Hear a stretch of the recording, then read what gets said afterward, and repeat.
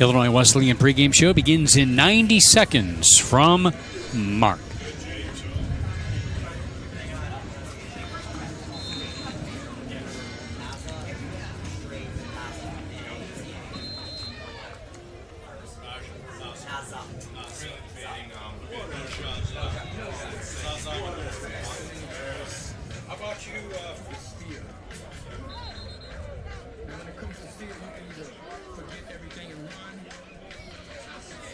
Pregame comes up in 60 seconds from Mark.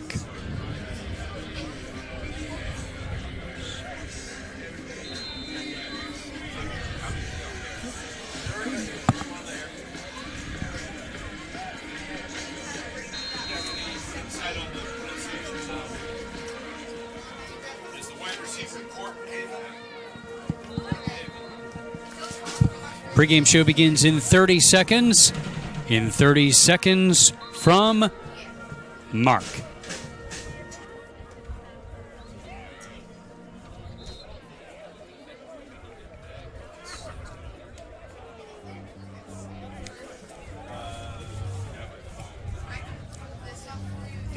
$15,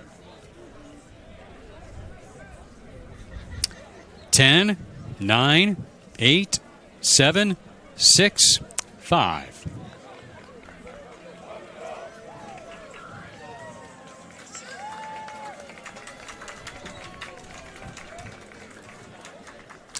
It's homecoming week at Illinois Wesleyan University. We mark 175 years on this campus and showcase today's homecoming matchup here at Tucci Stadium. From Illinois Wesleyan University in Bloomington, this is Illinois Wesleyan Titan football on 88.1 FM, WESN, IWSports.com, and the CCIW network.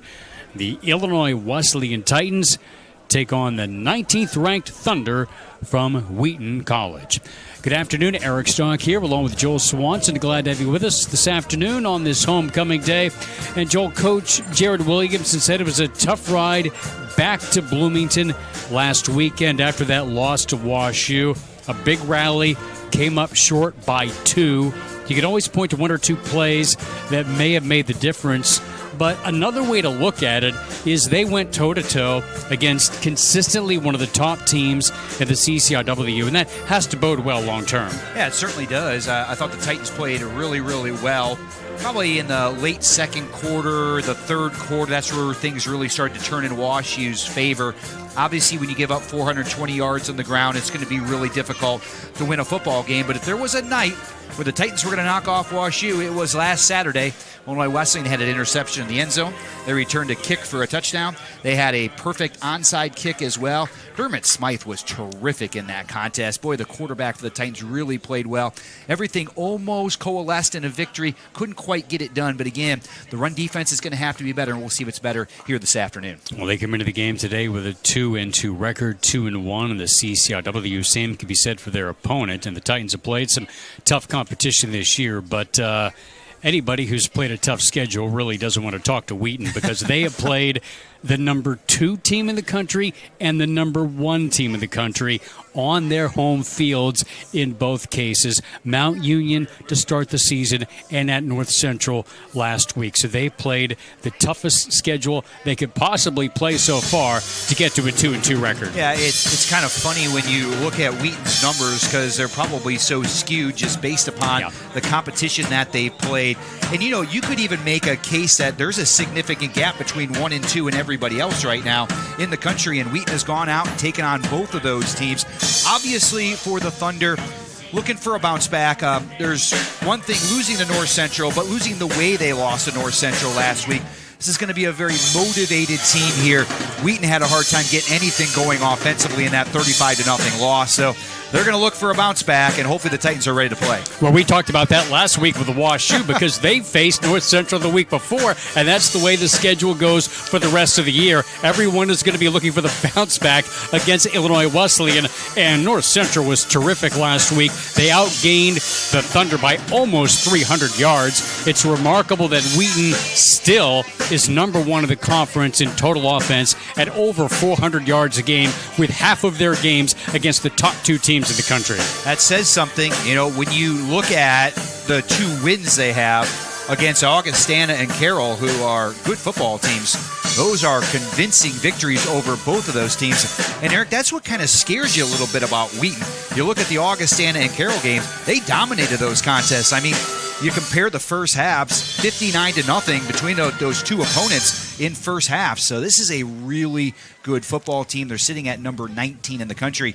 And Wheaton also knows one loss, and there's no playoffs for them. They are playing for their playoff life now every single week. They got those 2 aces in their back pocket, though, having played 1 and 2 in the country. If they can win out, they're going to have a really nice resume when it comes to late November. Hey, give them credit for taking on the most difficult schedule they possibly can, because they don't always get rewarded for that. They had 2 losses last year and were left out of the playoffs, so they may have to go perfect. They almost certainly have to be perfect the rest of the year and get some help along the way to have a postseason bid. Yeah, it's been tough for them. One year it's Trinity they lose to. Really good football team, and you're kind of sweating it out at the end. Last year it's UW Oshkosh that they lost to. Again, sweating it out at the end. This year it's Mountain Union. They kind of keep climbing up that mountain, and we'll see what happens for Wheaton at the end of the season. But right now, boy, they are thinking they're going to try to ruin the homecoming for Illinois Wesleyan here this afternoon. The Thunder have an awfully good football team. Well, they have had some awfully good teams that have come to Bloomington and lost over the last 2 decades. Now, they do have a 5-game win streak head-to-head against Illinois Wesleyan. The Titans' last victory against the Thunder came in September of 2018, a 24-14 Titan victory here. But prior to that, Illinois Wesleyan had won 6 straight here at Tucci Stadium against the Thunder, and I think just about every one of those Thunder teams was nationally ranked, as they are again this year. Yeah, if there's one thing about Wheaton, they are consistent. They are very good every single year, trying to, again, climb that mountain in Division III football, maybe trying to make it to a semifinal, possibly a national championship game at one point. But they have been consistently good in the CCIW, and over the last 5 years, just one step behind North Central, and everybody's been one step or more behind the Cardinals. So Thunder have an outstanding football program. This should be a very interesting contest to see if Illinois Wesleyan can hang with Wheaton here this afternoon. They hung with Central, they hung with Wash U, and I think this kind of maybe is a step beyond that here with the Thunder coming to town. These teams meet for the 70th time in their respective histories, a series that goes back to 1922. The Thunder lead all time 38-29, and they have tied twice. Lots of festivities at homecoming weekend in Bloomington and at today's game. We'll have a few of them when we come back, and we'll also hear from Coach Jared Williamson along with our keys to the game and players to watch. Coming up after this first timeout, Illinois Wesleyan and the Wheaton Thunder on 88.1 FM, WBSN, IWUsports.com, and the CCIW Network.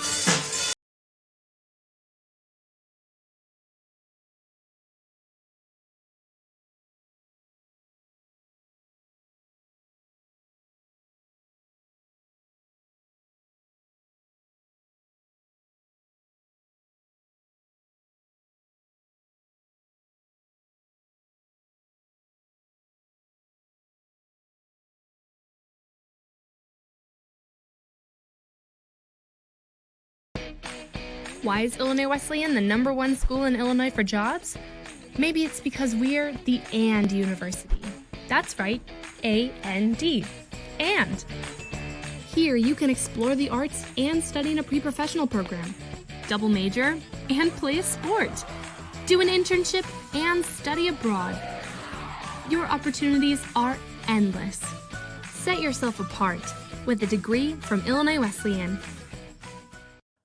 OSF Healthcare Cardiovascular Institute has been named one of the top hospital systems in the country for heart care. This prestigious award by the American College of Cardiology comes from our commitment to providing the highest quality of care, from general cardiology to complex surgeries and the latest technology. Nationally recognized heart care right here. OSF Healthcare Cardiovascular Institute. Short it for kick. It's already in there. There you go.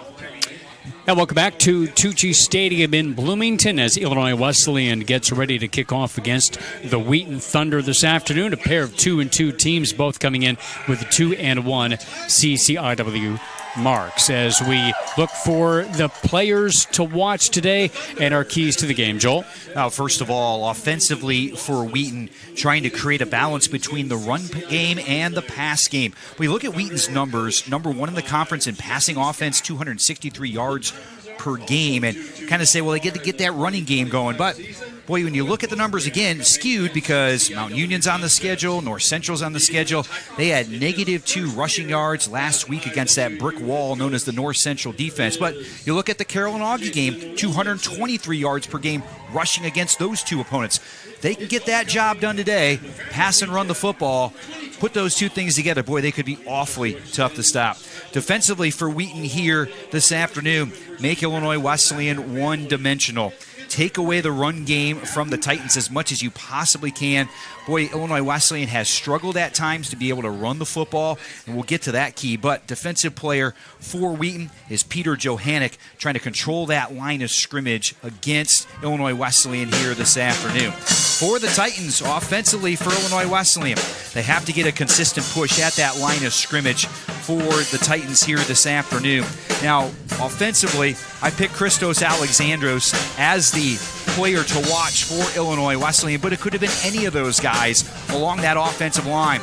Mac Brennan, Hardy Johnson, Luke Zunkel, Justin Araya, any of those guys. Illinois Wesleyan's offensive line has to get a push. They got to be able to control things up front. They did a nice job in the first half against WashU. First and second down, creating 3-4-yard gaps for the running backs. They're going to have to do that again. Illinois Wesleyan got behind in the second half against WashU, had to throw the football. The run game then really was not there for the Titans in half number 2, so they're going to have to keep it going this afternoon.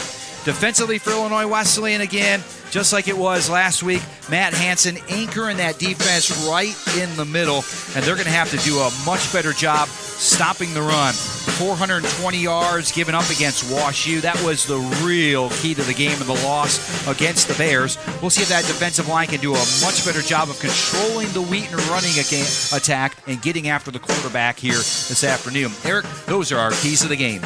All right, we'll step aside and we'll hear from Coach Jared Williamson after this 1-minute timeout. This is Illinois Wesleyan Titan football on 88.1 FM, WBSN, IWUsports.com, and the CCIW network.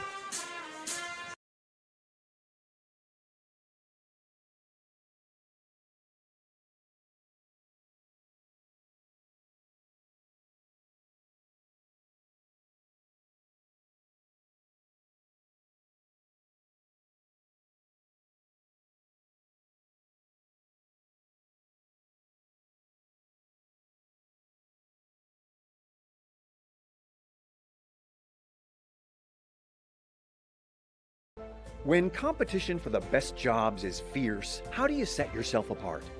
Experience? An education? Yes, but not just any education. At Illinois Wesleyan, we prepare graduates who break through the noise, who run the boardroom, the classroom, the lab, the stage. The best college for jobs in Illinois is right in your own backyard. Reach further, dream bigger, and break through at Illinois Wesleyan University. Welcome back to Tucci Stadium in Bloomington. Eric Stock with Joel Swanson, Matt Sossler, our sideline reporter. We'll be hearing from in just a bit. But as we get set for the homecoming contest between Illinois Wesleyan and Wheaton, a series that the Thunder has won 5 times in a row, Jared Williamson knows all about these Thunder, who he was coaching against in his last trip to Bloomington in the late 2000s. So let's hear from Coach Williamson as he sat down this week with Matt Sossler. It's homecoming weekend on the campus of Illinois Wesleyan. The Titans about to take on 19th ranked Wheaton College in their homecoming bout. Matt Sossler alongside Titan head football coach Jared Williamson. Coach, you're back here for your first homecoming as a head coach. What has the week been like, and how excited are you for this game? It's so muffled. Great week of preparation. Great anticipation for the atmosphere and the number of people that are going to be in town, whether it's for athletic events or other events on campus. I think Coach Wagner and me talked about somebody needing some hotel information, and there was, 4 or 5 hotels sold out already. So, and there's no Illinois State home game. So the number of people coming back to Illinois Wesleyan for a variety of events, I think it's going to be a buzzing campus, an exciting, beautiful, you couldn't ask for better weather, a beautiful Saturday, and it's a great opportunity for us to compete. What does that mean to not only your program, but the athletic department as a whole, to have the attendance that you have for this game, and what's it mean to have that just atmosphere at Tucci Stadium? It's a special thing. When people have that kind of feeling about the institution they went to school at, it's a special thing when they continue that feeling because of whether it's their experience or the relationships they made on campus. So I'm always amazed by the continued support in a variety of ways that the alumni show this institution.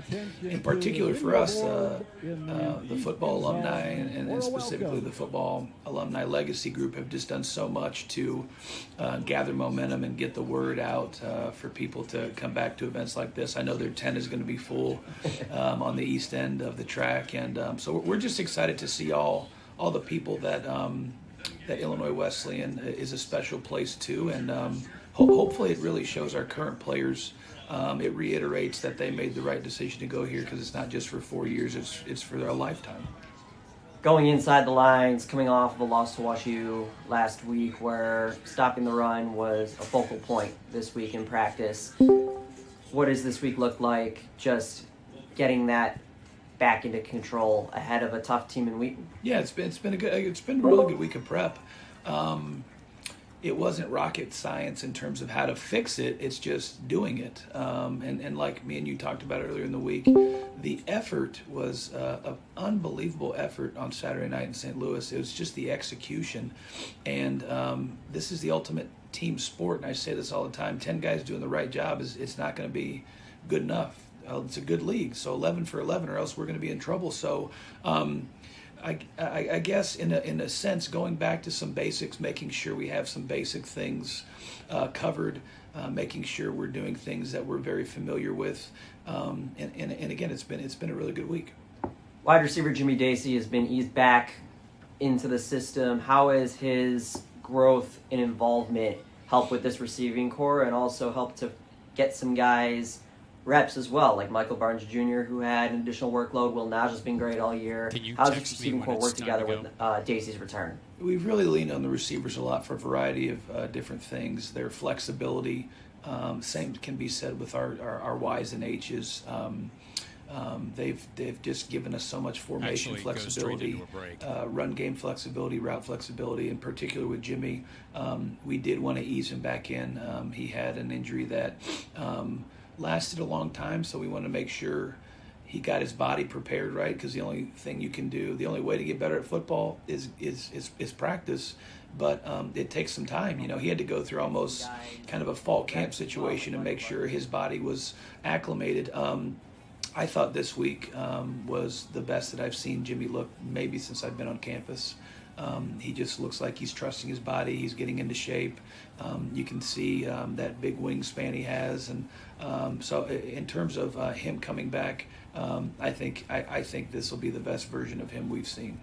Matt Sossler alongside Titan head football coach Jared Williamson ahead of their contest against 19th ranked Wheaton on homecoming weekend. Wheaton is a very tough football team. They've been ranked in NCAA tournament contenders for the past few years. However, a wrinkle in their team this week that may be different is the quarterback situation. How have you prepared for the possibility of facing off against two different quarterbacks? Yeah, we're going to really prepare for the scheme they've showed on film, and we're going to prepare for their strengths offensively, whether that's formationally or concept-wise. And also, regardless of who's under center, just kind of prepare for what we need to do to ensure our pre-snap leverage is good, our pre-snap coverage is good. So it's been, obviously, there are some wrinkles and tweaks to make sure if one or the other plays, but ultimately we've really prepared for their scheme and to make sure we're sound fundamentally and ready for it. As a whole, what's your scout on the Thunder? I think they play really hard, and that goes back to any Wheaton team I've ever coached against or watched. They're fundamentally sound. I think they do a great job in the kicking game. We're going to have to really have a great day on special teams because, again, they're playing hard. Really leads to good field position in their kicking units. We just have to continue to get better at running the football ourselves more consistently. I thought running last week was a lot on Dermott's ad-libbing, and then we've got to stop the run and get off the field on third down, continue to do a good job offensively on third down, and we've been a good red zone team. We just got to get there as many opportunities as we can, so that's really what the plan's been focused on this week. Matt Sosler alongside Titan head football coach Jared Williamson. Coach, before I let you go, your key to a homecoming victory. We might have just went over it. I might have just messed your segment up. Again, consistent running the football, stopping their run, even if that has us. It has us. I guess 3 yards in a cloud of dust was the old saying. We've got to be okay with some tough runs early to open up the run game late, and then win the turnover battle. The turnover battle is going to be key in this football game. And like we've talked about versus the good teams we've played, which we've done twice, make it a game in the fourth quarter where we can go win it. We did at Central. We did at WashU. We just need that payoff now. The Titans and the Thunder, homecoming weekend at Tucci Stadium. Some exciting ceremonies, the starting lineups, and kickoff coming up right after this on 88.1 WESN, IWSports.com, and the CCIW network. Coach, thanks so much. Thank you.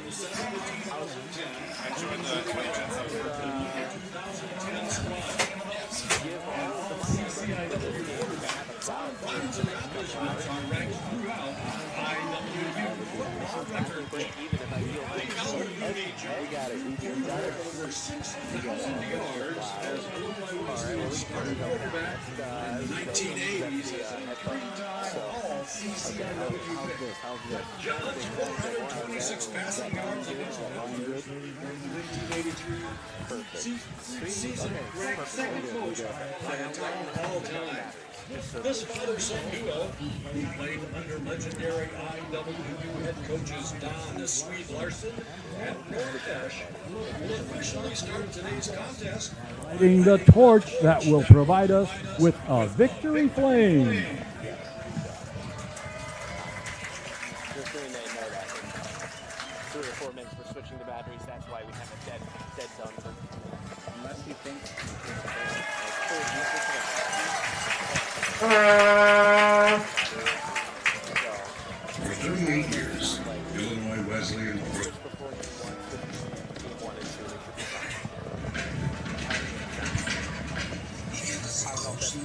don't know, but that's how I gauge things. And I figured probably better than before one in the midway through, you know?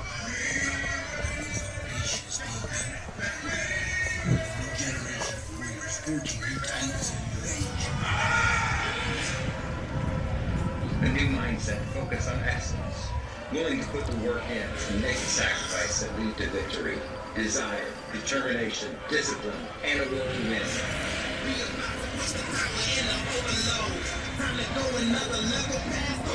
They're fired up in Wheaton, Illinois at Tucci Stadium as the Titans go for another championship run. And here we go.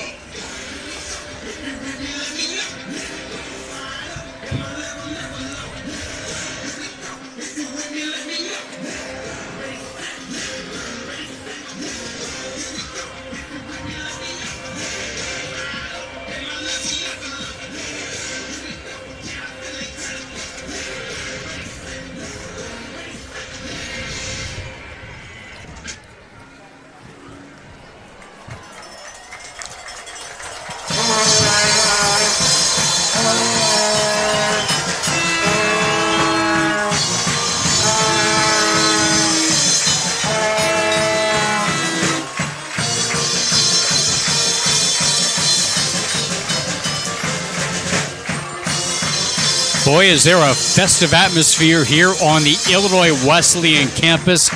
I think last year, Joel, we both said that this was the busiest, most active, most filled campus that we can ever recall in our couple of decades of coming to Illinois Wesleyan.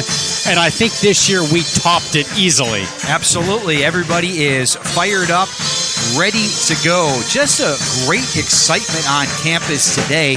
Usually when you drive in at 11 o'clock, a couple hours before football, kind of cool and calm. Not today. It was active, ready to go. Everybody's ready for this football game, and the Titans have an awesome opportunity to take on a really good football team in Wheaton College. I'm going to pass the hat for about a $40 Uber ride so I can get back to my car after the game, just so if anybody wants to help. And your popularity will be done in a minute. Of course. Let's now pause for the playing of our national anthem performed by the Illinois Wesleyan Titan Band. Of our national anthem. The national anthem will be performed by the Titan Collegiate Choir, led by Cody Parrott.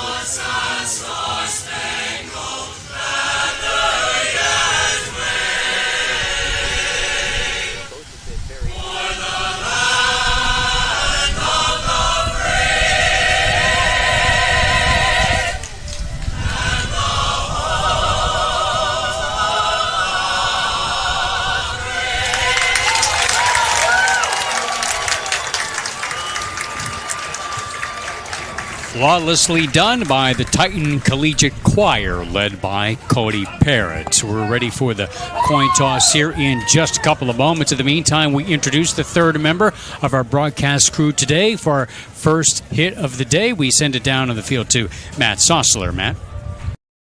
Thanks, Eric. While it is homecoming week at Illinois Wesleyan, the main storyline inside the lines is on the quarterback situation for Wheaton.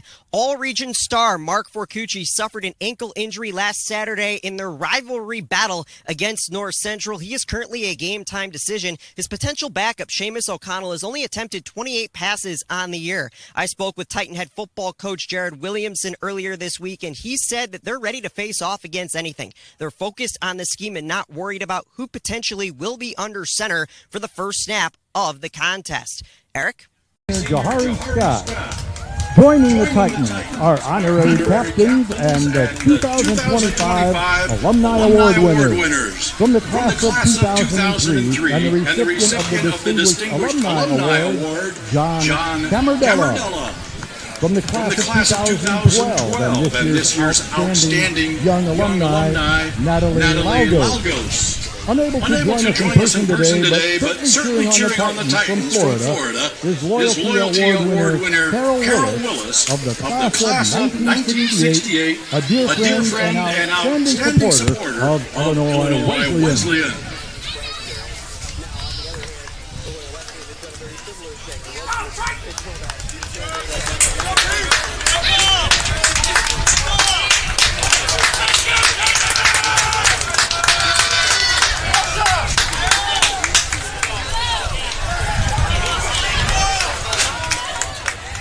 So Illinois Wesleyan will be kicking off to start the contest here this afternoon. Our officiating crew, led by referee Mike Hoffman. The umpire is Jim Lawson. The head line judge is Andrew Betzel. The line judge is Eric Wheaton. Side judge is Cameron Wilson. The field judge is David Estelle. And the back judge is Ed Wheaton. A pair of 2-2 teams looking for their third win as we reach the midway point here in the 2025 season.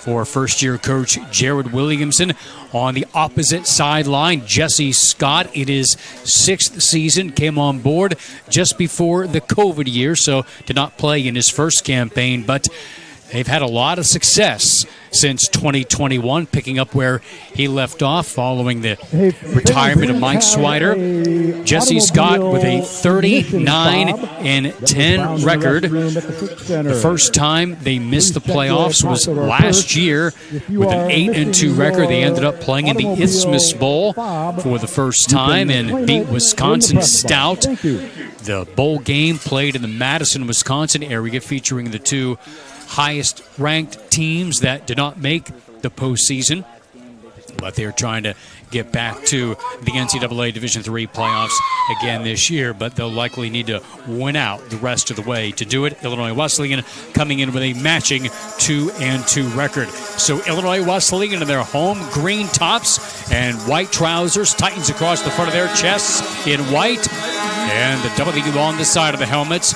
While the Thunder in their road white tops, blue bottoms, orange trim, and blue numbers. Back to receive Eli Reeves and Ryan Kenyon.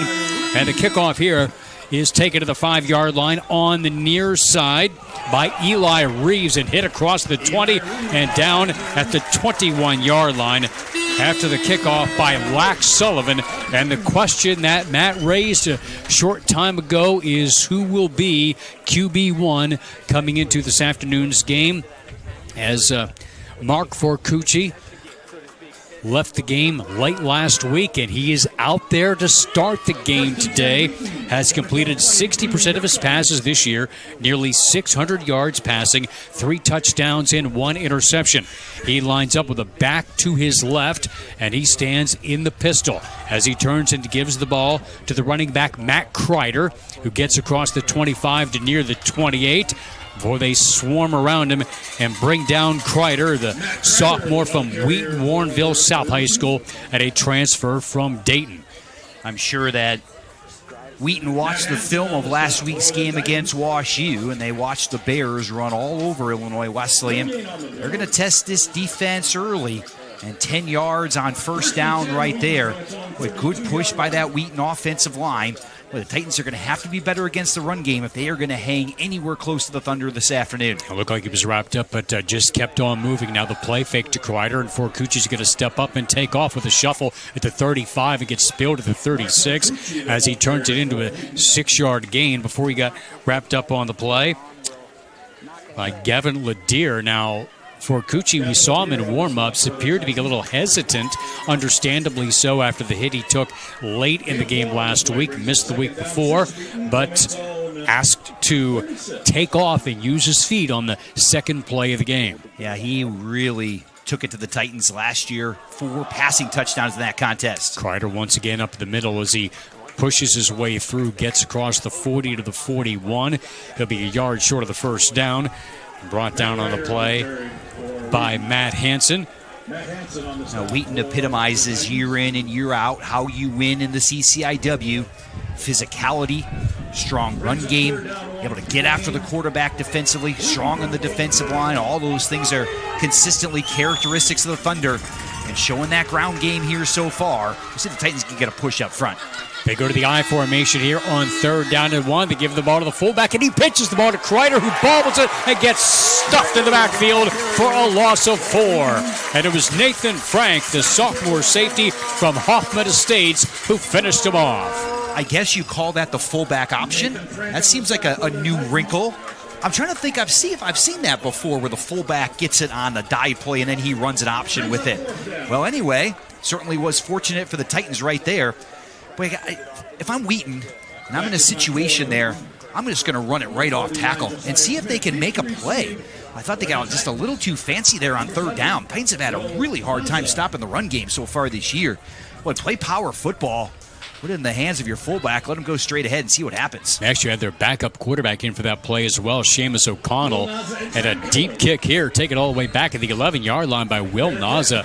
He was backpedaling quite a bit off the big-time boot by Josiah Smith as that kick goes 51 yards, and it is down at the 12-yard line. So the Titans surrendered just one first down, and now the offense on the field for the first time, and 12-12 remaining here in the first quarter, no score. Will Nozzle coming off just an outstanding effort against WashU last week, with Jimmy Dacey having those injury problems to start the season, wondering who's going to step up. Boy, Naza has been more than adequate. He's been terrific so far this year and had his best game of the season last Saturday in the loss against WashU. Now Will Naza goes in formation to the far side. A first down and 10 from the 12-yard line. A short drop floater to the far side going for Kruzik, and he gets up and pulls it in for a big-time catch. A first down all the way out to the 40-yard line. A 28-yard gain, hooking up with J.B. Kruzik, the sophomore from Morton. Now, Kruzik's got pretty good size at 6'2", but he's also a really good athlete as well. That's Dermot Smythe right there, trusting his receiver to go up and make a play. Tons of air under that ball. It's man-to-man coverage on the far side.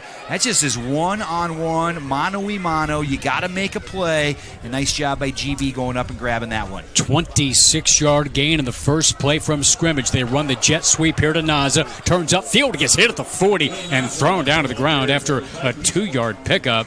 It was Colin Moore, the junior defensive back from Wheaton, Warrenville South, a gain of 2. Now, Colin Moore is coming from the safety position, and to say he had a running start would be an understatement. And he was barreling toward Will Naza that time. Naza, too bad he couldn't have put on the brakes for just a second. Might have made a man miss there. Had some open field out in front of him.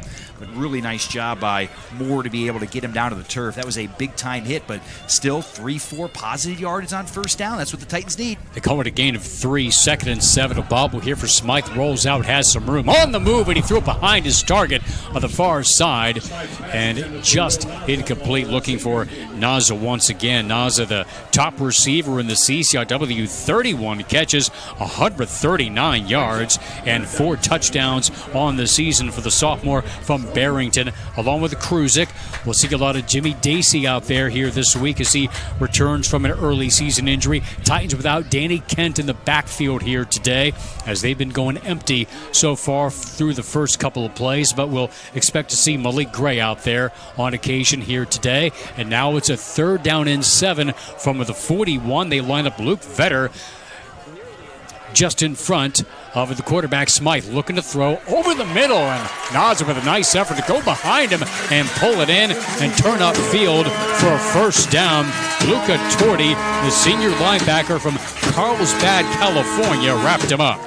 That second play in a row that Dermot Smythe's pass has been just a little bit off. Incompletion on the second down, but Naza able to handle that one right there and move the chains for the Titans. It's a gain of 9 out of the 49. They are in plus territory for the Thunder. No score nearly 5 minutes in. Dacey, the inside receiver on the left, along with the Kruzik and Naza. And all the receivers on that side. Vetter is lined up at the H-back position, and it's a keeper here for Smythe up the middle, just off right tackle for a gain of 2, close to 3 to the 46. He has been more selective when deciding when to run this year, but it also seems like he's been more explosive with his feet so far this season, averaging over 5 yards per carry. Yeah, and I think the coaching staff has been a lot more selective of when they want him to be able to keep the football off the zone read, and sometimes it is a read of what that defensive end is going to do. But good job by Dermot Smythe. That's what the Titans need. And again, they don't need to get those long bursts. 2, 3, 4 yards on first down.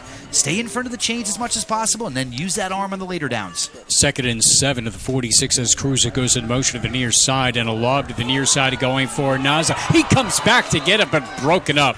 Ball just a tad underthrown, and good coverage by Joseph Bracey the senior corner from Wheaton Academy.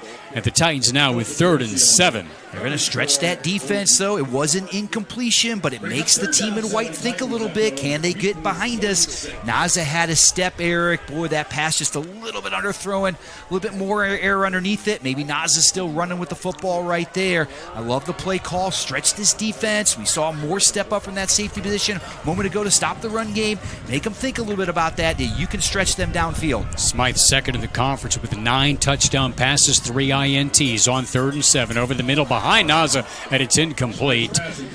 On the crossing route, Luca Torti got a hand in there and broke it up, and the Titans will have to punt. Yeah, boy, Dermott had a tough drive right there. A few passes behind Naza, but that one's right on the money. It's either a first down or maybe a half yard short, and Will just couldn't quite haul that one in. And the Titans are going to have to punt the football away.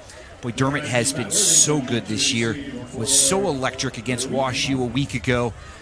Really taking the team down the field, almost rallying them in the 4th quarter. And now the Titans will have to punt the football. Boy, a promising drive. Couldn't quite complete it. Matt Worthington back to kick it away, the sophomore from Lake Zurich.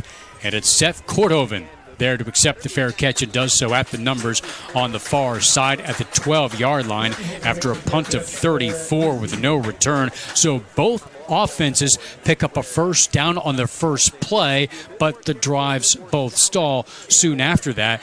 And as Matt Soschler pointed out a short time ago, that Forcucci sat out that last play on the last play of the series. But back out there now as they have a 1st and 10 back at their own 12-yard line with 3 receivers deployed to the right and Kreider to Forcucci's left. Man goes into motion toward the center. The give goes to Kreider off left tackle, and not much there. Snuffed out for no gain. Let's set the Titans defensive front there without Alex Jackson this week, but Matt Hansen, Marshawn Griffin, and Nathan Schmidt, their outstanding trio up front, helping lead the way for Illinois Wesleyan defensively here this afternoon. Their secondary with Austin Brown, Mo Khalil, and Ian Whitaker. In the secondary, John DeGastino and Sebastian Thomas on the corners. Joey DeMeo leading them in tackles on the season, and Nate Frank as well. 2nd and 9 at the 13. Waist-high snap. Whips the ball to the far side. Caught at about the 20-yard line. Going to be short of the first down to Seth Korthoven, the senior receiver from Wheaton North, a transfer from Coastal Carolina. That leaves them about 2 yards shy of the first down. Now we'll see if Wheaton keeps it between the tackles here. We saw that fullback option the last time they had a 3rd down and short. We'll see if they run power football here and really try to test this defensive line for Illinois Wesleyan, which really struggled to contain the run last week against WashU. They're 51% on 3rd down this year, one of the best in the league. It's a handoff inside to Kreider, got tripped up, and that forward momentum leaves him close. Marshawn Griffin got him on the shoes, and the junior from Elmhurst brought him down at the 22, but it's just enough to move the chains. Yeah, pretty nice penetration that time by Illinois Wesleyan. As the Titans were able to slow Kreider down, just couldn't quite finish him off before he found that first down mark.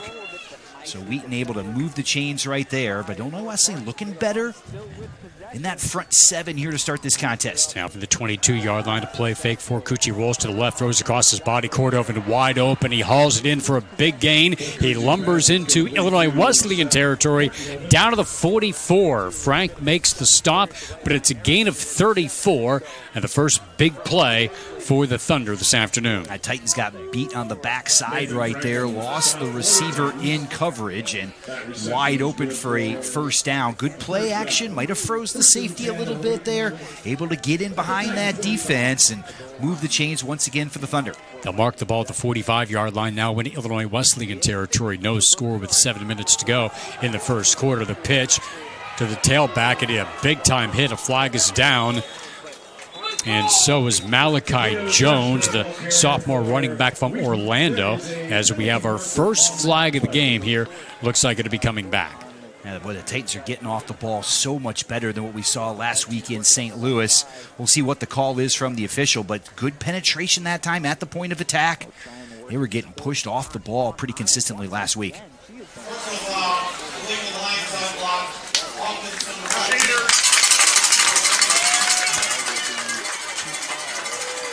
Mike Hoffman, our referee, as this will take the football back into Wheaton territory. By the way, Matt Hansen was on the bike a short time ago between possessions, taking a hit there, but is back out on the field here for this possession as we have a 1st and 22. Oh, Hansen's out there now, out of the game at the moment, but a 1st and 22 play now from the 43. Now we'll see if the Titans can take advantage of this here. Wheaton pushed back all the way to the 43-yard line, kind of discussing things. I think they're talking about the spot of the football here, because that didn't seem to make a tremendous amount of sense, though, but they're going to keep it right where it's at. It's a 12-yard mark-off that time against the Thunder. With under 7 minutes to go in the first quarter, the Titans are showing blitz as Whitaker encroaches, and now he steps back and fakes once again, now takes off toward the quarterback. Forcucci takes a hit with a deep throw to the far side, and he nearly threaded it in, and it was intercepted. It was picked off by Nathan Frank, who I think just ripped the ball away from Coach Hovind to get the INT. Yeah, I'm not even sure he saw the football. Jewett. Yeah, not even sure he saw the football to the last moment right there. His head really never got turned as the football was coming. I think the receiver was ready to pull it in, and he just took it right away from him. Well, you talk about a turn of events right there. Boy, Illinois Wesleyan got terrific pressure on the quarterback. There was a guy right in Forcucci's face as soon as he took the snap. Really good pressure from the Titans up front. Well, you got to feel a lot better about where Illinois Wesleyan is defensively than what we saw last week, especially from that front seven. Boy, they have really played well here in the first few moments of the game. Even when they struggled last week, this defense has potential for explosive plays, sacks, stops behind the line of scrimmage, and forcing turnovers. Frank gets his second INT of the season as they start at the 18-yard line, no score. The give going to Naza as he gets across the 20 and off right tackle to about the 22 for a gain of 4. So with Frank out, we've not seen Malik Gray either, so they are trying to piecemeal a running game here this afternoon. Yeah, it could be really interesting. Obviously, Danny Kent had that huge kick return for a touchdown last week. Did a nice job in the first half against WashU, getting 3-4 yards, 5 yards at a pop. But you're exactly right. They're going to have to figure out where that rushing attack is going to come from. They're going to need to get some positive yards in the run game if they're going to stick around here this afternoon. Luke Vetter is lined up at the H-back position as the pass goes over the middle, and it's behind Krusik, a timing pattern, and the ball landed well behind him. It was Luca Torti in coverage, and the Titans now looking at 3rd and 8. Yeah, obviously somebody ran the wrong pattern right there. Miscommunication on the offensive end for the Titans. Boy, they were smooth offensively last week against WashU. First half, second half, they had it really rolling in the passing game. By the time they got to the second half and they were behind, there were some situations where they had to be able to throw the football. Boy, Dermot Smythe did an outstanding job. Off to a slow start here so far this afternoon. We'll see if the offense can pick it up a little bit because the opportunities have been there so far in this game. Now Naza goes into motion, lines up in the slot on the near side on 3rd down and 6 at the far hash. Titans going right to left. They flush out the quarterback, Smythe, and he gets to near the 25, but he's going to be about 3 yards shy of the first down as the pocket collapsed around him. Turned it into a positive gain, but not enough to move the chains. Yeah, the pocket was breaking down. It looked like he had a lot of turf in front of him. I think if he takes off 1 second earlier, that's probably a first down, trying to find a receiver downfield. Really good job by the Wheaton defense getting off the blocks, able to tackle him from behind before he could really get going downfield. And the Titans will have to punt the football away here. So, boy, the offense has had some opportunities to maybe put some points on the board here in the first quarter. The defense has done their job. We'll see if that offense can get rolling. Matt Worthington with a spinner from the 5-yard line and a running catch by Seth Cordovin, taking a fair catch at the 47-yard line. A short kick of 29 yards with no return and 5:08 to go in the first quarter. Still no score. It's been a punt and a interception in the Thunder's first 2 possessions, and it's been 2 punts here for Illinois Wesleyan as Forcucci is back out there for the Thunder. and the best starting field position so far today for the Thunder. Titans had some great moments in the special teams last week. Kick return for a touchdown, perfect onside kick to keep them in the game. So, the special teams really showed up, especially in the second half, to keep them in that contest last week. 3 receivers, a play fake, pump fake for Cucci, deep far side, and Spider's receiver around it. He hauled it in. A great catch at the 25-yard line of the far side by Whit Jewett, the senior from Fort Worth, Texas. That looked a lot like the last play that ended in an interception on the last series. Yeah, Clint Teeter just could not quite get his head turned there to be able to make a play on the ball. But Fukuchi able to get another long pass attempt, another nice gain there for Wheaton. And now the Thunder trying to get themselves in the red zone here for the first time this afternoon. 32-yard gain, another play fake, pump fake for Cucci. Deep ball near side, has his man again, and it's a Thunder touchdown. Jewett once again, first to the far side, now the near, as Jewett hauls it in on a 22-yard scoring strike, and the Thunder take the lead first. That's Jewett's second touchdown of the year for Furcucci, his fourth passing touchdown of 2025. Yeah, hats off to the offensive line there for Wheaton. Boy, that nice little fake there, froze the defensive back, able to get behind him, but it takes time to be able to do that. That pocket held up beautifully that time for the Thunder. Furcucci had plenty of time to be able to throw the football, find the receiver downfield, and Wheaton is on the board here. 6-0. Just a couple of plays, and the Thunder go right down the field on that drive. Now we have the snap, and it is up and good. Mateo Jesh, the senior kicker from Fishers, Indiana, who remains perfect on the year in extra points. 15 for 15 as a quick strike Thunder team does just that in 54 yards on 2 plays, 2 pass plays to Whit Jesh of 32 yards, then 22 yards for the score. Yeah, really well done that time by Wheaton, getting right down the field as getting behind those defensive backs for Illinois Wesleyan. The offensive line doing a nice job of holding up for Furcucci. We talked about the game that he had a year ago. 4 touchdown passes against the Titans. It was a tight game at half. Wheaton really opened it up in half number 2 against Illinois Wesleyan. Titans had a hard time staying in front of the quarterback all day long. See if they can do a little better job here this afternoon. The offense so far, they've had their opportunities, no doubt about that. Boy, things have just not coalesced for them so far, and we'll see if Illinois Wesleyan get things going here on this particular drive. Dermot Smite's been a little bit off to start the game after just having a terrific game against Wash U last week. The junior quarterback has been outstanding so far this season.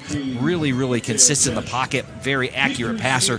Hasn't happened for the Titans so far here this afternoon, and they're going to need to get it going. You'd love to see not just a nice drive, but a time-consuming drive as well.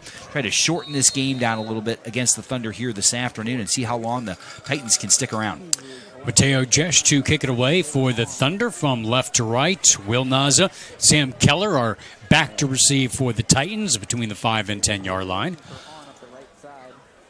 On a picture-perfect Saturday afternoon here in mid-October, around 70 degrees at kickoff, at end over end. That has Naza backpedaling at the 3-yard line at the far hash, gets across the 10 to the 15 and short of the 20.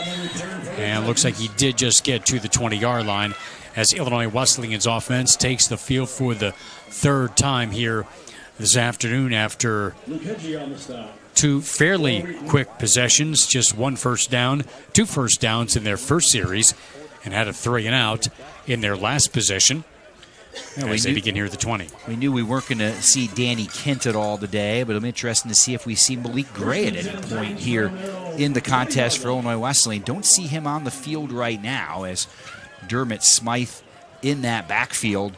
Looks like they're going to go with a 3-receiver set here now for the Titans. And a veteran to his left as the tight end Cooper King goes to the far side on first down from the 20-yard line with an empty backfield. Deep drop, swing pass near side for Naza, and he got stuffed, made the catch, and might have regretted it as he was hit immediately for a loss of 5 all the way back to the 15-yard line. And it was Grady Gann, the senior from Bedford, Texas, on the TFL. Yeah, Gann was all over that play, well read. Titans just couldn't hold any sort of blocks downfield right there, and boy, Wheaton was all over that. Boy, the Thunder did a great job of reading the play, dissecting it right away, and getting helmets to the football. As with Illinois Wesleyan maybe not having that ground game or the threat of the ground game back there, it's going to be difficult here this afternoon.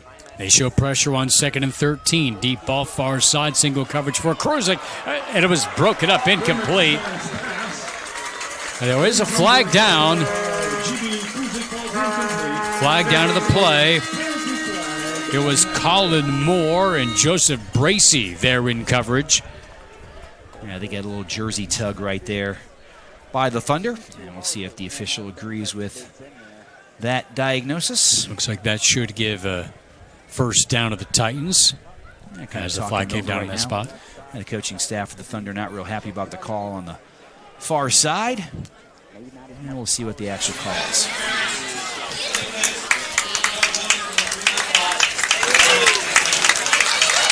Well, there's a fine line between good physical pass defense and pass interference. And the official felt like he crossed that line right there. So fortunately for the Titans, they're going to pick up a first down. I mentioned this a moment. Boy, you'd love to put some points on the board here on this drive in the first quarter.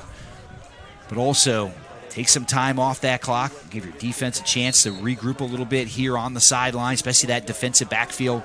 Wheaton's got an awfully good passing attack. Talked about number 1 in the conference in passing yardage. We'll get into that a little bit more maybe as the day goes along. 1st and 10 from the 32-yard line. Quarterback keeper here for Smythe as he cuts up left side and gets inside the numbers to the 35 for a gain of 3. Tackled by Nate Toffelin, a senior from Palatine, Illinois, in Fremd High School. Brings up 2nd and 7 with 3:18 to go in the first quarter. It's kind of a whole new world for the Titans. We're really not seeing a tailback back there. We haven't really seen that so far this year. So, as you mentioned, Eric, they're trying to just manufacture a run game here, especially on early downs to create some positive yardage. We might see Dermott have to carry the ball quite a bit if this continues. 2nd and 7 at the 35-yard line. They deploy Jimmy Dacey in motion to the far side. Short drop here for Smythe. Wings the ball to the near side for Vetter. Comes back to get it and hauls it in. And they say incomplete. He fell out of bounds. Ruled incomplete. Caleb Coburn, junior linebacker from Palm Harbor, Florida, was in coverage. Yeah, just couldn't quite get a foot down that time. Inbounds. Nice replay right there. As couldn't quite make the grab for landing out of bounds. So 3rd down and not quite where the Titans want to be. Kind of watch that front 4 from the Thunder. How much pressure they're going to be able to get on Dermott Smythe. You kind of take that run game out of the equation. That could be pretty tough for an offensive line. Kruzik into motion on 3rd and 7 from the 35-yard line. Pass underneath. He hits Naza, who gets bumped out of bounds on the near side. And that's a Dacey. Let's see the spot. Had to get to the 42, and he's going to be about a yard shy, it looks like. It'll be 4th and 1 for Illinois Wesleyan in their own territory with a limited running game. Yeah, this will be really interesting to see what the call is from the Titans. As you mentioned, without a true tailback out there, well, your options are rather limited. You actually put the ball in the air here on 4th down, 4th and 1. They've got nobody besides Smythe in the backfield. And they're showing pressure up the middle. It's a fake and a keeper. Looks for room, cuts back, and gets the first down. That was all Dermott Smythe making something happen. He pedals upfield for a gain of 3 at a first down. Owen Downing, the junior D lineman from Castle Pines, Colorado, made the stop. Well, nice job that time by the Titans. They faked the jet sweep to Naza. I mean, obviously getting some backers flowing in that direction. Smythe on a pole, gets a nice kick-out block right there. Able to pick up enough to be able to keep this drive alive and take more time off that clock, shorten this game down. With about a minute and a half to go here in the first half, a roll out to the right for Smythe, looking downfield, makes the connection. That's going to be another Illinois Wesleyan first down. And again, it was Naza on the catch, now in Thunder territory. That's a gain of 11. Boy, Will Naza, the combination with him and Dermott Smythe has come together tremendously over the last few weeks. So a first down for the Titans. Good job that time on the play fake, rolling him out, giving him a little bit of space downfield to be able to see what's going on with the defense there. And Dermott now starting to heat up a little bit after a tough start. We'll see if he can keep it going. Without that run game, boy, he's going to have to be ultra sharp here this afternoon. It's a gain of 11, first down and 10. A draw again for Smythe with a turn to the left, cuts back inside, and surges ahead for about 3. Down to the 42, Luca Torti making the stop as we see a penalty flag on the play. Boy, this will be significant right here. It looks like it might be against Wheaton. That's with the body language, but let's see what the official call is. Thunder don't look happy.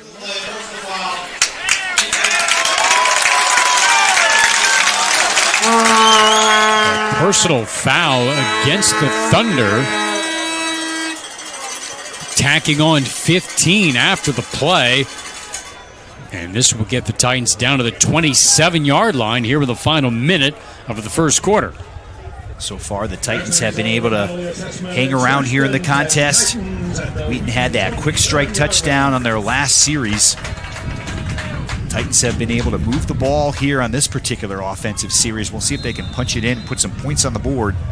Love to just kind of let that clock run. And a few minutes gone in the second quarter as well before we see the Wheaton offense on the field again. Titans down to touchdown, a drive that started at the 20. Play fake on the sweep. The rollout for Smythe. Far sideline broken up. There was some hand-to-hand combat down near the 5-yard line as Dacey was trying to separate, and it got broken up. I believe that was Zeke Harris. I think it was Joseph Bracey that was down there, number Bracey. 6. Yeah, it looked like Bracey had one hand right in the middle of Dacey's chest there and then trying to play the ball with the other. And the official felt like not enough contact to throw another flag. I think Bracey picked one up earlier, so maybe not enough contact for the PI right there, but pretty close. 2nd and 10 at the 27 with 26 seconds to go in the first quarter. Titans down 7-0 as Naza goes into motion to the near side. 3 receivers in the formation. Again, it's Smythe. Going to the fade once again. Overshot his man Kruzik just a bit off his fingertips on the dive to the end zone. Well, that time you got to throw the ball right between the corners. Got the man coverage there. The safety's coming over the top right there. That pass is going to have to be just right on the money. And even if it's on the money, Kruzik's going to have to go up and make a really nice play on it to be able to bring it in. So well covered that time by the Thunder, but the Titans taking some shots downfield. Well, you probably got a couple chances here to be able to get a first down. This would be a pretty deep field goal here for the Titans. And we'll see what happens on third down. Titans are 1 for 4 on third downs today. This is the 9th play of the drive with 20 seconds left. Smythe looking. They go to the corner again on the fade a third time, and this one is broken up and intercepted. It is picked off in the end zone. Yeah, it went to exactly the same spot, and again, it's the safety coming over the top, able to pick that one off for Wheaton. It's Colin Moore, the junior, number 24, who came right over the top, so they went right back to it. And again, Kruzik's going to have to make an outstanding play there to be able to pull that one in. Well done by the Thunder. So the Titans take a couple shots downfield, and it certainly doesn't pay off for them. Well, that was a golden opportunity right there for Illinois Wesleyan to put some points on the board, put some pressure on Wheaton here in the first half. Comes up empty there for Illinois Wesleyan. Now the defense is going to have to step up. We talked about the defensive line and the linebackers having trouble stopping the run last week. So far, it's been the secondary that has struggled a little bit here against the Thunder, as Wheaton's been able to get behind the defensive secondary of the Titans, especially on that last drive. Yeah, Thunder with just 18 rushing yards so far in this game. They started the 20-yard line, play fake, quick hitter to the far side for Kreider, slipping a tackle, then gets finished off at the 23 for a gain of about 3 on the far side outside the numbers. And that'll be the final play of the first quarter. It was Frank on the stop. And we have played one here from Tucci Stadium on homecoming Saturday. We'll take a 30-second timeout. It's Wheaton 7, Illinois Wesleyan nothing. This is Titan Football at 88.1 FM, WBSN, IWUsports.com, and the CCIW Network. Yes, I can hear you.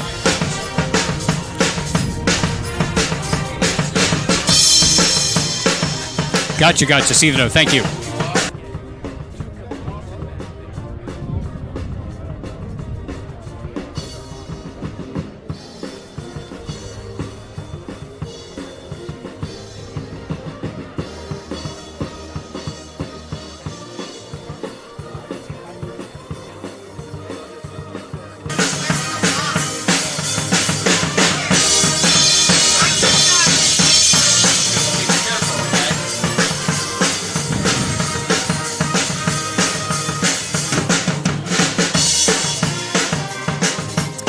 Now welcome back to Tucci Stadium in Bloomington. Eric Stonk and Joel Swanson as the Titans trail 7-0, ready for quarter number 2. Before we do, let's go down to our sideline reporter here at Matt Sossler. Matt? Thanks, Eric. We talked a lot about the Illinois Wesleyan running back situation. Danny Kent not active today. Malik Gray has been absent. Gray limited in practice all week. Coach Williamson has opted to go with the single formation, utilizing Dermot Smythe as the sole man in the backfield rather than go deeper down his depth chart. We'll have to see if Gray emerges as this game rolls along. Eric? All right, thank you, Matt. And would be surprised to know that Illinois Wesleyan through the first quarter has more rushing yards than the Thunder. And they're going to lose a few here on the sack for Cucci back at about the 16-yard line. A big stop on second down, leading to 3rd and long for the Thunder. Yeah, nice job by Matt Hansen. Boy, really good getting in the backfield right there and able to make the tackle. So now going to be 3rd and long for Wheaton here. Boy, let's see if the Titans can get off the field. Let's see if they can get some pressure on the quarterback here on 3rd down. Really big opportunity right now for the team in green. One back behind him. That's Malachi Jones stepping to his left. Titans show pressure here from Whitaker. Now they back off for Cucci with a throw to the far side. Diving effort, and it's incomplete at the 30-yard line. Looking for Korthoven. And the Titans with a big sack on second down, getting the 3rd down stop. That's exactly what the Titans needed right there. Not just do they get a 3rd down stop, but they also flip field position here as well. Boy, Wheaton got an excellent punt away on the last time they had to punt the football. But let's see if the Titans can flip that field position here. Naza get a nice return, set things up for an offense that moved the football on the last drive, couldn't come up with points. But again, the more pressure you can put on Wheaton here as the game goes along, the better off you're going to be. Hang around in this contest. The defense is doing a nice job here so far. Much better job on that possession, and now with a chance to flip the field here and be able to pick up some good field position. Josiah Smith, a junior from Zionsville, Indiana, averaging about 43 yards a kick, and this will take a really nice Wheaton bounce, and it will roll all the way down to the 20-yard line. A 64-yard punt, about 25 of it on the ground. Illinois Wesleyan is the only team in the conference that has negative punt return yards this year. They've had a lot of fair catches, and that's happened a couple of times this year. An opportunity, as you suggested, to get the ball in excellent field position, and yet here they are back at their own 20. Now that went out the window right there, and I'm sure that coaching staff talking to Will Naza, he's got to step up and make a play on that ball. Well, you can't give up a 15 yards of field position right there on the roll, especially for kind of a low line drive kick where the kick coverage team was having a hard time getting down there. But now you're going to have to put that behind you here. The offense was able to move the football a little bit on their last drive. But this will be really interesting, as Matt talked about, going with that, just Dermot Smythe in the backfield, and see how this works out here for the Titans. Boy, they've really struggled to keep running backs healthy so far this season. It's going to be a draw here for Smythe. Roams to the right, cuts back to the left, and not finding any daylight. He gets tripped up in the backfield for a loss of about 2. Rex Kroger, the junior defensive lineman, a transfer from Mount Union, and the Wheaton native brought him down for a loss of about, I say just 1, a long yard. It'll be 2nd down and 11. Now, the Titans cannot afford to completely abandon the running game here, as that just allows the defensive ends just to get after the quarterback. So you got to keep that running game as an option. Without a tailback back there, it's going to be a real challenge here for the Titans. Well, Coach Williamson has talked all season long. You got to grind out that early running game, even if it's not pretty, and that'll pay off later. And here, Smythe gets tripped up and sacked for a loss back to the 15. Good pressure that time by Wheaton. Looked like they brought 4, dropped 7. There wasn't a whole lot that Smythe could see open downfield, so pretty nice job that time by the Thunder. Might have actually only brought 3 on that particular play and still got pressure on the quarterback. So 3rd down and long, and boy, now the defensive line for the Thunder are really going to get after the Titans here on 3rd down and long. See if Illinois Wesleyan can extend this drive. Interesting to see if you saw a little screen play here, try to take advantage of a very aggressive Wheaton defense here on 3rd down. We'll see what the coaching staff comes up with. Now they're going to time out here as play clock looked like it might have been running down on Illinois Wesleyan. Yeah, it certainly was. And Titans are going to have to burn a timeout. Boy, hate to see that because, boy, those timeouts might become valuable maybe late in the half if you got a scoring drive, a possible scoring drive before halftime. But Illinois Wesleyan just trying to hang in there right now with 12:29 to go in the second quarter. Well, Just Thrive Health, founded by Illinois Wesleyan baseball alum Billy Anderson and his wife Tina, are proud parents of former Titan athletes Nina and Marco Anderson. Just Thrive, it takes guts to be healthy. And Titan fans, you can make a difference for Illinois Wesleyan athletics by supporting the Titan Athletics Fund through helping provide opportunities for student athletes to succeed both on and off the field. Every gift strengthens our programs, facilities, and the overall Titan experience. If you'd like to support the free live streams of every Titan Athletics event, simply select the Athletic Communications Department when making your gift. It's quick and easy.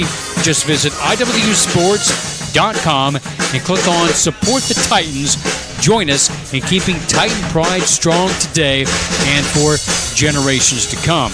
And a reminder, even when we are away from Tucci Stadium, you can catch the audio feed for the road games. We'll be at Milliken next Saturday night at 6 o'clock. The audio feed available on IWUsports.com, and you can sync it up with the home team video feed. On third and long, a pass over the middle to Naza, needing to break a tackle, and does so.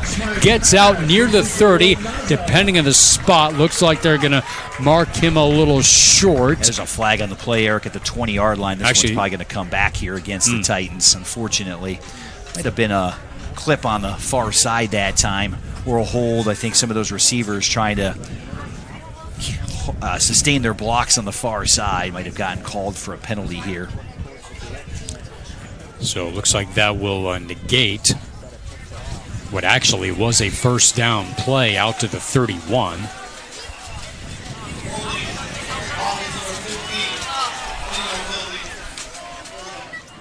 So now it's going to be third and long for Illinois Wesleyan, and mark it back at the 10. So now third and 20 for Illinois Wesleyan, down 7-0. 12:22 remaining in the first half. 3 wides on the right side of Dermot Smythe. It's a draw, takes it himself left side across the 10 to the 15, gets some yards back. It got tripped up near the 17-yard line. It's a gain of 7, but well short of the first, and the Titans will be punting once again deep in their own territory. Now the Titans trying to hang around here this afternoon in this contest. Now starting to teeter just a little bit. Already down 7-0, punting the ball back to Wheaton. We talked about in their 2 wins against Augustana and Carroll, the Thunder were absolutely dominant in those games. 50-7 over Augie, 61-13 over Carroll, up 30-0 at half in one, 29-0 in half in another. So this is a really good football team, Illinois Wesleyan. This is a pivotal time for them over the next couple minutes. Matt Worthington, a returnable kick here for Korthoven. It gets across the 50 to the 45 on the sidelines. High wire rack, stays in bounds until he gets down to the 39 on a run back of about 13 after the punt. That goes 34 yards, and the Thunder opening up with prime field position in plus territory at the Titan 39 here with a 7-0 lead, 11:24 remaining until halftime. Unfortunately, boy, the Titans are catching the brunt of not making a play on that punt with special teams and losing all of that yardage. Boy, that's really has come back to haunt them on this drive. You're hoping to have the ball maybe at your own 40, 35-yard line, but it opens up the playbook a little bit more. You're all the way back at the 20, and we're still paying the price for that. Kreider off the handoff, cuts inside and down to the 35, near the 34. Hit initially by Marshawn Griffin and picked up close to 6 on first down. Yeah, that's a nice run and a great push by that offensive line there for the Thunder. Kreider got 3-4 yards downfield before taking any contact. That's what you want to see. And unfortunately for the Titans, hopefully Wheaton will not really start to take control in the trenches here as the game goes along. That's got to be the fear here on this sideline. 3 receivers on the left, including a tight end who goes into motion to the far side. That's Riley Howard. Play fake, dumps it underneath for Kreider. And he's cut down to the 29. Correction, that was Riley Howard, the tight end, the senior from Slaughter, Louisiana. And it's enough to move the chains at the 28. So nice job, a little play fake right there. Watch that fullback coming out of that backfield. There he is, able to pick up the first down. When you get that running game going, well, you can occupy those linebackers, slip those guys out of that backfield, and picks up a first down. Joey DeMeo on the tackle. It's a gain of 5. Thunder up by 7, looking for more. Man in motion to the near side is Jewett. Play fake for Cucci. Pumps left, now takes off. Looking to run. Fakes again. Buys some time. Has a first down inside the 20 to the 15. Motors out of bounds at the far side at the 14-yard line. That's a 14-yard pickup. DeMeo directed him out of bounds, but it's half the distance and a first down for Wheaton. Yeah, look at the offensive line holding up right there. As able to run for Cucci for that first down. It becomes one-on-one with the linebacker. He's able to run around him and pick up that first down there for the Thunder. And again, moving the chains. Now to the 14-yard line. Kreider to the left of Cucci. At the 14, man goes into motion. Lines up on the left, play fake. Now they swing the ball to Kreider a little low. Nice effort to haul it in. He got shoved out of bounds by Hansen. Just got back to the line of scrimmage for no gain. Yeah, it looked like a hold that time as the Titan defensive line trying to get up the field right there. No call from the official, but Illinois Wesleyan able to hold him to no gain right there.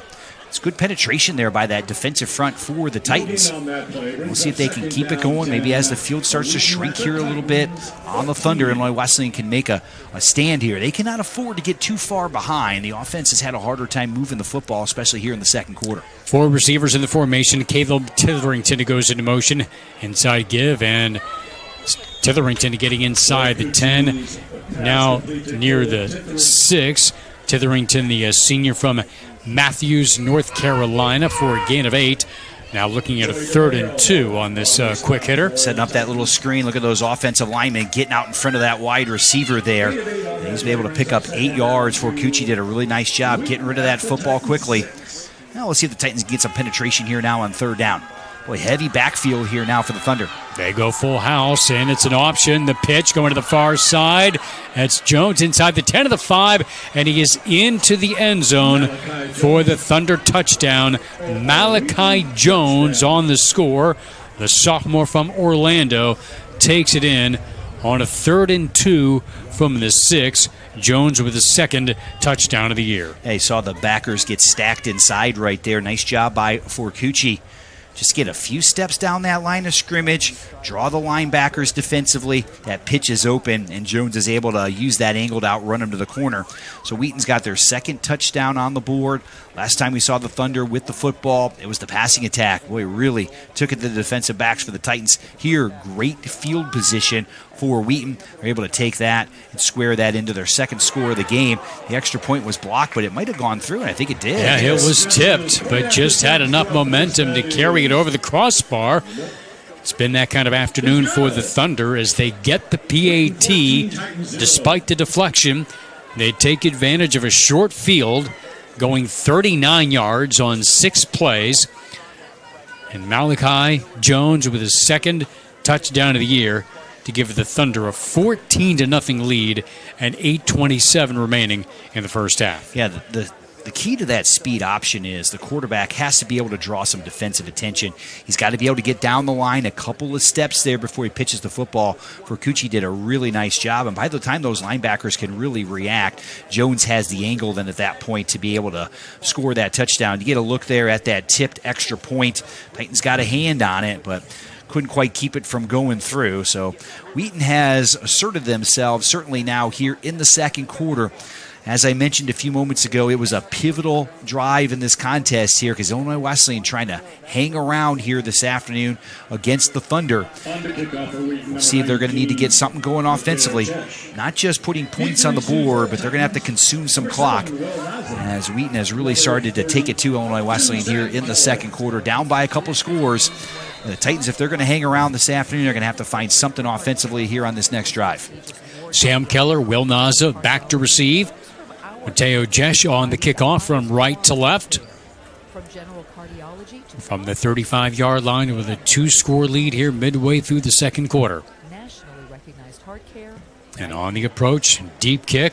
Naza will let it hit at the 1. It'll skip into the end zone and through for a touchback. Titans with 75 yards total offense to 147 for Wheaton. Smythe coming off perhaps 3 of his best games that we've seen in his career for the 3-year starter.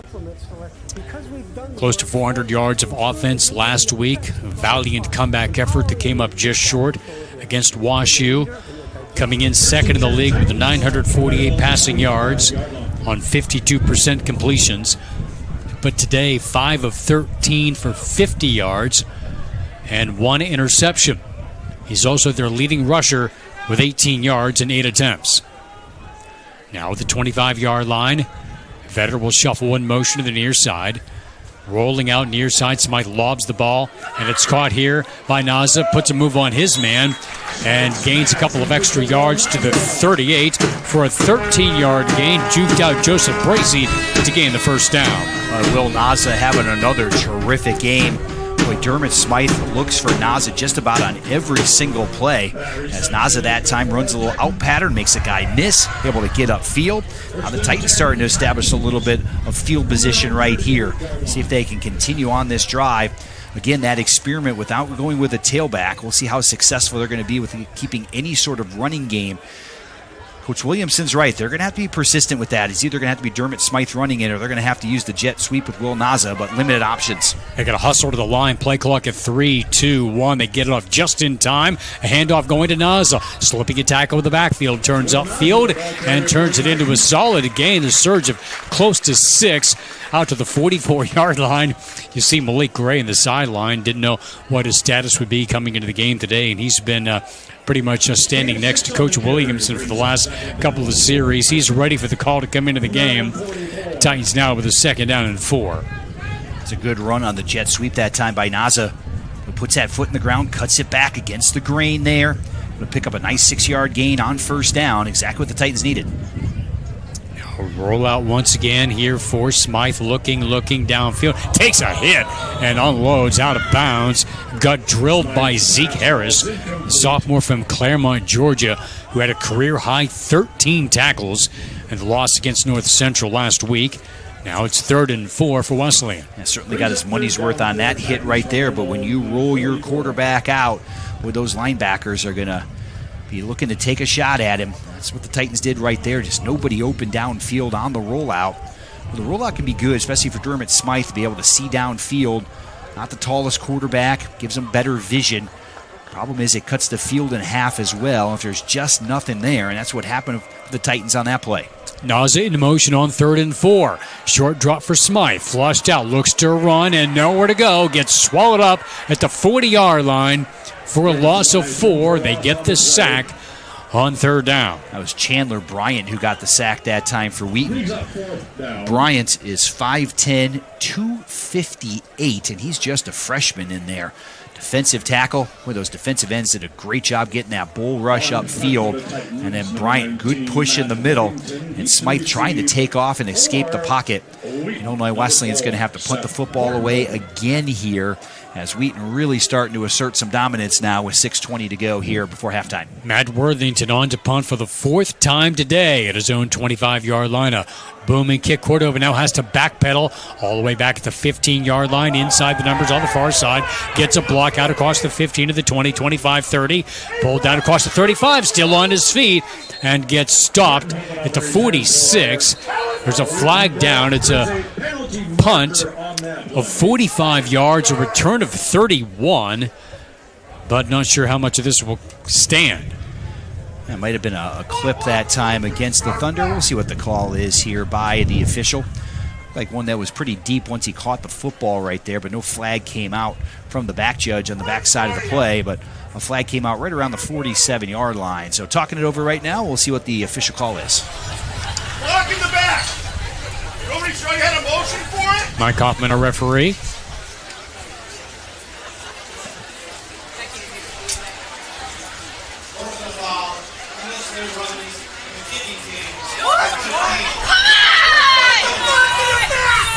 So a personal foul against the Titans. So a long return, just got longer, adding on 15 more yards, and takes the Thunder down to the Titan 40-yard line from about which they started their last drive and scored relatively quickly. Already with a 14-0 lead and looking for more. They started the Titan 40 with a 4-man front for Wesleyan. Tight end Howard goes into motion. A play fake for Cucci, lobs over the middle, has his man. A connection for a first down to the 20. That is a 20-yard gain to the tight end Ben Juska, the grad student from Westmont, Illinois. That's a 20-yard gain. Yeah, just running right down the seam right there. Well, the Titans now in this second quarter having a hard time moving the football. Really hard time stopping Wheaton. Special teams haven't gone their way as field position has really been dominated by the Thunder here in quarter number 2. Starting to see how good this Wheaton Thunder football team is. Illinois Wesleyan's going to have to step up in a big way here to try to keep the Thunder out of the end zone. They mark it at the 21, a gain of 19 for Cucci here with a handoff. Inside the tackles, and it's a gain of 5, close to 6, still moving. Matt Kreider, the ball carrier for Kreider on the carry, getting inside the 20, down to the 13. Brings up 2nd and 2. Nathan Schmidt on the stop here for Illinois Wesleyan. Kreider just putting his head down right there, grinding out extra yardage. Really well done that time by the Wheaton back. Now they've got Juska in the backfield, along with Forcucci. Juska to his left. On 2nd and 2, it's a play fake and the give, and they pick up a first down as Juska did get the carry and gets inside the 10 for another Thunder first down. Now 1st and goal coming up. Yeah, field position has really worked out well here for Wheaton in this second quarter. Titans have not been able to move the football offensively very well. That has set the Thunder up in some really good positions, field position-wise, and the defense for Illinois Wesleyan has struggled here to try to keep them off the scoreboard in quarter number 2. New running back Trent Gabrielle into the game. A play fake again for Forcucci. Back to throw, lobs across his body for Juska. He makes the catch. It's a Wheaton touchdown. And that was well thrown that time by Forcucci. Pretty well covered by the Titans, but let your big guy go up and get it. Pass was right on the money. That was snared that time, and the Thunder on the scoreboard here once again. And Wheaton has really dominated now quarter number 2. After a 7-0 lead after the end of the first quarter, Titans were hanging in there, driving a little bit, trying to put some points on the board. It has been all Wheaton here in quarter number 2, and they have taken full control of this contest. Juska's first touchdown of the year and touchdown pass number 5 on the season for Forcucci. His second of the afternoon to make it a 20-0 game. And Mateo Jesh on to attempt another extra point. The last one was tipped, but still good. This one untouched as it sails through the uprights as the Thunder take a 21-0 lead. 4:05 remaining in the first half after, again, they take advantage of great field position. They go 40 yards in 5 plays after the punt, the long return, and the personal foul tacked on. Yeah, that was an impressive drive that time by Wheaton, set up with great field position from their special teams, and we'll see now here if the Titans can get something going before halftime, try to put some points on the board. Again, with really no running game to speak of for Illinois Wesleyan, it has been a tough go on the offensive end. We'll see if they're going to have to make a few adjustments. They've been trying to go with Smythe in that backfield by himself, but the Titans just 27 rushing yards here so far in the first half. And boy, the Thunder have really taken control of this contest here. It's now 144 passing yards for Wheaton. Talked about the best passing team in the league so far this year, and that's even with games against Mountain Union and North Central. They really know how to connect in that aerial attack, and they have shown that here so far. As the Titans now have fallen behind, we'll see if they can get themselves somewhat back in the game here with some points on the board to end the second quarter. Presenting sponsor for Illinois Wesleyan football was CCIW, proud to sponsor today's homecoming game. Go Titans! If you're in need of a student loan, get more information at CCIW.com/student. Return for Naza across the 15 to the 20, 25-yard line and stop just short of the 25 as we come up on 4 minutes to go in the first half and a 21-0 game. Now we saw Illinois Wesleyan in the second half against Wash U kind of lose control of the contest a little bit, having a real hard time keeping the Bears off the scoreboard. And And Danny Kent ran back that kickoff for a touchdown, got him back in the game. Didn't happen right there. They've been really good on the special teams. A couple of kickoff returns for touchdowns so far this season that have come in critical portions where they've tried to stick around with teams in their 2 losses versus Central and WashU. But no go against the Thunder there on that kickoff return. And now the offense is going to have to try to get things going. From the 24, from the pocket to the far side and broke it up incomplete. Good coverage looking for Dacey. It was Grady Gann breaking it up. Blake Gray, we understand, was on the bike a short time ago, still hoping that he can make a return to the lineup here this afternoon. With the Danny Kent also sideline. And absolutely, and with no run game really to speak of for Illinois Wesleyan, it's going to make it really difficult against an already very good defensive team for Wheaton. Naza in motion on 2nd and 10 of the 24. 2 receivers on the right make that 3. They go to the left, deep ball far side for Kruzik. Elevating and hauls it in. A terrific catch at the 44-yard line by the Illinois Wesleyan. First down, a gain of 32. Yeah, that's a young man who wasn't even supposed to be a wide receiver to start the year. Has done a tremendous job for the Titans. We talked about Jimmy Dacey with his injury to start the season, who was going to step up. But it's been multiple guys for Illinois Wesleyan from that receiver position that have done a really nice job getting in the lineup, and Kruzik's been a big part of it.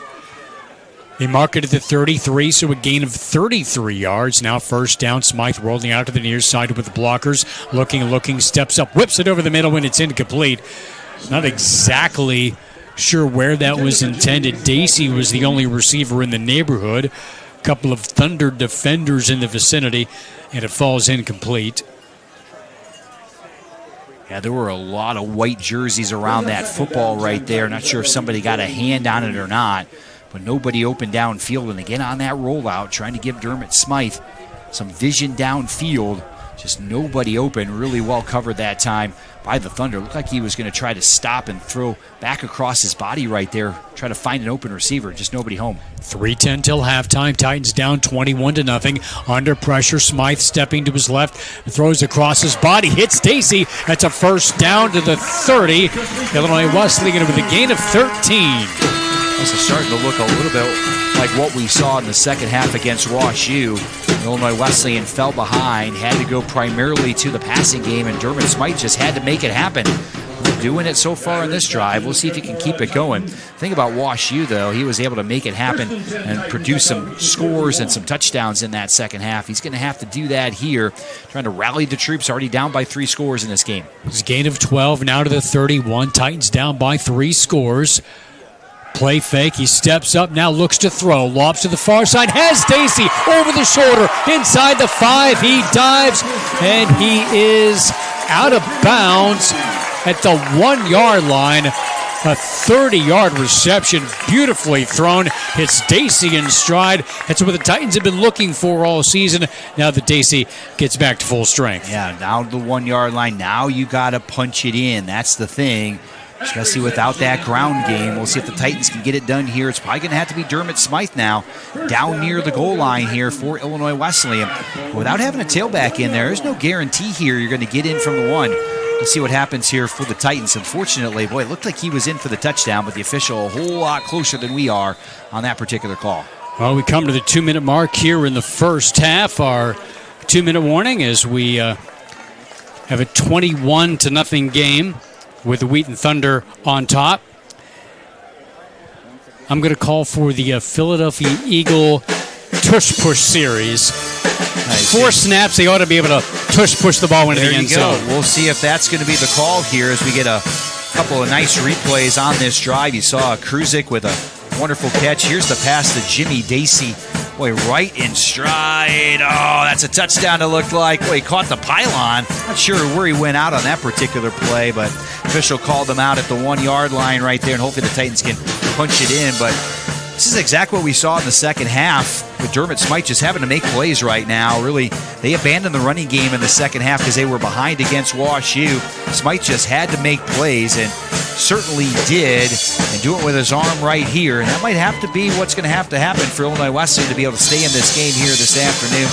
Critical play right here. You got to figure out a way to get this ball in the end zone. They spread the field with the 2 receivers on the right and 1 on the left. Vetter, the tight end, on the left. And single man in the backfield here is Dermot Smythe. Takes the snap, heads to the end zone, gets spun down, but he gets across the goal line. Touchdown to Illinois Wesleyan. Well, the Titans find the end zone, and boy, Dermot Smythe was terrific on that drive. Offensive line did a nice job of holding up, giving him some time to be able to throw the football. And we'll see if the Titans can get themselves back in the game here. But 21-7 at half sounds a lot better than 21-0. Still, the Thunder have plenty of time with 1:56 to go in the half to be able to get a drive of their own. A lot of that will be probably going to be how this kickoff goes for the Titans.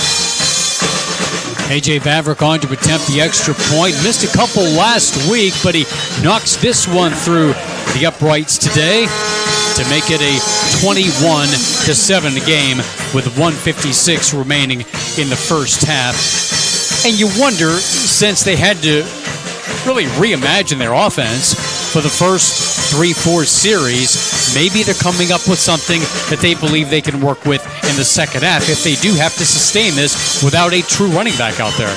Well, certainly so far the strength of the offense has been the passing game this year, and obviously Dermot Smythe has done a really, really nice job, but he's got a number of weapons as well. And Kruzik has developed as a wide receiver. Naz has been outstanding so far this year. And all of a sudden now you add Jimmy Dacey kind of into that mix, and Titans might have found something on the offensive end. We'll see what the defense can do. Now, the defense has been put in some tough spots so far today. They've given up 3 consecutive scores to the Thunder. The last couple, though, the field position has not been great. We'll see if the Titans do a good job covering this kick, put the Thunder in some poor field position. We'll see if the defense can stand up and try to get us into the half at 21-7.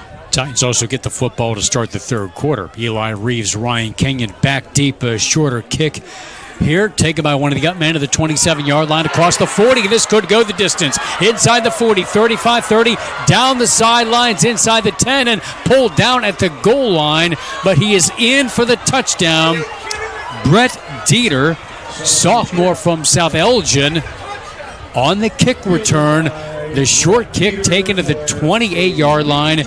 He goes 72 yards for the Thunder score. Now, he does not get touched until he's inside the 5, right on the pylon. Good call. That's a touchdown right there. Boy, that's unfortunate because I think you do the short kick to keep him from running it back, and then it happens to you that time. It's an up man who takes it all the way back for a touchdown. Boy, that is a tough one there for the Titans. Now down 27-7. With the Thunder getting it done on the offensive end, getting it done with the special teams as well. Well, that's unfortunate there for the Titans. We're going to have to put that one behind them pretty quickly, though. You still got 1:45. You drove the field a moment ago. You're going to have to try to do it again. Mateo Jesh with the extra point again and knocks that one through. Now 4 for 4 as the Thunder take a 28-7 lead with 1:45 to go in the first half. So the offense will get one more chance here before the break. When it comes to lunch, one thing that makes it great is variety. Biaggi's lunch menu is packed with a variety, from a selection of freshly tossed salads and specialty sandwiches to the popular lunch half and half that includes the choice of 2 items, soup, salad, or half pizza or half sandwich. Lunch at Biaggi's is always fresh, fast, and definitely filling. Enjoy lunch at Biaggi's today, open daily at 11 a.m. at 3010 East Empire in Bloomington. You can pick menu to view menus or place an order for curbside pickup at Biaggi's.com. Now, you can make the case that the Titans, one of their strengths so far this year has been the special teams. They've made some really good special teams plays, couple kick returns, 4 touchdowns for themselves. Not today, though. Boy, Wheaton has really done a nice job on the special teams, really taking advantage in the field position with the punting game, and now running a kickback. As soon as the Titans had a little bit of momentum going on their side, Wheaton able to return a kick for a touchdown. That jumps that momentum right back over to the Thunder. Let's see what the Titans can do offensively. Look much better on their last series. They're going to have to try to do it again as, boy, 7-0 at the end of one. You're kind of hanging around, but 3 scores by the Thunder here in the second quarter have opened things up for Wheaton. Now Mateo Jesh to kick the ball away once again from right to left with Two Titans back to receive. Sam Keller and Will Nozick. Keller inside the numbers at the far side with the basket catch at the 8-yard line. Angles toward the middle of the field. Has the 15. Turns upfield. It got tripped up at the 18. Short of the 20. Down near the 19-yard line. Tiger Cannon, the senior defensive back from Lake Villa, making the tackle as the Titans again are deep in their own territory, short of the 20. Now you see trying to angle here to the near side. Pretty well covered. Good job on the contain right there of getting out there by Charlie Duck. Able to run him back inside where the rest of the guys can fill and make the tackle. Well covered that time by the Thunder. Everybody in the right spot. The Titans now shy of the 20 here as Dermot Smythe goes back to work. He's got 1:39 to work with. 3 receivers in the formation. First down and 10. You got 2 receivers on the left, 1 to the right. Looking to the left, batted down to the line of scrimmage. Rex Kroger, the D lineman from Wheaton, got a hand on it. That's been a problem for Dermot at times. Gonna see now good push up front here for the Thunder. Just getting those hands up. If you can't get to the quarterback, get those hands up, try to get a piece of the football. That's what happened for the Thunder right there. Wheaton still has its full allotment of timeouts. So if the Titans don't advance the ball here somewhat, Thunder will likely try to get the ball back.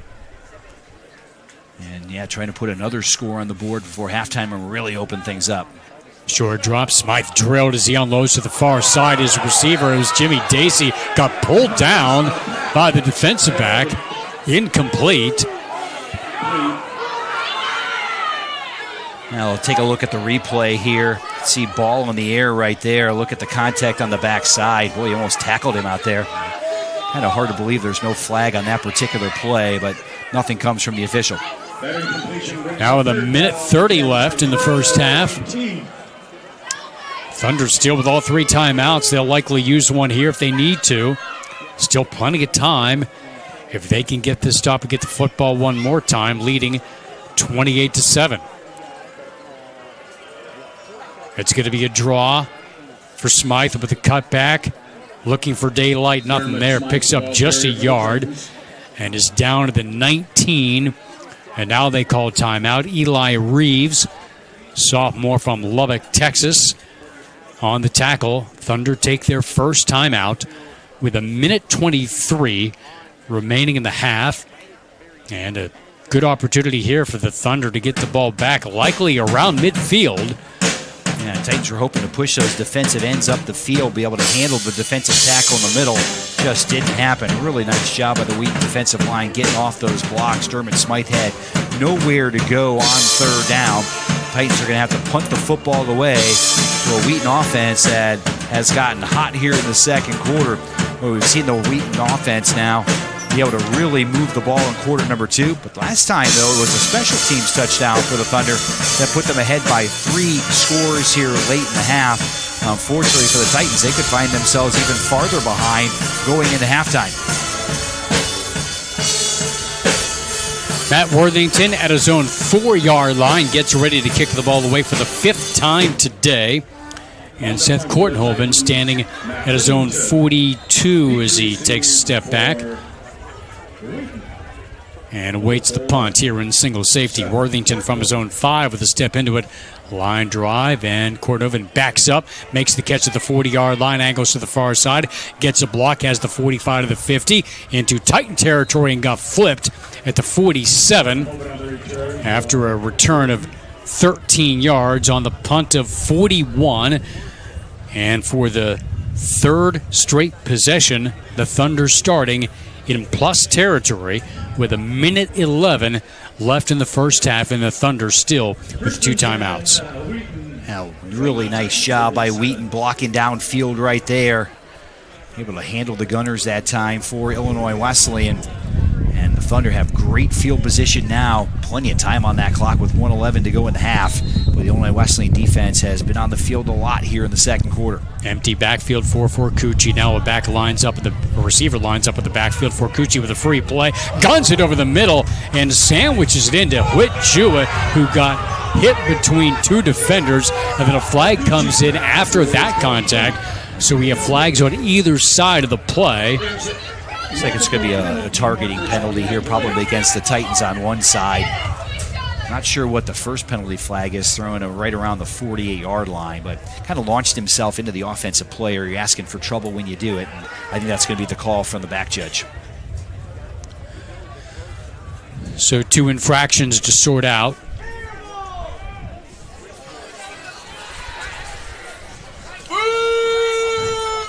Here with 1:05 left in the first half, and the Thunder leading 28-7, and an opportunity to tack on more. And if you have calls against both sides, the challenge is mitigating that, especially with one coming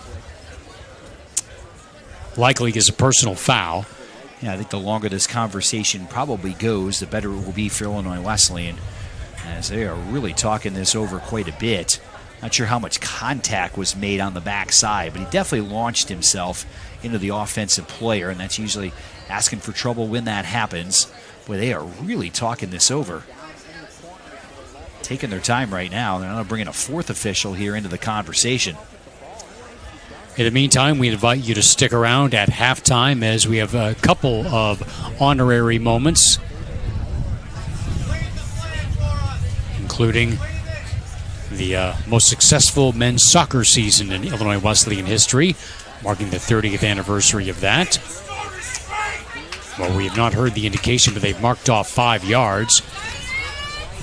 So that would appear to be the difference between the 10-yard penalty against Wheaton and 15 yards against Illinois Wesleyan.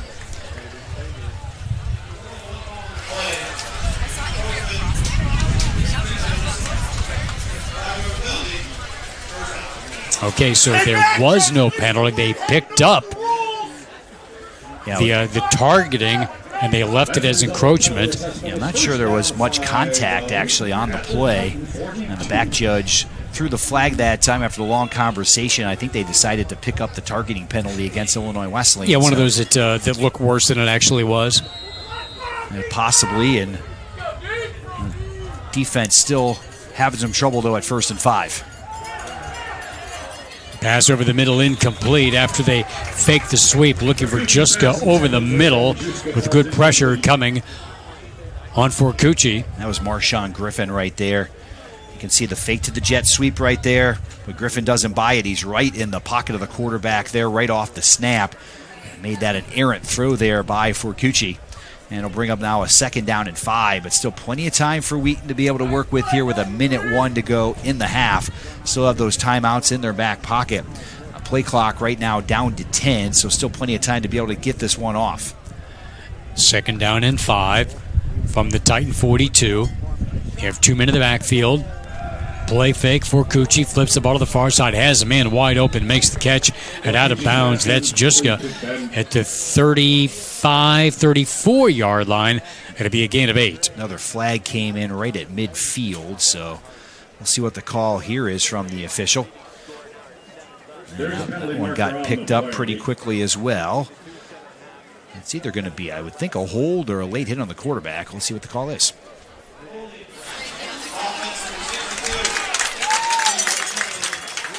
So a hold against the Thunder.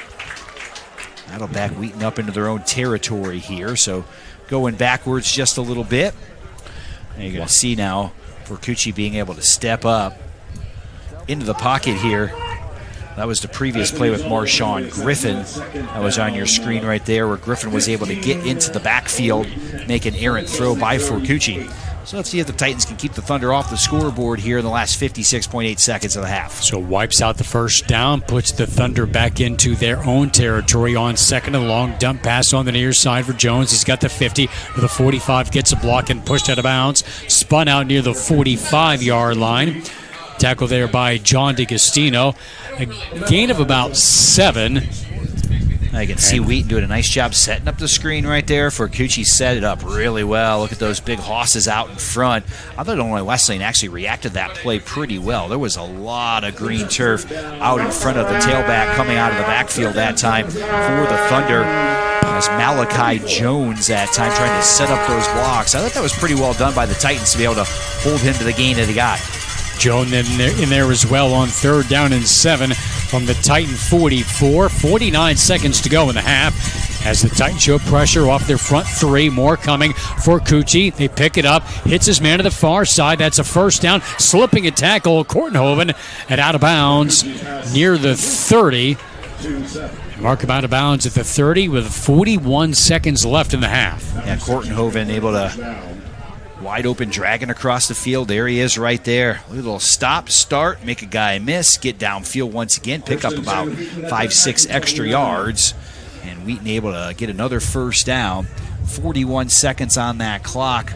Plenty of time to be able to work with here, especially for an efficient offense that has been just exceptionally good here in the second quarter. And still with 2 timeouts. Jones to the right of Forcucci. 2 receivers on the right and 1 on the left.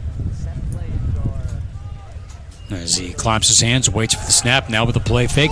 Lobs the ball near side. A little underthrown, but back to get it. He hauls it in.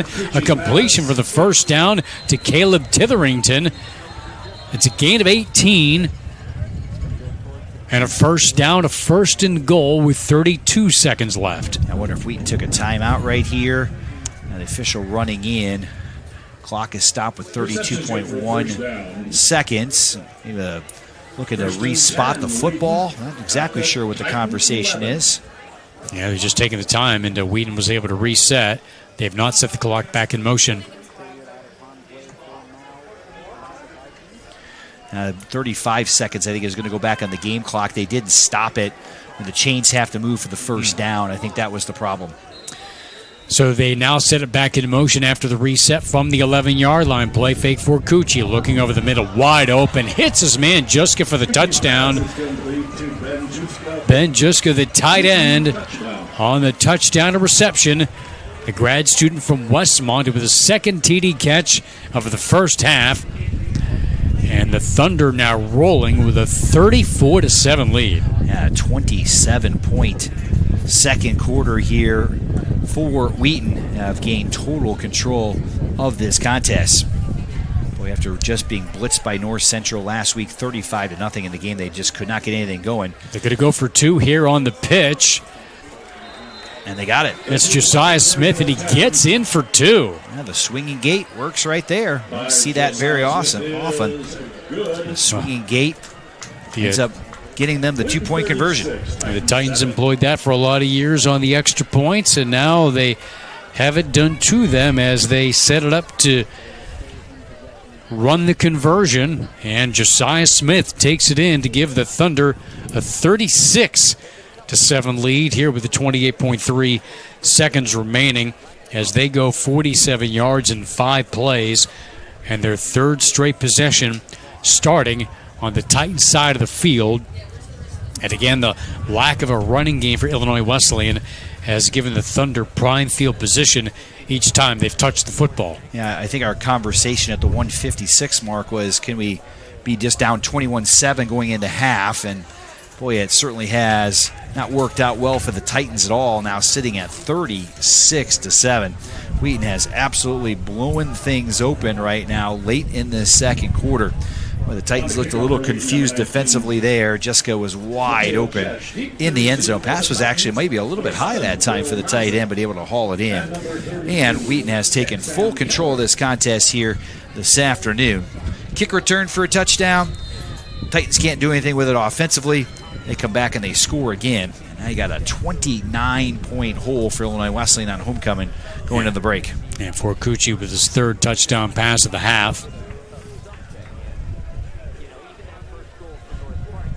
Jesh once again to kick it away. Keller backpedaling near the 2, near the goal line, makes the catch there, now takes off left side, across the 10 to the 15, it gets hit and planted in the turf at about the 14-yard line. And it was Brett Dieter who had the kick return for the touchdown earlier. And 23.7 seconds left in the first half. I see the replay right here. Really well-covered kick this time by the Thunder. Everybody staying in their lanes, and the guy that gets to the football makes a nice tackle that time for Wheaton. That's really maybe one of the few segments that the Titans have had so far this year where they have really been dominated. This segment here in this second quarter, boy, Wheaton has really really dominated the Titans on every phase of the football game, special teams, offense, and defense here in quarter number 2. Out there bringing a running back in for the first time. That's Tony Noto, the sophomore from Mokina. He gets the handoff and picks up just a yard of the 15. And no one is stopping the clock here. Looks like that'll be the final play of the first half. Yeah, it looked promising early on. Titans had some opportunities in that first quarter. Ended the first quarter down just 7-0, but all Wheaton in quarter number 2. They have a commanding lead here at halftime. Plenty coming up at the break. We'll get to it when we come back as the Thunder lead Illinois Wesleyan 36-7. We'll take a 2-minute timeout. This is Illinois Wesleyan Titan football on 88.1 FM, WBSN, IWUsports.com, and the CCIW network.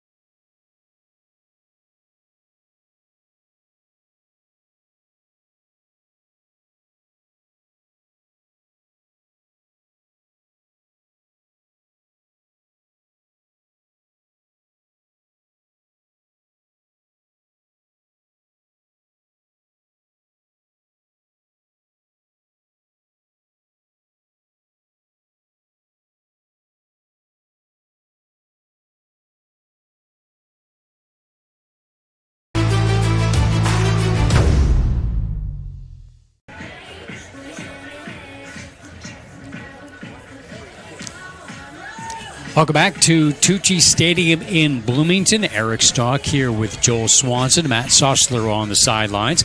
Homecoming day is Illinois Wesleyan trails Wheaton 36-7 here at the break. Homecoming presented by CCIW, not a bank better. Whether you're starting off or looking to make a switch, consider CCIW for your financial needs with 3 locations in Blono and account access 24/7. CCIW is there for you when you need it. Check them out at CCIW.com. Just what it looked like, Illinois Wesleyan was on the verge of making a game of it. They went through the length of the field and scored just inside of 2 minutes to make it a 21-7 game.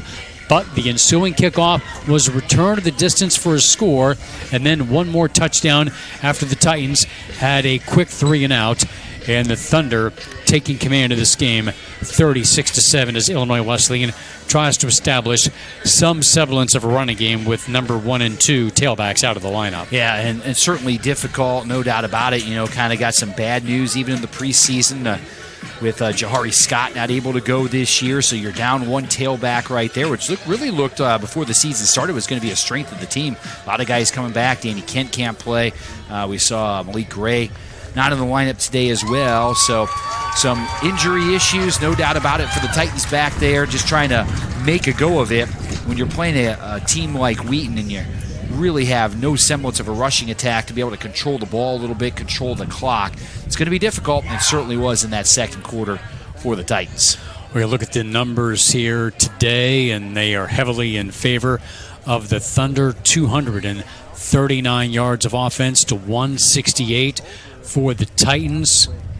For Cucci, questionable coming into the game today, but he appears to be just fine. 15 of 18 passing for 196 yards, 4 first half touchdowns and 1 interception. Matt Kreider leads them with 28 yards on the ground on 7 carries. Seth Cordovan, their top receiver, 3 receptions for 55 yards. For Illinois Wesleyan, Dermot Smythe is 9 of 22 for 138 yards, no touchdowns, and 1 interception. Smythe with 11 carries as well for 16 yards on the ground. J.B. Kruzik has caught 2 passes for 59 yards.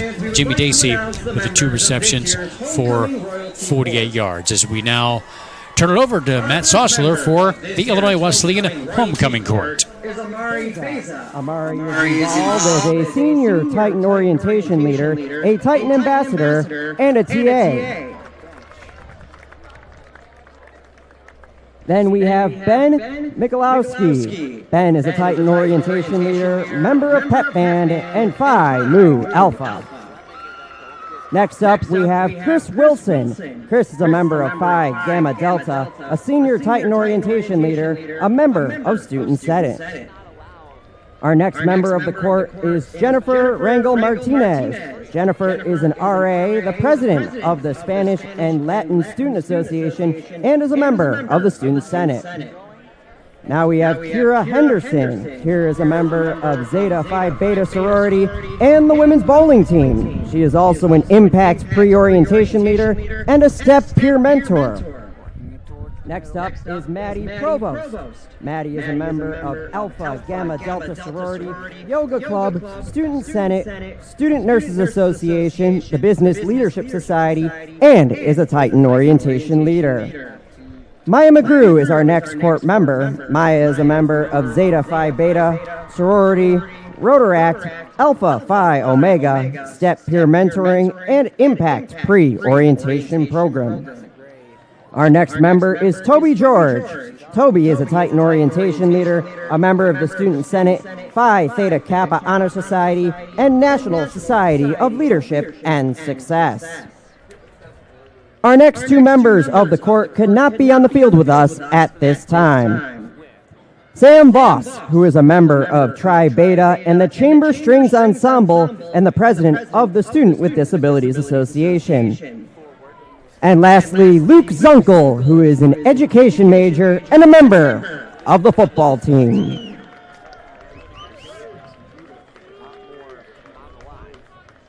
Now it's time to crown the 2 royalty court members who received the most votes from the student body for this year's homecoming and family weekend. Congratulations to Toby George and Chris Wilson. Let's give one more big round of applause to our entire royalty court.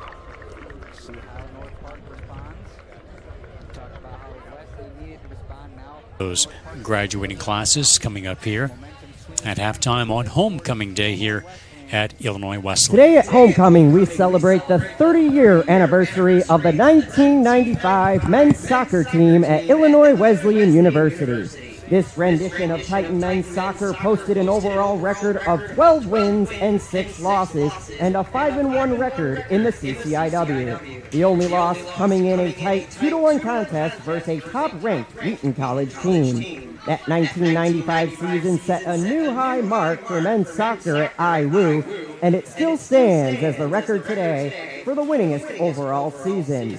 Members from the 1995 men's team celebrating with us today: John Ballman, Andy Cecil, Todd Deppie, Dan Flood, Chad Hurst, PJ, Jeff Mavros, Joe Peck, Jeff Subak, and the head coach, Tony Bankston.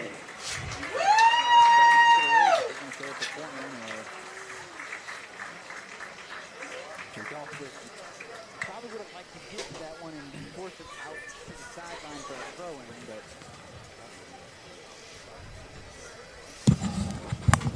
now you're seeing all the bodies in the 6-yard box. Curling in towards, and it's in. So North Park comes right back. Coming up, a 50th anniversary reunion, and the Titans will also honor the recently retired head football coach here at Illinois Wesleyan, Norm Ash, who stepped aside after a distinguished career after last season. Illinois Wesleyan Athletics would like to give a special shout out to the Titans Football Legacy Group in the East End Zone 10.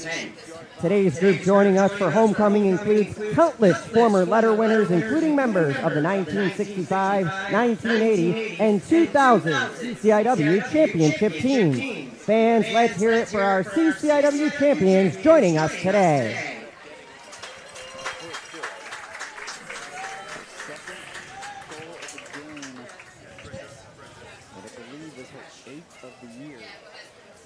Fans, at this time, we would like to welcome longtime Illinois Wesleyan head football coach Norm Esch to the East End Zone and ask that you turn your attention to the video board for a special recognition of Coach Esch's tremendous career. She has been the talisman for this team. For 38 years, Illinois Wesleyan football carried the steady hand of Norm Esch, a coach, a mentor, a Titan through and through. Since taking the reins of his alma mater in 1987, he coached more than 350 games, built champions, and shaped generations of student athletes who learned what it means to do things the Titan way. From 9 CCIW titles to 6 Coach of the Year honors, Coach Esch's legacy isn't measured in wins alone. Although he is the winningest coach in CCIW history, it's written in the lives he's touched, the coaches he's guided, and the pride he's inspired in the green and white. Thank you, Coach Esch, for carrying on the tradition of IWU football, for leading with passion, and for reminding us what it means to be a Titan.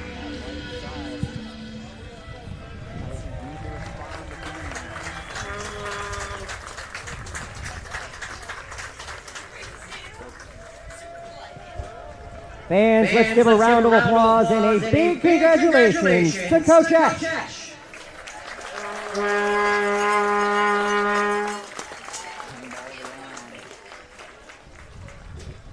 And now, ladies and gentlemen, for the remainder of halftime, please enjoy the most dangerous pep band, the Titan Pep Band.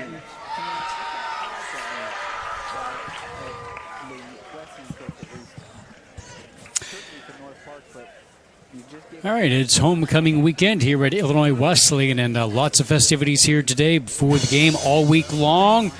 And during the game here as well, lots more coming up here later today after the contest. But it's not gone quite so well on the football field here for the Titans as they trail 36-7 at the break. We'll take a timeout and we'll get you set for the third quarter. We'll take a 2-minute break. This is Illinois Wesleyan Titan football on 88.1 FM, WBSN, and IWSports.com, and the CCIW network.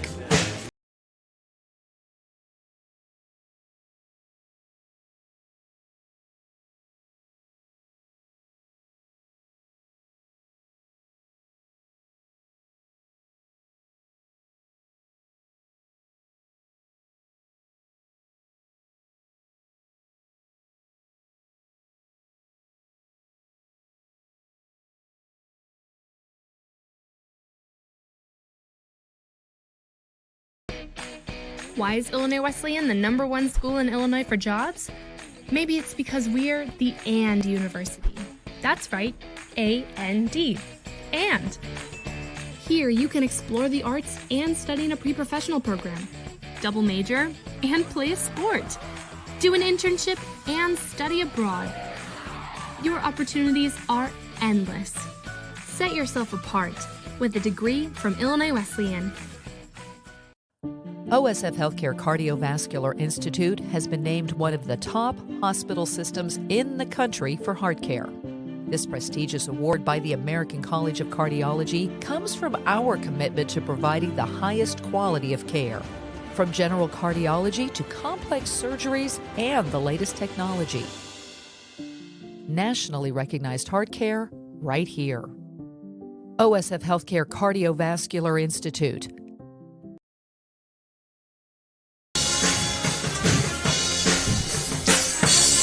And welcome back to Tucci Stadium at Illinois Wesleyan in Bloomington. A 36-7 game with Wheaton on top. Other CCIW action here late in the first half. Actually, they're now midway through the third quarter at Carthage. Carthage with a 13-7 lead over Wash U. And Carroll is also in action this afternoon. They are early, a later start against North Park. And Carroll with a 7-0 lead in the second period. A couple other games tonight. Under the lights, Elmhurst will host Augustana, and Milliken will play at North Central. Titans will be under the lights next week when they go to Milliken for a 6 o'clock kickoff. We'll be on the air on IWSports.com with our video feed at 5:30.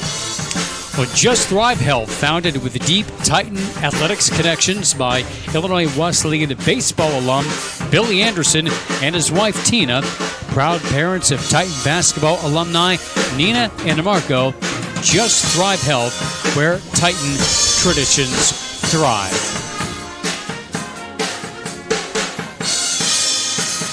We're going to take a 30-second timeout and have more from Tucci Stadium in a moment. Titan football on IWSports.com and the CCIW Network. What is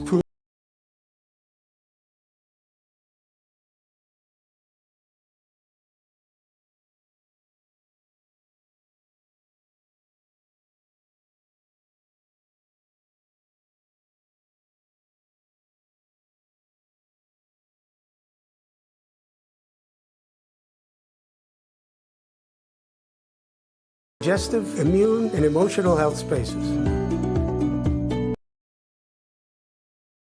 It's too close to my mouth.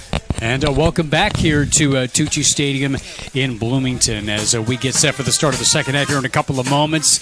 Great to see everybody coming back for homecoming, including someone who's had a big part of Illinois Wesleyan's football legacy and tradition over all the years. Rob Zavonar from the class of 1994, a three-time All-CCIW selection and a three-time state champion head football coach. Rob, we appreciate the visit and just reflections for you on what it's like coming back to campus every so often and to be here for homecoming. I just ran into our quarterback when we were here, Tom Munkin, and we reminisced a little bit. And his brother's the head football coach at Army, and he compares the tradition and the special feelings to Illinois. He compares it to West Point. And that's an amazing comparison, and we feel the same. Just absolutely love this place. Bleed a whole lot of green and white. We were just awful proud to get a little legs under our legacy group that was started this past March with Chris Basilian leading the way and Mike Wagner and Mark Toulouse. And it was a threefold goal mission to start with. The legacy group that was formed this past March had our first tailgate tent ever next to Dr. Zenger's tent in the end zone today.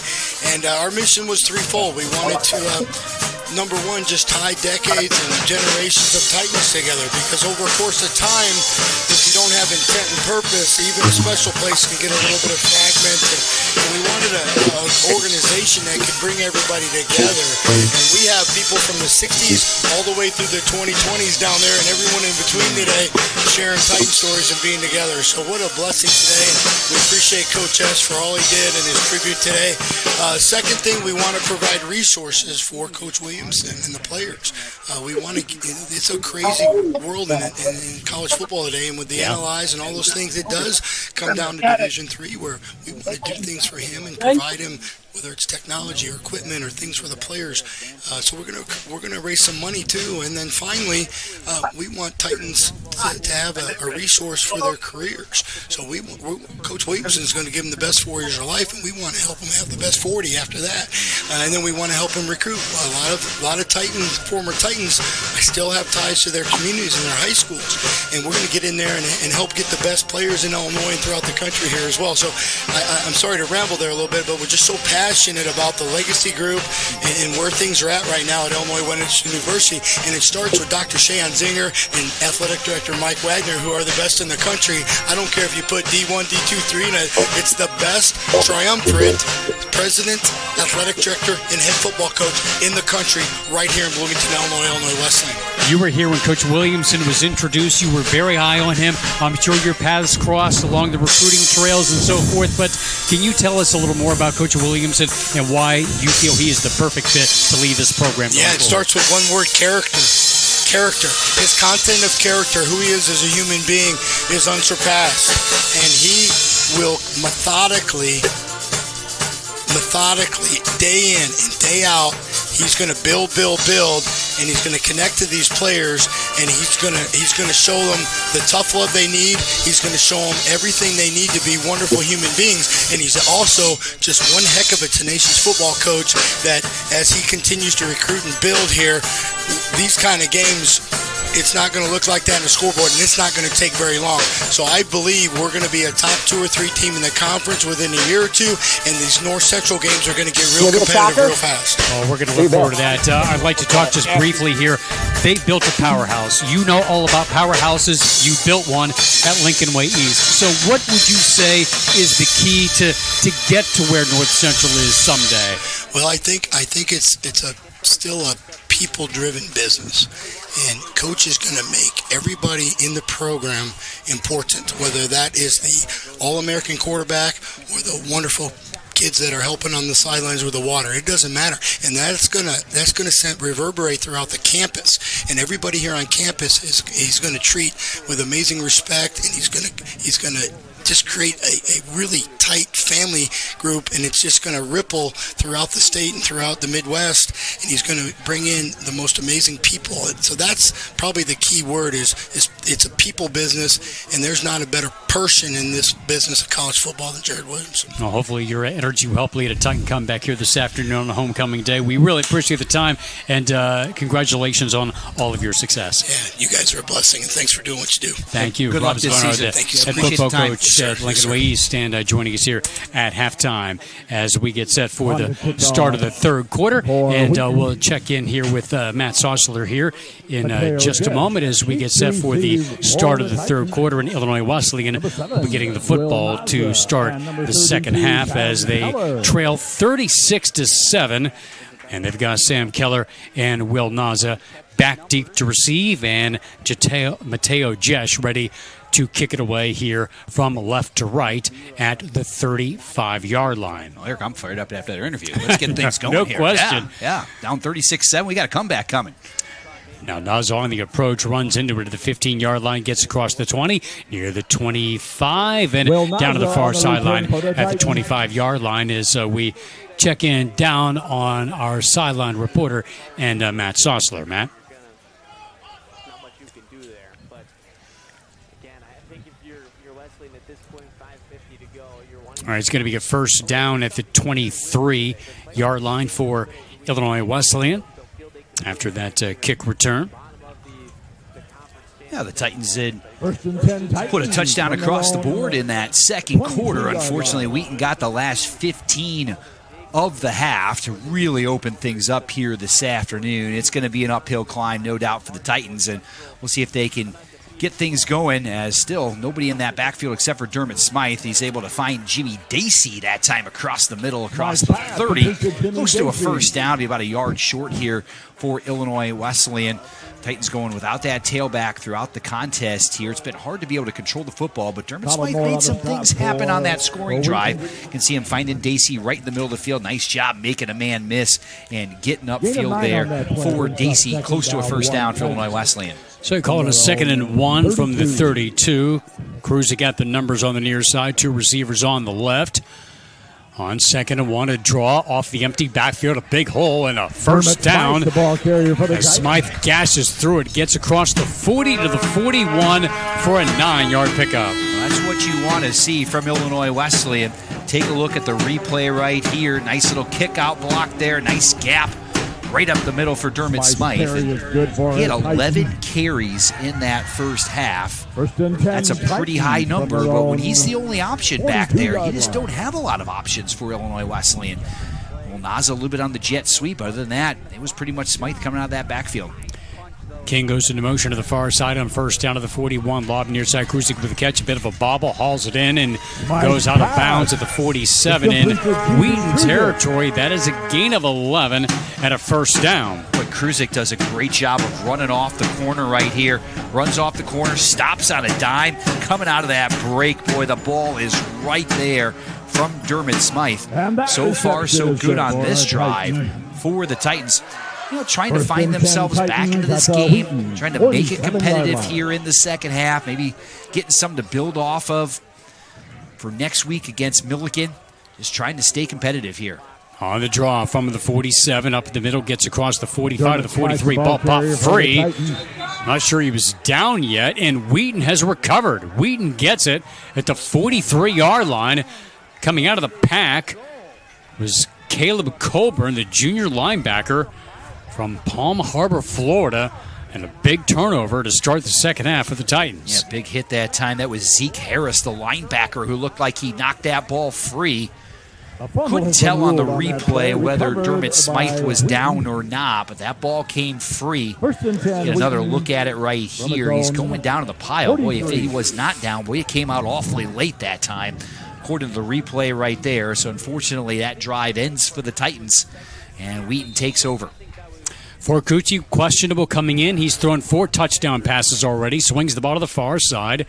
And he makes the connection here with Kortenhoven. And he's down at midfield for a gain of 7, close to 8. Now in Wesleyan territory at the 49. That was an offense for Wheaton that got off to a slow start, but once it got humming, really doing exactly what they've done all year. 196 yards through the air, only 43 on the ground for the Thunder in that first half, but still plenty of offensive numbers to put some big-time numbers on the scoreboard. They got really good field position in that second quarter as well. Stretch it to Kreider with a cutback first down and more. Inside the 40, he's gone. Inside the 30, 25-20, 15-10, 5. Touchdown, Wheaton Thunder. Kreider busts one big for 49 yards, and the Thunder touchdown. That was more yards than Wheaton had rushing the football the entire first half on one play. They break a big one, but it looked like the Titans had a little bit of momentum coming out of the locker room there, moving the ball, fumble. A couple plays later, Wheaton finds the end zone, touchdown, Thunder. And boy, things have really opened up on the Titans now. 42-7 here with 12:15 to go in the third quarter. A couple times where Illinois Wesleyan went up to Wheaton and really took it on the chin. Looking like it's going to be one of those afternoons for Illinois Wesleyan here today. It has been all Wheaton ever since that first quarter. And it looks like that extra point is up, and it is good. So all Thunder right now. So Kreider knocks or gets the touchdown as Jesh knocks through the extra point. A perfect 6 for 6 today. 43-7 here with 12:15 remaining in the third quarter. Well, Titan fans, you can make a difference for Illinois Wesleyan athletics by supporting the Titan Athletics Fund. You're helping provide opportunities for student athletes to succeed both on and off the field. Every gift strengthens our programs, facilities, and the overall Titan experience. If you'd like to support the free live streams of every Titan Athletics event, just select Athletic Communications Department when making your gift. It's quick and easy. Just visit IWSports.com and click on Support the Titans. And join us in keeping Titan pride strong today and for generations to come. It was great to talk to Rob Sponar at halftime, the head football coach at Lincoln Way East, the only coach the program has ever had, and that led them to 3 state championships. Yeah, 2001 is when that school opened, and that was when the football program started, and Lincoln Way East has never missed the playoffs. That is amazing. In the entire history of the program, they have made the playoffs every single year under Coach Zonar, and boy, they have just become a powerhouse. Now the kick from the 35-yard line. And on the approach, it's Naza taking it up the middle, gets across the 20, breaks a tackle. Looked like he was done, but he explodes to the far side and pedals out to the 44-yard line. Good run back, the extra effort. He got a second to win after it looked like he was about to be pulled down, and gets the ball out to the 42-yard line. We got 13:29 to go, fourth quarter. WashU has taken the lead over Carthage. The Firebirds had a 13-0 lead in that contest at one point. WashU has now taken the lead. So Carthage has an opportunity, though, to pull a surprise upset. You don't get many of those in CCIW football. We'll see if it happens this afternoon for the Firebirds. That would be a significant win for them. No question. Thunder go 57 yards in 2 plays for that last touchdown to make it a 43-7 game, and the Titans back to work at their own 42-yard line. Smythe from the pocket, steps up, tries to scramble, and it gets swallowed up in the backfield for a loss. At the 39-yard line for a loss of 3. Now, the situation again, not much of a rushing attack. Wheaton's just going to be able to really pin their ears back, get after the quarterback, going to make it really hard on that offensive line here in the second half to be able to protect Dermot Smythe. They're going to have to do it with Dermot's arms, his ability to be able to make plays. Had that fumble a moment ago. Wheaton turns that into a touchdown a couple plays later, and well, the Titans just trying to get something going in the offensive end, just trying to see some positive action. Hudson Goodwine on the tackle, the freshman from Lafayette, Indiana. 2nd and 14 at the 38 for Illinois Wesleyan. Thunder showing pressure. Smythe with the lob to the far side, just threw it away. Looked like Kruzik was the intended target. Route got cut off, and the ball sails out of bounds. Caleb Coburn, the linebacker that time, got into that backfield, and he was there at in a hurry. We got a really nice break off that line of scrimmage, had a straight line to the quarterback. Smythe had nowhere to be able to go with the football, no time to be able to throw the football. And again, when Wheaton can really pin their ears back, they are going to make it difficult on you, and that's where we're at right now. Titans are 1 for 8 on third down today. They're looking at a 3rd and 14. And with the 2 receivers on the left, and King goes into motion to the far side on 3rd and long. Short drop, looking, fade to the far side again. No one there. Either a miscommunication or just a throwaway there for Smythe, who I'm not sure was out of the pocket. That time, Wheaton rushed 4, dropped 7. Still got good pressure with those down 4 linemen. On the punt for the Titans, Matt. And Smythe had to be able to get rid of that one. Worthington deep to receive. Illinois Wesleyan will punt the football away once again to a Wheaton offense that has been red hot here ever since that first quarter. That defense just has not been able to slow them down in any way, shape, or form, and this one looks like it's going to get ugly here this afternoon. Worthington on to punt for the 6th time, and this one blocked. It's blocked, and Wheaton picks it up at the 22-yard line. Looked like that was Nate Tofflin who got the rejection. And the Thunder will have terrific field position, which they've had for most of the game, but this is the best field position they've had yet. Yeah, this is really the first contest this year where the Titans have really gotten outplayed significantly in special teams, as Wheaton has done a terrific job returning a kick for a touchdown. The punting game's been really good. They've been able to flip field position all afternoon, and now they get a blocked punt with a chance to really put this game away now here in the third quarter. Now at the 22-yard line, they're already up 43-7. Tight end goes into motion, a play fake for Cucci, rolls out to the right, throws to the end zone, receiver back to get it, and he undershot him, incomplete. Looking for Caleb Titherington. Well, coming into the game, the Titans were one of only 3 teams in all of Division III football to have multiple kick returns for touchdowns. Brings up second down. Will Naza in the first game of the year. Danny Kent last week at WashU. Kent out of the lineup today, but they have one go against them this afternoon as they trail 43-7 and a 2nd and 10. Now with the 22-yard line. Tight end goes in motion. Play fake. Slant over the middle. Has his man. Touchdown, Wheaton. It's Kortenhoven once again. The senior from Wheaton North with his 2nd touchdown catch of the afternoon and 5 TD tosses for the senior Forcucci. Yeah, pass right on the money right there by Forcucci.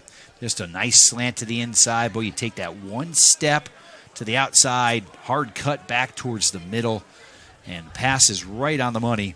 And with a running game just starting to get going for Wheaton, able to spread the field against the Titan defense, can't stick with the offensive player and the man-to-man coverage, and the Thunder find the end zone again. Extra point actually hit the right upright that time. So no good for the Thunder. So they had that 2-point conversion earlier in the contest. Kind of evens out right there. Keeps them under 50. It's still 49-7. Boy, the Thunder have really taken it to the Titans ever since that first quarter finished up. With the 10:53 remaining here in the third quarter, another short drive, 2 plays, 22 yards. And Forcucci with his 5th touchdown pass of the afternoon, now 8 for the season, as he hits Kortenhoven for the second time today. And Kortenhoven now with 5 touchdowns on the season as well. When it comes to lunch, one thing that makes it great is variety. Biaggi's lunch menu is packed with a variety, from a selection of freshly tossed salads and specialty sandwiches to the popular lunch half and half that includes a choice of 2 items, soup, salad, and half pizza or a half sandwich. Lunch at Biaggi's is always fresh, fast, and definitely filling.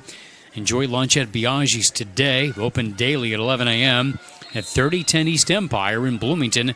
You can visit menus or place an order for curbside pickup at Biaggi's.com. Now we saw what Wheaton did against Carroll and against Augustana. And really significant margins of victories in both of those games against teams that Illinois Wesleyan will probably be very competitive with. Doing the same thing to the Titans here this afternoon now as we get into the third quarter. Will Naza on the return out to the 29-yard line on the near side. It was Peter Bertoni on that kickoff, sophomore from Belton, South Carolina. And Brett Dieter on the tackle. With 10:47 remaining here in the third. Titans will go back on the road next week at Milliken, a Saturday night game. 6 o'clock kick from Frank Lindsay Field. As we get to the second half of the season with some true up-for-grabs games in the second half of the campaign. They'll host North Park at Augustana to open November, and the home finale against Carroll the following week. Draw again for Smythe. Looks for a hole, burrows through on the left, and gets just across the 30 for a gain of 2. Yeah, Titans have to do something to slow down that pass rush, and right now that draw is the only option they've got. Obviously not getting much yardage right there, but you got to do something to be able to slow Wheaton down up front. And with limited options right now, Dermot Smythe is the best way to do that. Just hope that he's going to be able to get through the day with no injuries going forward, as you mentioned, some very winnable games coming up over the next several weeks for the Titans. Temporary stoppage of play as they reset the football or get a new one. Place the ball at the 31. And that was the concern coming into this year that Coach Williamson had raised, is all the body blows that your quarterback is taking while scrambling 15 to 20 times a game. Throws a lob to the far side. Kruzek. Naza, that is, over the shoulder. Beautiful catch. And out of bounds in Thunder territory at the 36-yard line, a 33-yard strike. That really difficult catch that time by Will Naza. That was a well-thrown ball though by Dermot Smythe. You've got the defender, and then you're also dealing with the sideline right there. Really well-thrown ball. That's a tight window to be able to squeeze that one into. Did a really nice job right there for a first down. Mark it to the 37-yard line of Wheaton, that is. As they go right to left, down 49-7 here early in the third quarter. As Naza goes into motion, a trio on the left side.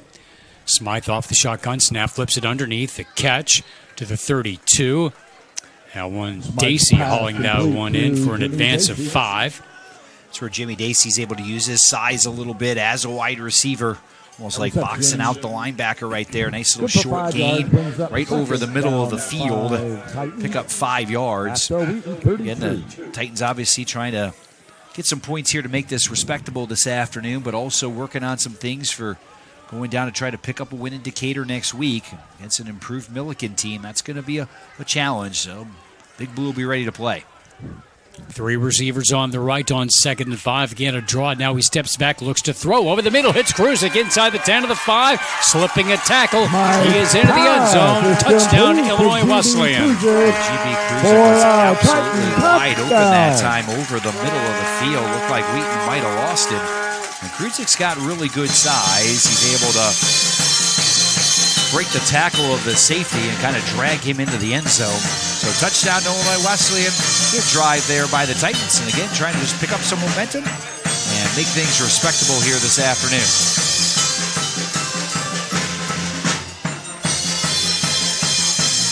And now at the extra point. Here it's Lack Sullivan. And it is up and good to make it 49-14. Smythe with his 10th touchdown pass of the season. Kruzik his 3rd touchdown reception on the year. A good quick drive. They go 71 yards in 4 plays to now reach double digits. Well, let's see if that'll establish some momentum now here for the Titans a little bit. Maybe a little bit of confidence as things had slipped away in that second and early in the 3rd quarter. Touchdowns, maybe get the defense going just a little bit as well. And really, this is where Wheaton's been really good, though, so far today, has been on the special teams. Kick returns, covering kicks, punt returns, covering punts. Saw a blocked punt as well out there. Kick return for a touchdown. They have really dominated the special teams aspect of the contest, and that's led to extra scores on the board there for them.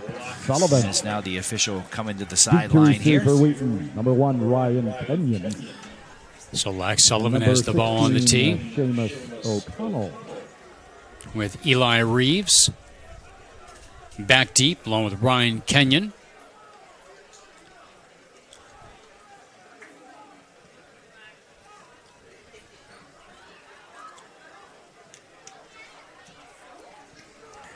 Official having a conversation with Tony Robbins on the sideline. Not exactly sure what that was all about, but here we go. Sullivan on the approach, descended from right to left under a picture-perfect cloudless sky here in Bloomington. Into the end zone, it lands 3 yards deep. Sullivan and goes into the end zone for a Reeves touchback. will let the ball bounce through the end zone for the touchback. That will take the ball out to the 25-yard line. The Thunder offense, when not playing the 2 top teams in the country, has been dynamic this year. 50 points against Augustana. 61 against Carroll without their starting quarterback. Forcucci, the quarterback for that game, is out on the field now. As they start here with a 49-14 lead, is Seamus O'Connell, senior from Long Grove, Illinois, taking over at the 25-yard line. They go to the ground on 1st and 10, as it looks like Forcucci's day wrapped up after a tremendous 5-touchdown performance. Malachi Jones there, the carry for a gain of 2. Forcucci, 17 of 21 passing, 226 yards, 5 touchdowns, and 1 interception.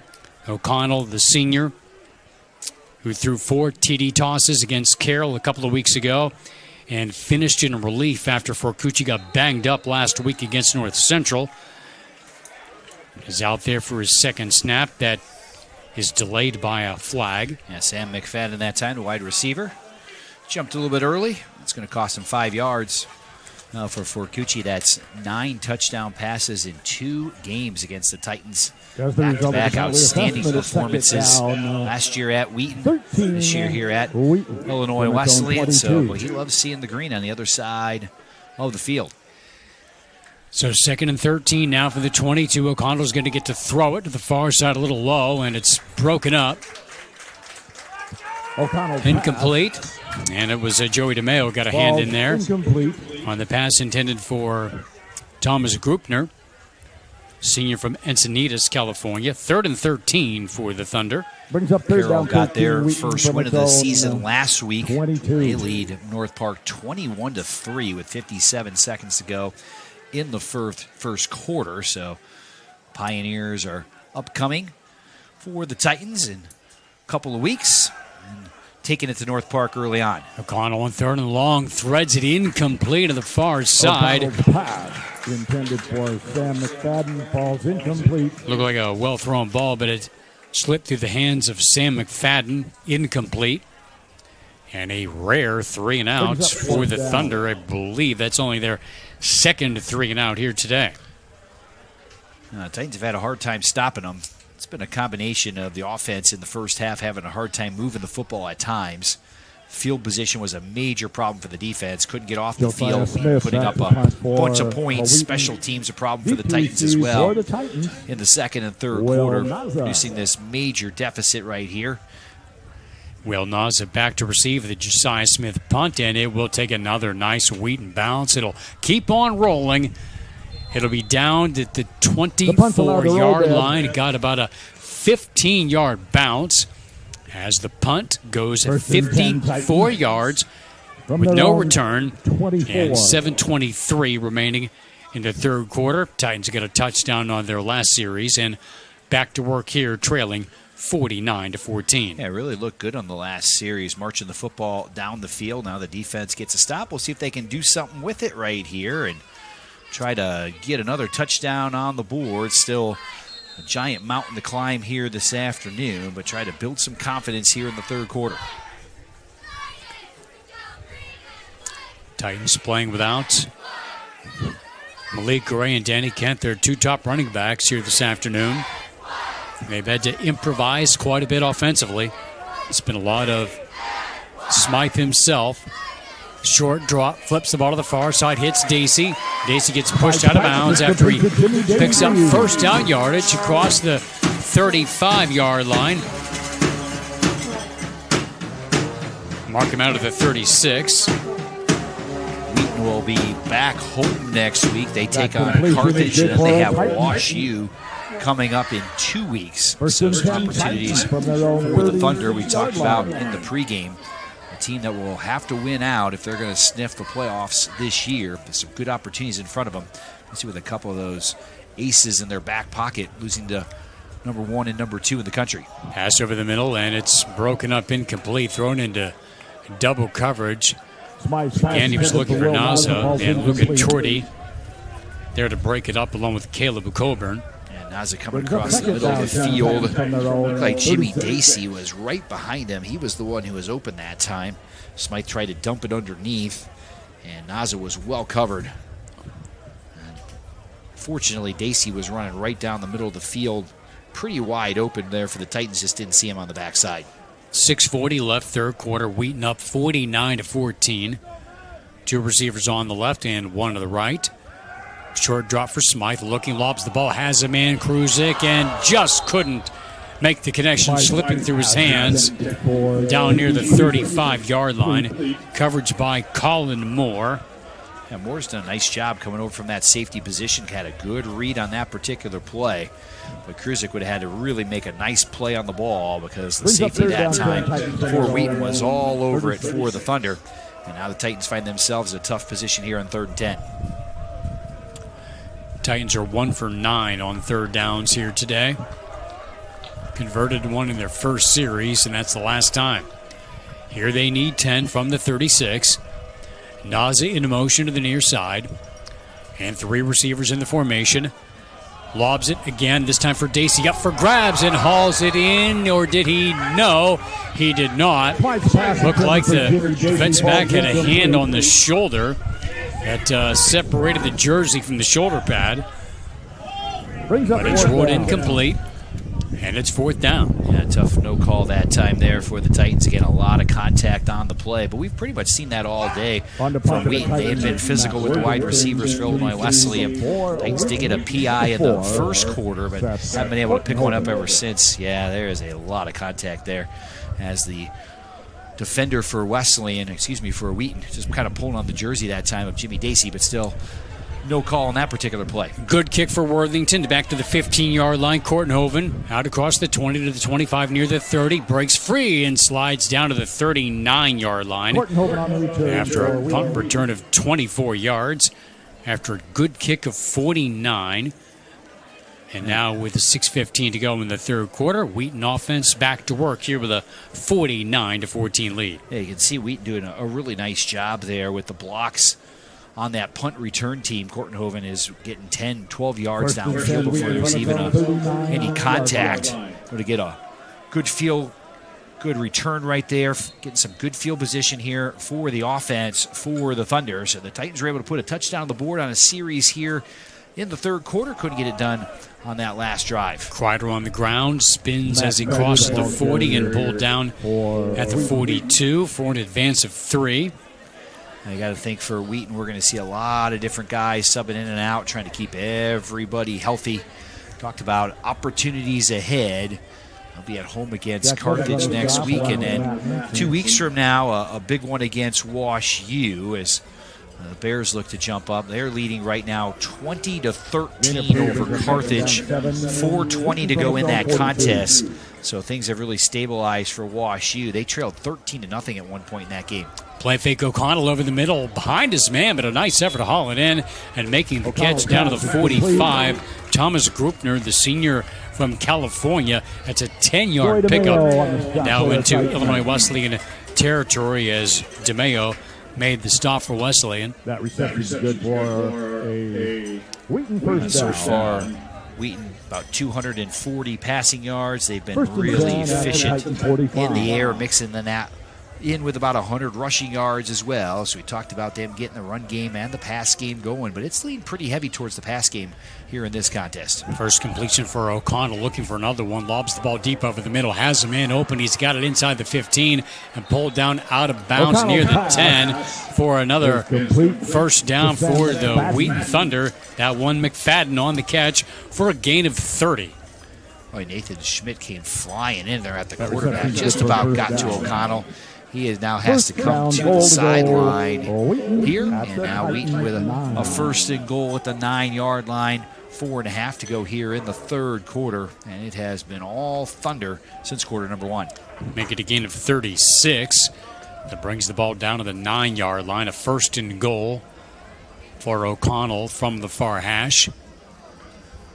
Taking the snap, looking under pressure, forced out to his right, looking, he's going to tuck it away, runs inside the 10 and pushed out of bounds, short of the 5. James O'Connell, the ball carrier. John DiGustino taking him out of bounds for a short pickup. John DiGustino. Second and goal. Roll out that time for O'Connell. Nothing open downfield. Just try to get as many yards as you possibly can. Got it down to the 6, so not a bad position here now for the Wheaton Thunder. Brings up second down, goal to go. Ball between the tackles here and play power football and try to find the end zone for another touchdown this afternoon.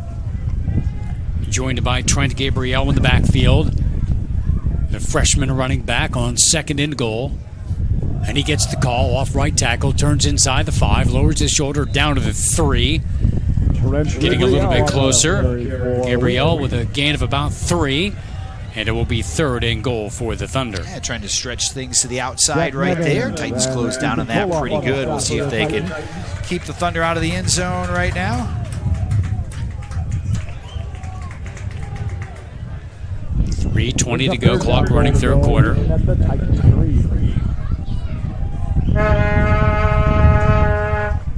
O'Connell with Gabriel to his left. And just behind him, 3 receivers in the formation.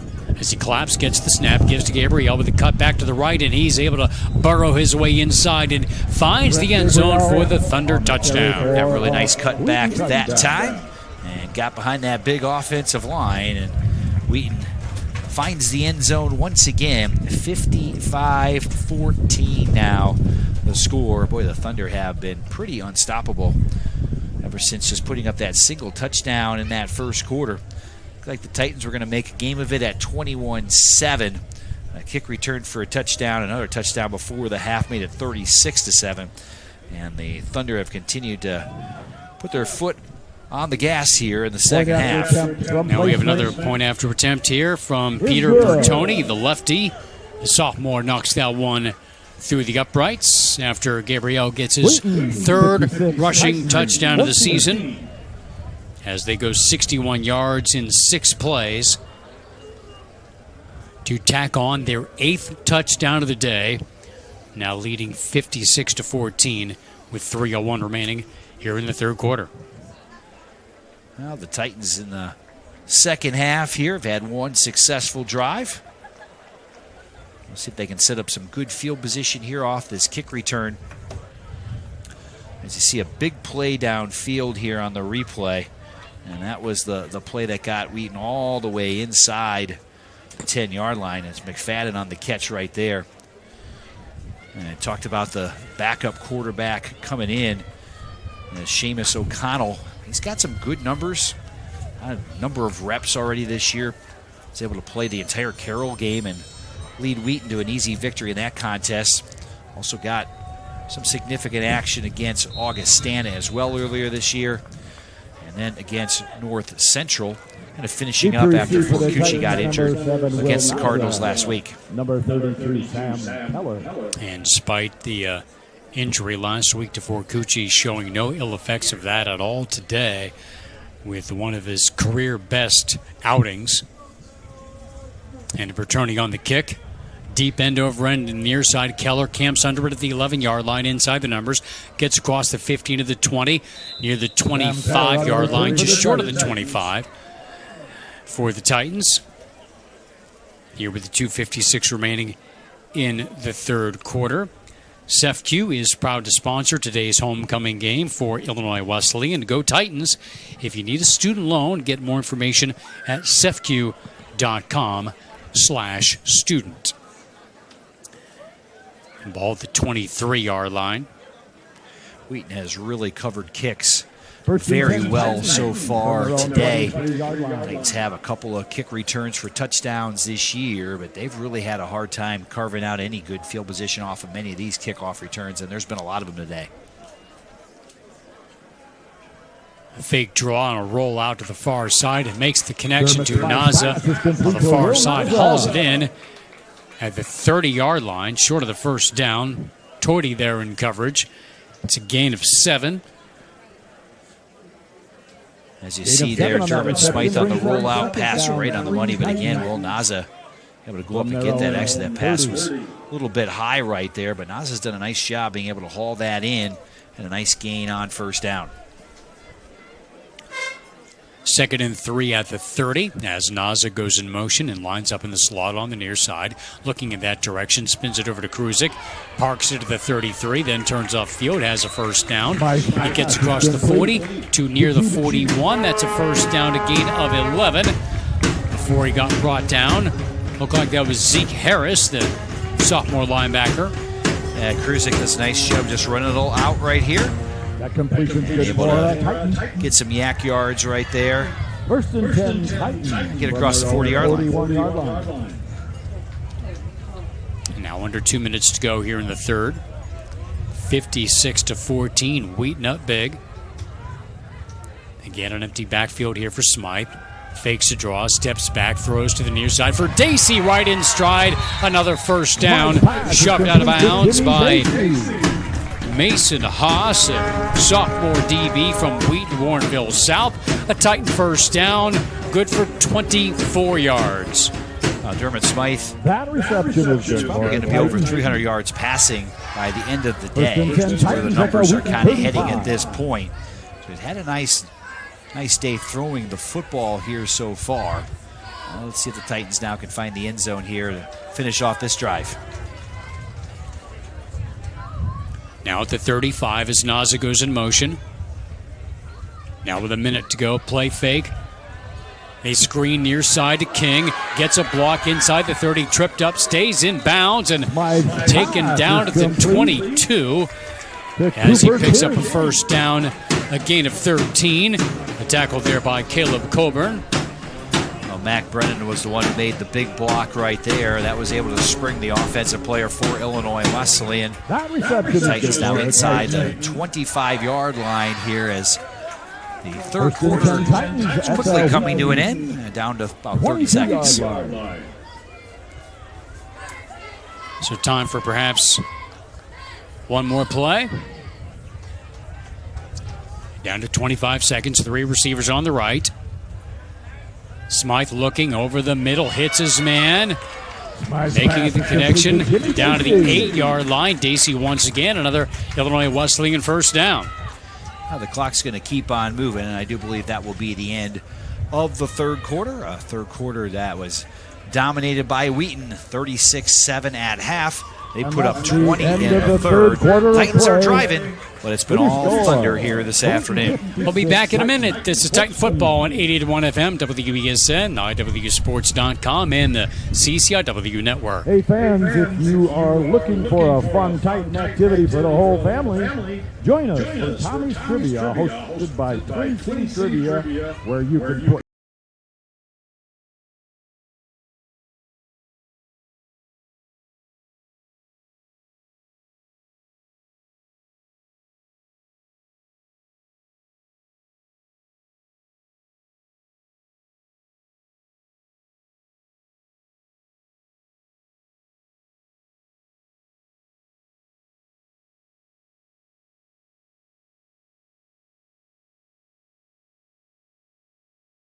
When competition for the best jobs is fierce, how do you set yourself apart? Experience? An education? Yes, but not just any education. At Illinois Wesleyan, we prepare graduates who break through the noise, who run the boardroom, the classroom, the lab, the stage. The best college for jobs in Illinois is right in your own backyard. Reach further, dream bigger, and break through at Illinois Wesleyan University.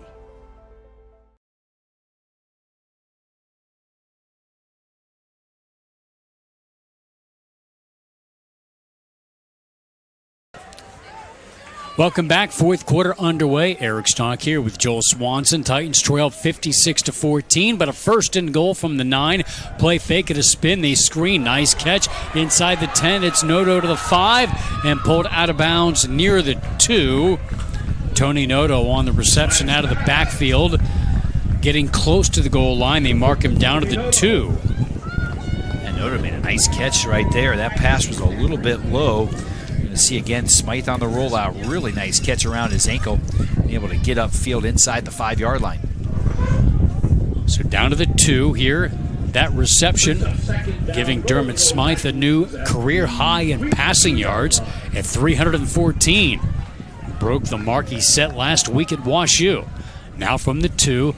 Man in motion to the near side, a draw, looking for a hole, cuts through to the left, and Smythe is into the end zone for the Titan touchdown. I've seen the Titans pretty effective with that play near the goal line. Smythe able to take it in. Once again, Illinois Wesleyan pushes their 20th point across the board. Trying to add an extra point right now. And trying to get the third touchdown. You can see Smythe finding a little crease right there and finding the end zone. So another 3-touchdown day for Dermot Smythe. 1 through the air, 2 on the ground. As we wait the extra point here from Sullivan, and it is up and good. 56-21 here in the opening minute of the fourth quarter as Illinois Wesleyan goes 77 yards in 7 plays. And the second rushing touchdown of the day for Smythe, giving him 5 on the ground this year. And even though these points here are somewhat cosmetic, you get the feeling that if they have to do this more as the year goes on, we hope not. We hope that they have a full stable of running backs by next week. But they're really seeing what they can do with a fairly one-dimensional offensive attack. And the numbers are starting to look pretty good, even though some of this is happening in the later stages of a lopsided game. Yeah, you certainly like to have that balance between the run and the pass. Coach Williamson emphasizes it every single week. Quick update, 25 seconds to go in Kenosha. Carthage has tied the game. They have tied Wash U. It's 20-20 with 25 seconds to go in the fourth quarter. So we'll see if the Firebirds can pull off the maybe the first big surprise in CCIW play this year. Reeves with the catch across the 10 to the 15 to the 20. And just past the 26-yard line. It's on the return for. And down at about the 26.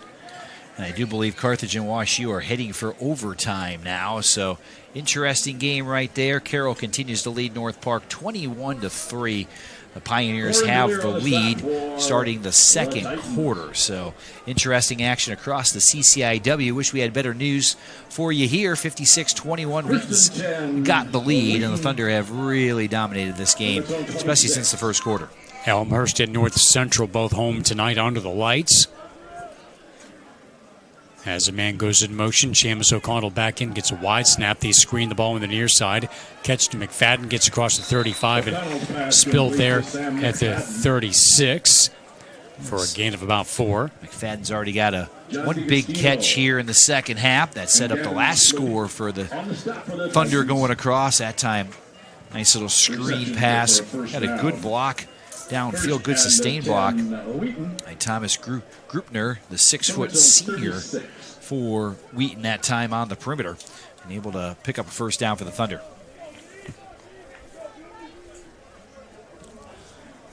O'Connell now with Jones to his right on first down from the 36. Again, Jones up the middle, claws his way forward to about the 40 for a 4-yard gain. The numbers so far through 3 quarters don't look too bad. 381 total offense for Wheaton, 349 for Illinois Wesleyan, but probably doesn't take into account quite a bit of difference in field position here so far in this game that the Thunder have enjoyed, but really have earned as well through really good special teams play. Good defense, setting themselves up in good spots, and the Titans really desperate to make something happen on the offensive end and have primarily had to go to the passing attack. Flag down, free play. O'Connell roams to the far side and slipping one tackle, unable to pedal out of bounds. He gets a first down on the scramble at about the 45-yard line. Looked like it was an early start against the Titans. We saw them do that a couple of times last week against WashU in a game that came right down to the wire in that contest against the Bears. Illinois Wesleyan getting that onside kick, another score to make it 42-40. Tried an onside kick late in that contest, couldn't come up with it, and the Bears ultimately were able to run out the clock and run out the hopes for Illinois Wesleyan last week.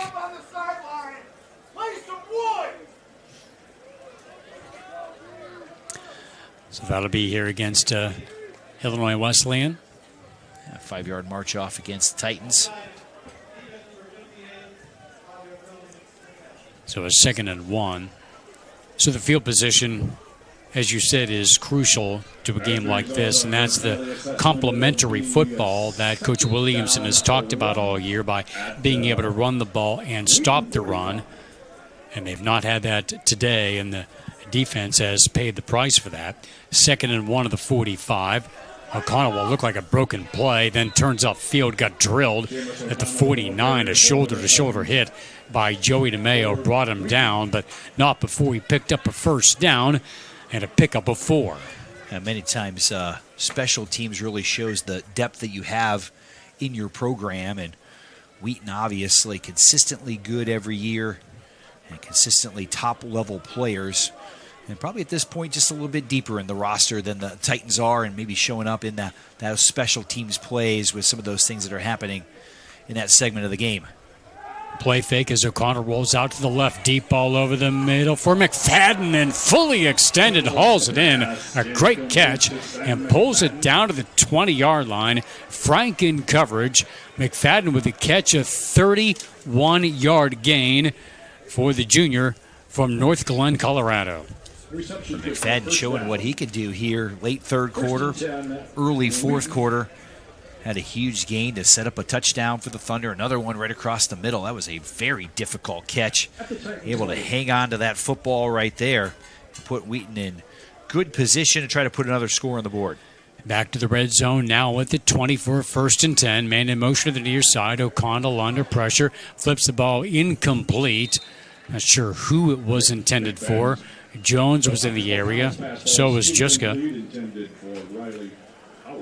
And there's the catch by McFadden, extending up over the top of the defender to haul that one in. Really well done We'll see if that's going to pay off in a touchdown here for Wheaton. Brings up second down 10. Second and 10 at the 20. 11:09 left. A 56-21 lead for the Thunder. Two receivers on the left. Fade to the far side and overthrown. Looking for McFadden again. This will be the most points the Titans have given up to Wheaton since 2021. That was when the Thunder pummeled the Titans. That was a game in Wheaton. 72-7 was the final in that one. The offense has been better, though, putting 21 points on the board. And here this afternoon with 11:04 to go. And certainly field position, special teams have been an issue. And the defense has been on the field quite a bit here so far in the contest. The Thunder have taken advantage of all those things. Thunder 4 for 7 on third downs here today. Two receivers on the right, one on the left. Short drop play, fake lob, far side, single coverage. Back to get it, incomplete. It was Frank in coverage. Did not quite get turned around on the pass for McFadden. No call on that. Titans perhaps get a break, and it's 4th and 10. I said the Thunder are going to try a field goal right here. Lefty kicker coming out. On to attempt a field goal. So this is Peter Bertoni. 37 yards. Sophomore trying it from the left hash, a 37-yard attempt. His first field goal try of the season. From the left hash, Josiah Smith the hold, the kick, plenty of distance, and it is up and good. So they settle for 3 on the 37-yard kick. A drive that goes 49 yards in 7 plays. It's now 59-21. Thunder on top with the 10:53 remaining. McFadden made another big catch there for Wheaton to get them down into scoring position. Thunder finished that one off with a field goal and extend that lead over Illinois Wesleyan here in the second half. Now the Titans will head on the road next Saturday. 6 o'clock kickoff against Milligan.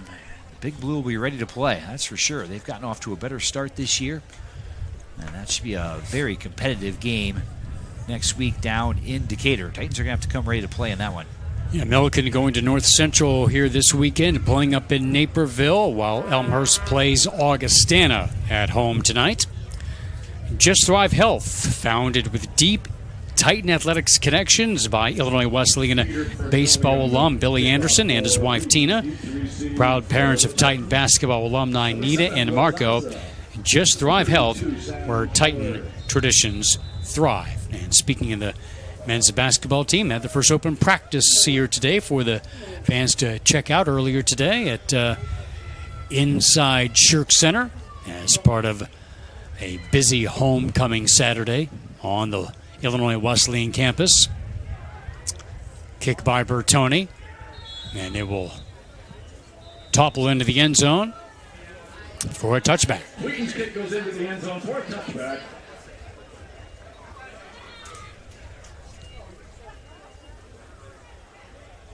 First and 10 Titans from their own 25-yard line. So Dermot Smythe with 3 touchdowns today, 1 through the air and 1 on the ground. A career high in passing yards at 314.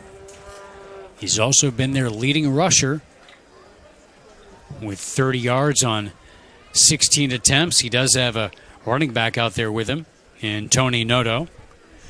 Looks like Carthage has taken the lead in overtime, 23-20 over WashU. The Bears will have the ball for the first time, so we'll keep you up to date on that. That would be a significant upset in the CCIW.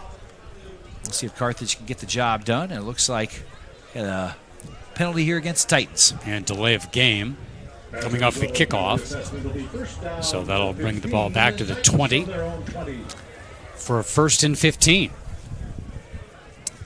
We got 2 receivers on the left and Noto in the backfield.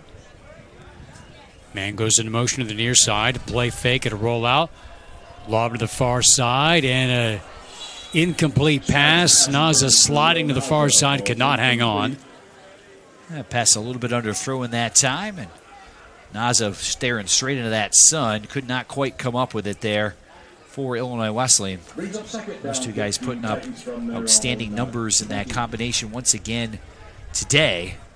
And kind of picking up right where they left off against WashU last week. Naza has 6 catches for 70 yards. Dacey leads them with 8. He and Kruzik are both over 100 yards in receiving today. 2nd and 15. Quick hitter over the middle, incomplete. He was looking for Naza, but Smythe had to unload, got drilled to the backfield as they had a boatload of pressure coming. First one there was Ethan Brunner, sophomore from Glen Ellen. Yeah, nothing Dermot Smythe could do right there. The pressure is coming right in your face as a quarterback. That's where things get really difficult.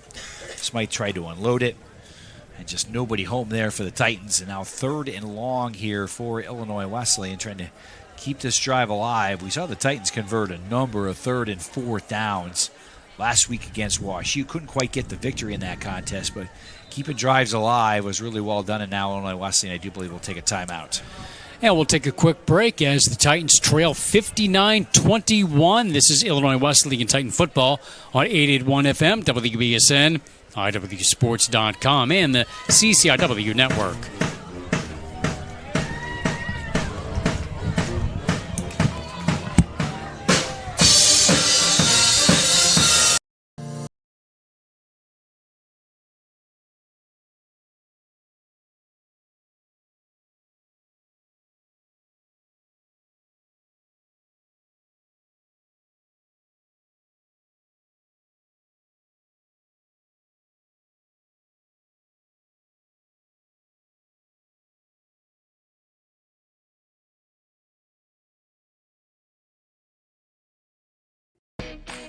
Why is Illinois Wesleyan the #1 school in Illinois for jobs?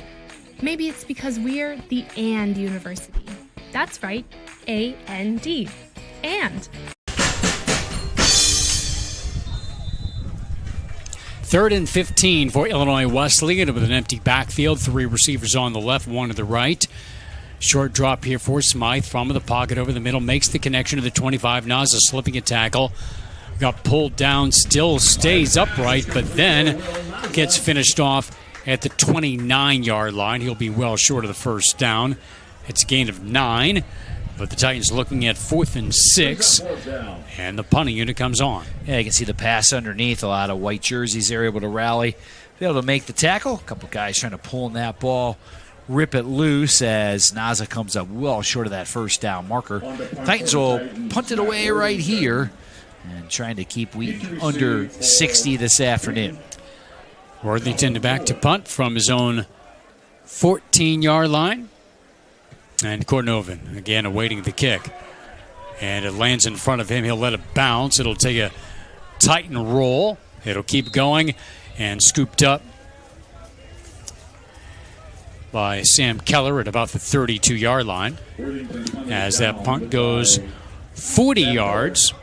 With no return, and with a 9:49 to go in the 4th quarter, Wheaton football leading 59-21. Wheaton comes back home next week, for the next 2 weeks, in fact. They'll host Carthage a week from today, then WashU, and then they go to Elmhurst, and wrapping up with the Milliken and North Park. WashU just kicked a field goal, so they're going to a second overtime up in Kenosha. Play fake, flip to the far side. Nice catch. Pulled it up off his shoe tops. It's been a busy second half for Sam McFadden, getting a lot of action, and the junior from North Glen, Colorado, making that catch and turning it into a short gain out to the 38, close to 7. He's had some big catches here as he did get that one right off the turf. Pretty well done. Able to get upfield. Nice gain there on first down. So 2nd and 3 here now for Thunder.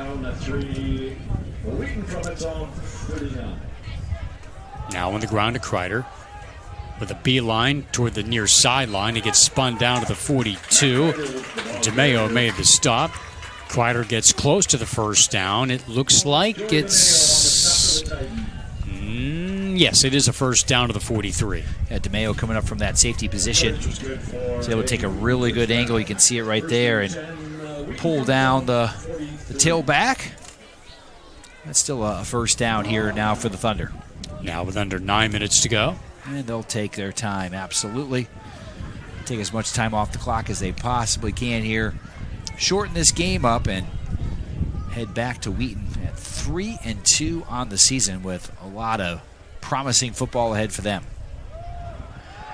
Play fake, O'Connell, near side. McFadden, boy, pulling it up like a Venus flytrap with one hand and whipped that ball down for a completion, a gain of 8. Yeah, that's an impressive play right there.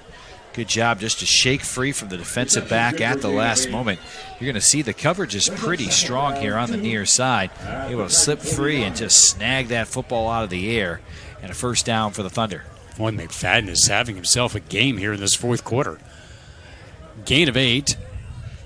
Earlier, the one pass about to hit his shoe tops and pulled it up and turned that into a short gain, and now it's Kreider up the middle for a first down, getting into Illinois Wesleyan territory, down to the 37. That's a gain of 14 for the Thunder. Kreider had that big 49-yard touchdown run in the third quarter. Now he'll take a break. Maybe possibly might not see him the rest of the afternoon, as Thunder with another first down here and trying to put some more points on the board. Clock ticking, 7:12 left in the fourth quarter. 59-21 Thunder with the lead. Tight end going into motion now on the ground here. And a short pickup. Gabriel got cut down in the backfield. A loss of a yard. Looked like that was Jack Nevins. And you can see stepping up right there, making a really nice play on the ball carrier. Really good tackle. No gain on the play, brings up second down. It's a loss of a yard. Now second and 11 from the 38 of the Titans. Now McFadden goes into motion to the near side for O'Connell. As he awaits the snap, they get it off of the play clock down to 5. O'Connell with a rainbow to the far side, incomplete. Now it's broken up by Chandler Weston, freshman from Fishers, Indiana. Yeah, nice job right there by the freshman getting a hand on it. See a lot of air under this football right here. Able to come over the top, get a hand on the football, and knock it away. 6:21 left. 59-21. Titans trail as the Thunder line up for a third down and 11. Sander Carroll, junior receiver, in for the first time. Now lines up on the far side after going into motion. O'Connell with a play fake, going underneath, bobbled incomplete. And again, it was Nevins in coverage. Pass intended for Luke Crawford, sophomore from Santa Barbara. Yeah, pretty well covered that time by the Titans. That was a small window to be able to throw the football into. Couldn't quite hang on. And we'll see the Titans get a stop right here. Wheaton probably in 4-down territory at the Illinois Wesleyan 37. Their first fourth down try of the game. They're 4 for 7 on fourth downs this year. O'Connell looking to throw, lobbing far side, incomplete. Looking for McFadden, and it was incomplete. Broke it up. And it looks like the Thunder are going to punt the football away here. So the Titans get a stop. Well, that was fourth down right there. Yep. So Illinois Wesleyan will get it.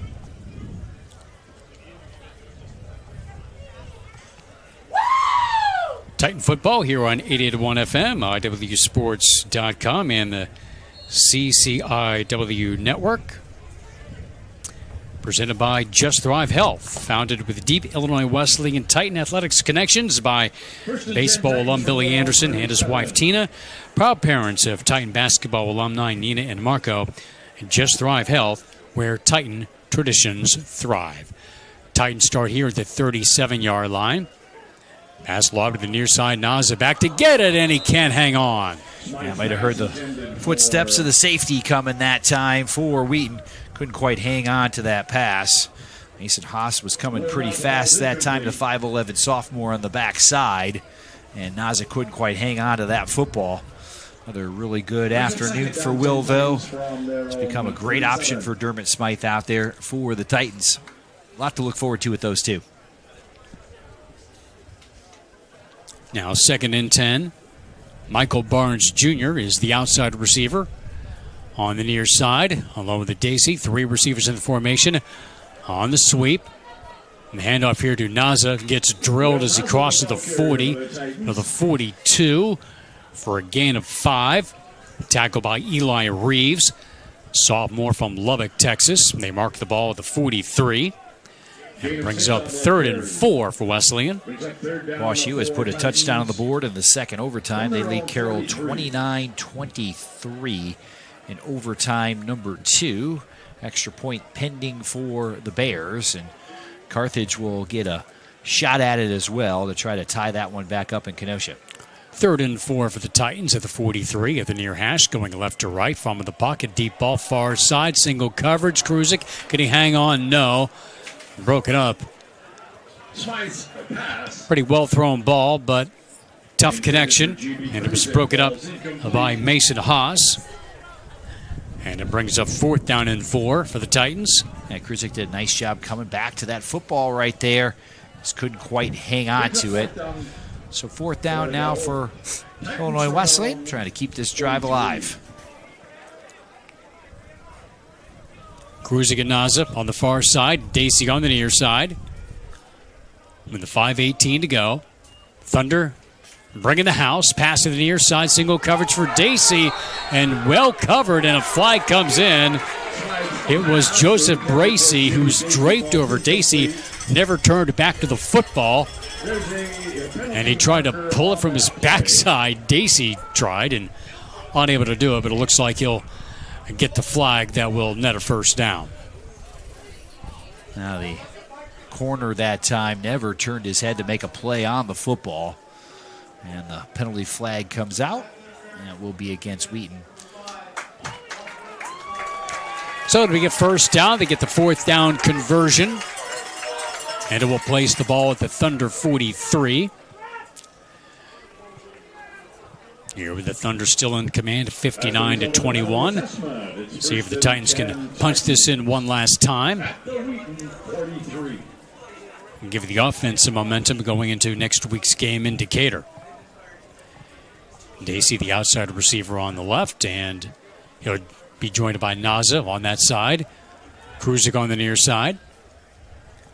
Now Tony Noto in the backfield. And it's a play fake. Tim pass over the middle. Pass tipped and incomplete. Smythe's pass is back down at the line of scrimmage. It's the 2nd time a pass today from Smythe has been tipped at the line. I think Jordan Johnson got a piece of that one that time for the Thunder. As Johnson, a 5'10 junior defensive end for Wheaton. 2nd and 10 at the Thunder 43.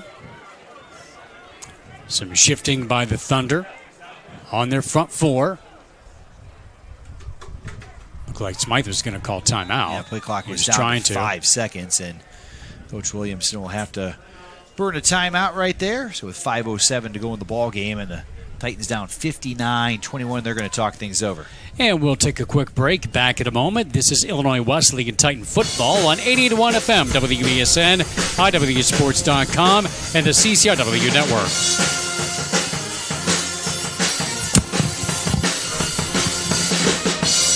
If I lose, I'll respond with respect. If I win, I'll back it up with humility. If I fail, I'll rise up with honor. It's tough for us to put it all on the line. Don't undo my hard work with poor sportsmanship. Respect. It's the name of the game.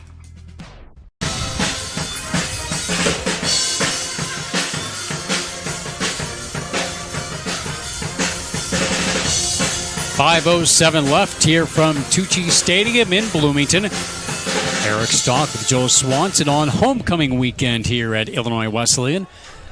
Titans with a 2nd and 10 at the 43 of the Thunder.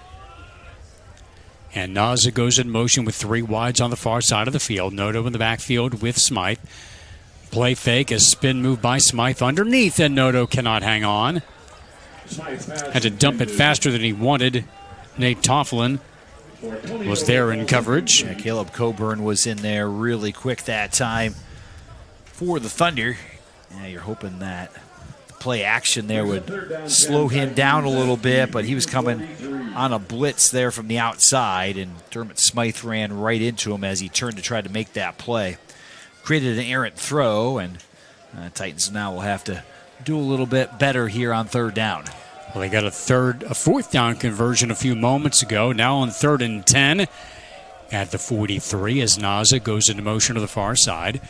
And Smythe takes the snap from the pocket behind Kruzik. Nice effort, but cannot hang on. Incomplete. And it's 4th and 10 for the Titans. Just under 5 minutes to go. They'll need to get to the 33 of the Thunder. It's a good defense that time by Wheaton, as Mason Haas that time was able to make the play for the Thunder. Kruzik couldn't quite bring that one in. Let's see if Titans can pick up a 1st down here. And if not, Wheaton will probably just try to run the clock out here under 5 minutes to go with a sizable margin. Titans have converted their only 4th down. Did it on this trip on a pass interference. Deep ball near side. Kruzik back to get it, and looks like it was incomplete. It was intercepted, I think. Yes, indeed it was. It was picked. Nate Tofflin getting the INT on the deep throw and double coverage. And just back there playing that safety position right there. Just the right place. Now Wheaton will have a chance to be able to run this clock out here with 4:51 to go in the contest. From its own 13.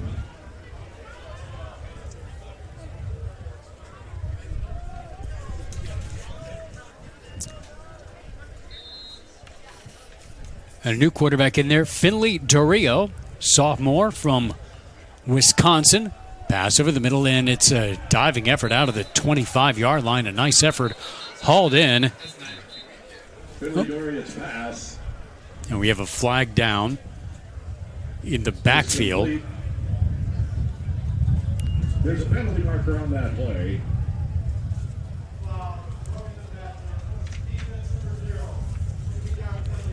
So a personal foul for a roughing the passer that will tack on 15 more yards. They'll take the ball out to the 40. As a result of the penalty assessment, it's 1st and 10. Dorio, the quarterback, sophomore from Combined Locks, Wisconsin. That's a 12-yard gain plus the penalty. Yeah, he went to Kaukauna High School. Play fake and a rollout.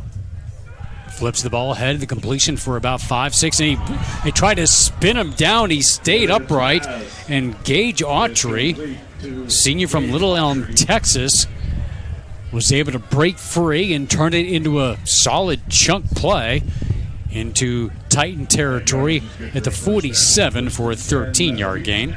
Yeah, nice job spinning out of that tackle, be able to get upfield. Clock now down to 4 minutes to go here, and you can see Wheaton just taking their time, getting that play in, just trying to burn this clock out here to finish off their 3rd victory of the season. Now they go to the ground to Gabriel. And between the tackles, it gets inside the 45 to the 44. Gabriel gets about 3. Gabriel, the senior, had a touchdown earlier in the second half. With this victory today, this will be 6 in a row now for the Thunder over the Titans. As that matchup kind of went back and forth for a while, but the Thunder have gotten certainly the upper hand in recent years. Yeah, Titans had won 2 in a row in 2017 and 18 in their CCIW championship years. Pass batted up into the air off the plate, fake up for grabs, and he can't hang on. Boy, nearly intercepted. The ball deflected to the line of scrimmage. Ethan Koloff, junior from Antioch, went up to try to get it and could not hang on. And Nas King was the one who got the deflection. Well done that time by Nas King. The Titans just couldn't come up with it there, and now 3rd and 7 coming up for Wheaton. Now with 3:05 to go, 59-21, the Thunder in command.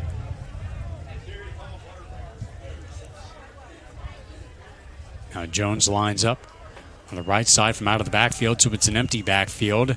Dario is going to scramble. Nice effort of avoiding the rush. He's going to take off to the right side. He's going to get a first down to the 30, 25-20, down the sidelines, inside the 10. It gets pushed out of bounds near the 10-yard line. Looked like they had him trapped, but he was able to escape, got some downfield blocks, and turns it into a 35-yard gain.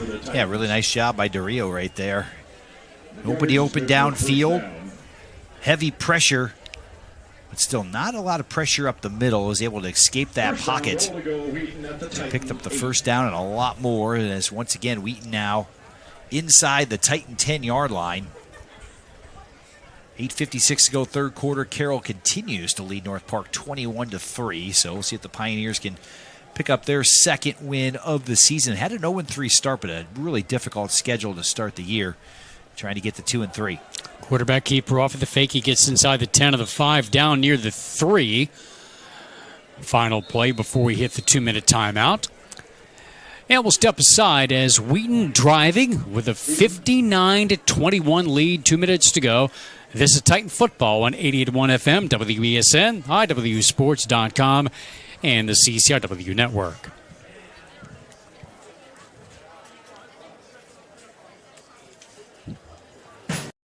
What is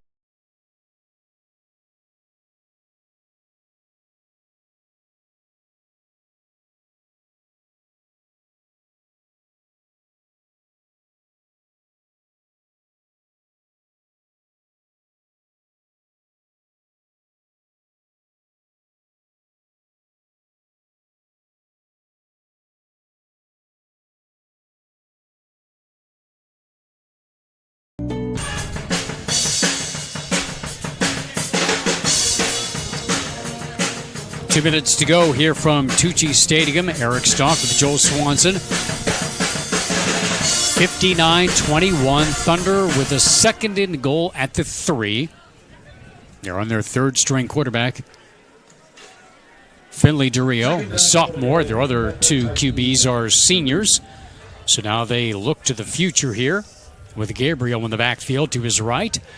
On second and goal at the 3. He calls his own number. Dario got tripped up. He stumbled out of the gate and just does get back to the line of scrimmage before he gets wrapped up by DeMeo.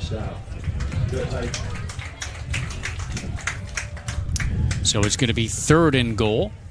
I do believe WashU has held on to beat Carthage 31-23. That game went to 2 overtimes up in Kenosha, but I do believe that is a final now. Try to get confirmation on that in a few moments, but looks like WashU has survived a major scare up in Kenosha this afternoon. That could have been a monumental upset. Now in the carry to Gabriel, nearly got tripped up, but able to squirt his way into the end zone for the Wheaton touchdown. He gets his second rushing touchdown of the day. That puts the Thunder over 60 points today, 65 on the board. Boy, that is a big number. They put up 61 on Carroll earlier this year, 50 on Augustana. So the non-Mount Union North Central opponents have not been able to slow down this Thunder offense in any way, shape, or form, but 65 today here at Tucci. Extra point from Santiago Tucker, their third place kicker on the day this afternoon. And Tucker from Coronado, California. He missed it. No good. Yeah, pulled it to the right that time. So 65-21, the Thunder here with 1:18 to go. So the 3 games in which they were not playing the top teams in the country. 50, 61, and 65. Just remarkable, and against some good football teams as well. Yeah, that certainly Wheaton is going to be a tough out the rest of the way. And they'll be playing really for their playoff lives in the last 5 games of the season. Can't afford to slip up in any way, shape, or form, but already have wins over Carroll, Augustana, and Illinois Wesleyan, some teams that were thought to finish in the middle of the pack. You got WashU coming up in a couple of weeks, and can't look past Carthage, though. Carthage gave WashU everything they wanted this afternoon, so maybe the Firebirds are starting to play a little bit better. Titans took it to them pretty good in Kenosha. So, but Wheaton came in here and just rolled over Illinois Wesleyan. That bounce-back win they were looking for after they took one on the chin, 35-0. Last week against North Central. Peter Bertoni to kick it away. And Titans have a couple of back, including Sam Keller and Chandler Weston. Weston on the near side. Could be his first chance for a return. It looks like it will be indeed Weston. Across the 10 to the 15 to the 20. Gets wrapped up and driven down near the 20 by Eli Reeves. Now with a minute 12 to play in the contest.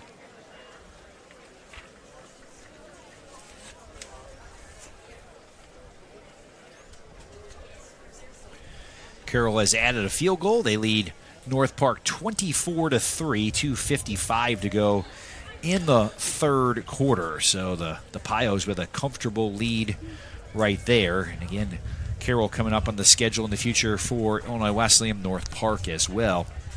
As the Titans have an interesting schedule over the next few weeks, and they're kind of determine kind of where their season goes. The Titans now have their second quarterback in, Chase Mackey, a junior from Normal Community High School.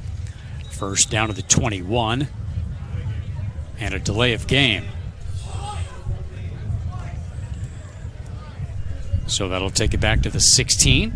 Now the Titans have some great opportunities over the next 4 weeks, very winnable football games. At Milliken next week, 2 weeks from now, back at home against North Park. Then November 1st, they go to Augustana, and then Carroll at home, and that will be that stretch right there. And the Titans will really determine where their football season goes from here. Good scamper there for Tony Noto on first and long. Gets out to the 27. They mark it at the 26, so it's a gain of 10 as we go under a minute. 2nd and 5 here for the Titans. So the Titans might give Chase Mackey a chance to show off that arm a little bit with 40 seconds to go here in the contest. Got one pass back at the Elmhurst game a few weeks ago. Now 2nd and 5. Noto again on the call. And he gets swarmed under. At the line of scrimmage, might have picked up a yard. The flag comes flying into that pile right there, which is going to stop the clock with 28.8 seconds to go in the contest. Sort things out. Hopefully that'll be our last penalty of the day.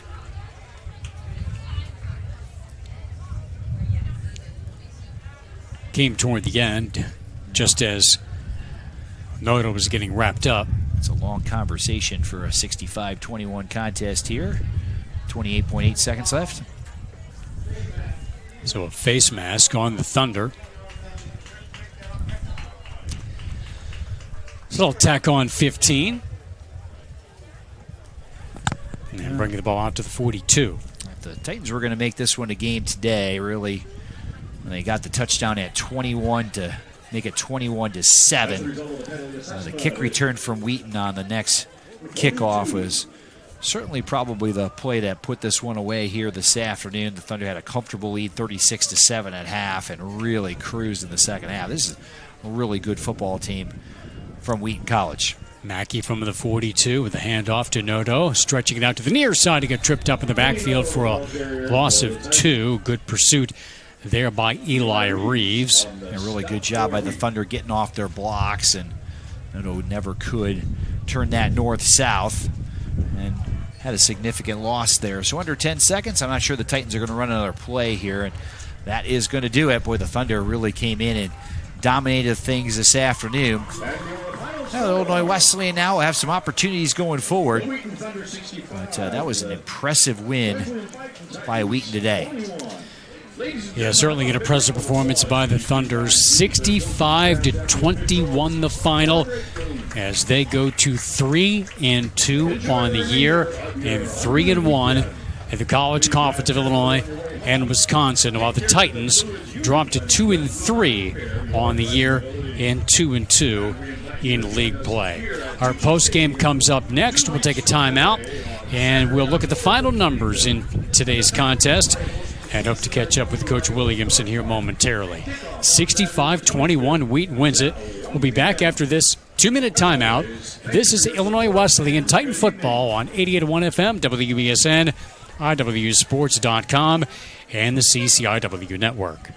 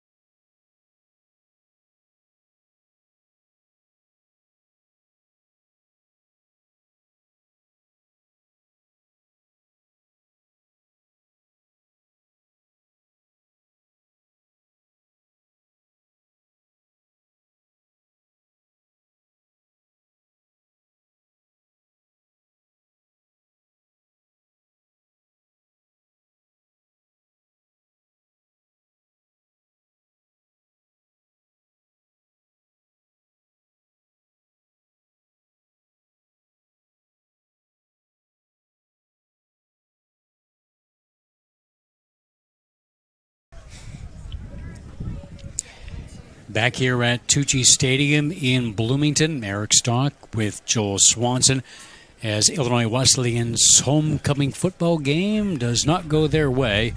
It's been a great week otherwise, but the Titan football team comes up short here against the Wheaton Thunder, the 19th ranked Thunder, 65-21. A statement made by the Thunder today after their shutout loss against the top-ranked team in the country. Yeah, and you kind of looked at the numbers and the games they had played. I mean, the Carroll game, the Augustana game, those are the things that concerned you. That's kind of where Illinois Wesleyan found themselves in the preseason, kind of middle of the pack. Carroll and Augustana there as well, and Wheaton really took it to both of those teams and certainly did that to the Titans today. Illinois Wesleyan tried to hang in that first half. Really, they were going to have to play extremely well just to be able to stay in the game against Wheaton today. Didn't quite work out for the Titans. Field position in the first half really cost them a number of scores, and maybe that window right before halftime in the last 156 where Wheaton's able to take a 21-7 lead, extend it to 36-7, certainly put things away for the Thunder. Wheaton's got a really good football team. Wouldn't be surprised if they run the table the rest of the way. A lot of games still to play, obviously, for that to be able to happen, but they're going to be making that playoff push once again, and my guess is when it's all said and done, Wheaton's going to be probably sweating it out come playoff pairing time, come about the middle of November. Yeah, they'll certainly need to entertain that possibility, but they certainly seem to be well positioned to do so with their only 2 losses against the number 1 and 2 teams in all of Division III football and 3 lopsided victories otherwise. If you're going to have 2 losses, obviously you can't do any better than Mount Union and North Central, and so kind of we'll see that where that puts them, and I don't know if it'll come down to then if you do run the table margin of victory, what you look like against those teams coming down the stretch. But this is a really good Wheaton football team, and they took it to the Titans certainly in that second and third quarter today, opened up a sizable lead, and were able to coast home from there. Let's look at the final numbers as Wheaton amassed 533 yards of total offense. That's the second straight week the Titans had surrendered more than 500 yards of offense. WashU had that last week, 356 through the air and 177 on the ground. As their starting quarterback, who was a question coming in, Mark Forcucci, was dynamite today. 17 of 21 passing for 226 yards, 5 touchdowns, and 1 interception. Seamus O'Connell played a good bit of the second half, 6 out of 14 for 105 yards. Their leading runner today was Matt Kreider, had 11 carries for 96 yards as they ran for 177 yards on 28 attempts.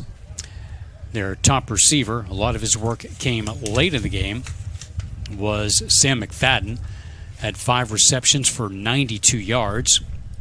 And Seth Korthoven, also with 5 catches for 85 yards on the day. But Ben Juska, the tight end, had 2 touchdown receptions on the day among his 4 catches. And also, Whit Jewett had a touchdown reception among his 2 catches for 54 yards. And the other touchdown catch going to Malachi Jones out of the backfield. He caught 2 for 14 on the day. For Illinois Wesleyan offensively, Dermot Smythe pressed into a pass first, pass second, and pass third offense for the most part without a starting running back out there. Smythe completed 22 out of 48 for 323 yards, a new career high, breaking the mark he set last week. Had 1 touchdown and 2 interceptions. Smythe also was their leading rusher, taking it 16 times for 30 yards. Will Naza had 4 carries for 19, and Tony Noto had 4 carries for 10 on the day. J.B. Kruzik led them in receiving yards with 113 on 5 catches. Jimmy Dacey had 8 for 111. Will Naza, another solid day for him, 7 catches for 79 yards on the day. The Titans had 382 yards of total offense, 323 through the air, and 59 on the ground, but only 2.5 per carry, so still an inability to establish a running game. Yeah, and certainly was going to be difficult not having a starting tailback in there all day today to be able to get that ground game going. I think Dermot did the best he possibly could to make it happen, but you're also playing a really good defense in Wheaton as well, so going to be an uphill struggle for the Titans. It certainly was, but they're starting to find something. But the group of receivers really starting to gel. I think that's going to be really helpful going forward. Obviously, the defense has some questions as we start to move forward, giving up a lot of yards against WashU last week, a lot of yards against Wheaton here today, but a chance to regroup next week going down to Decatur. Milliken's played better this season, no doubt about that. Should be an interesting atmosphere with a 6 o'clock kick under the lights in Decatur. The Big Blue are going to be ready to play, and the Titans are going to have a challenge down there in Decatur next week, but really good opportunities going forward for very winnable football games. And Eric, I think this is what really is going to define the Titan season. We knew it was going to be tough against Central in the opener. A couple of winnable games against Carthage and Elmhurst in week 2 and 3. They got those things done. We knew it was going to be difficult to win at St. Louis last week. That was a loss, and we really knew the challenge was going to be there against Wheaton. As we kind of looked at the schedule to start the year, we knew this 4-game stretch coming up was really going to probably define the Titan season, and that's kind of where we're at. Thought we might be 2 and 3. We're at 2 and 3 right now with that 4-game stretch coming up, and obviously North Central in week 10.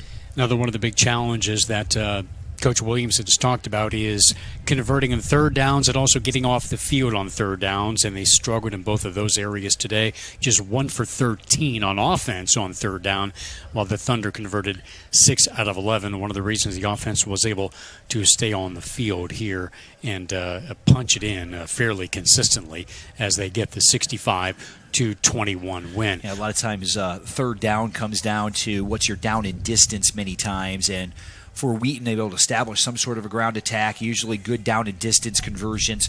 For the Titans, usually long down and distances. That usually leads to a low conversion rate, and that's what they got today. We'll see if that's going to be better next week against Milliken down in Decatur. So definitely some areas to improve on, and I know the total yardage numbers and the number of points that went up on the board, really the coaching staff will not feel that is acceptable. So we'll see what happens. Maybe a better effort, hopefully, against Milliken next week. We'll get back and wrap it up in a moment. This is Titan Football on 88.1 FM, WBSN, IWUsports.com, and the CCIW network. Why is Illinois Wesleyan the #1 school in Illinois for jobs? Maybe it's because we're the AND University.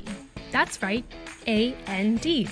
And here you can explore the arts and study in a pre-professional program, double major, and play a sport, do an internship, and study abroad. Your opportunities are endless. Set yourself apart with a degree from Illinois Wesleyan. All right, pay attention. Welcome to Fandom 101. We'll cover the tools of the trade from foam fingers in the wave to the super secret wave. How's that for a course description? Lesson 1, your game starts long before the opening whistle, so arrive prepared. 2, if something piques your interest, raise your hand. And 3, work in groups. NCAA championships, attendance is encouraged, passion is mandatory. Get your seats today at ncaa.com/tickets. Class dismissed.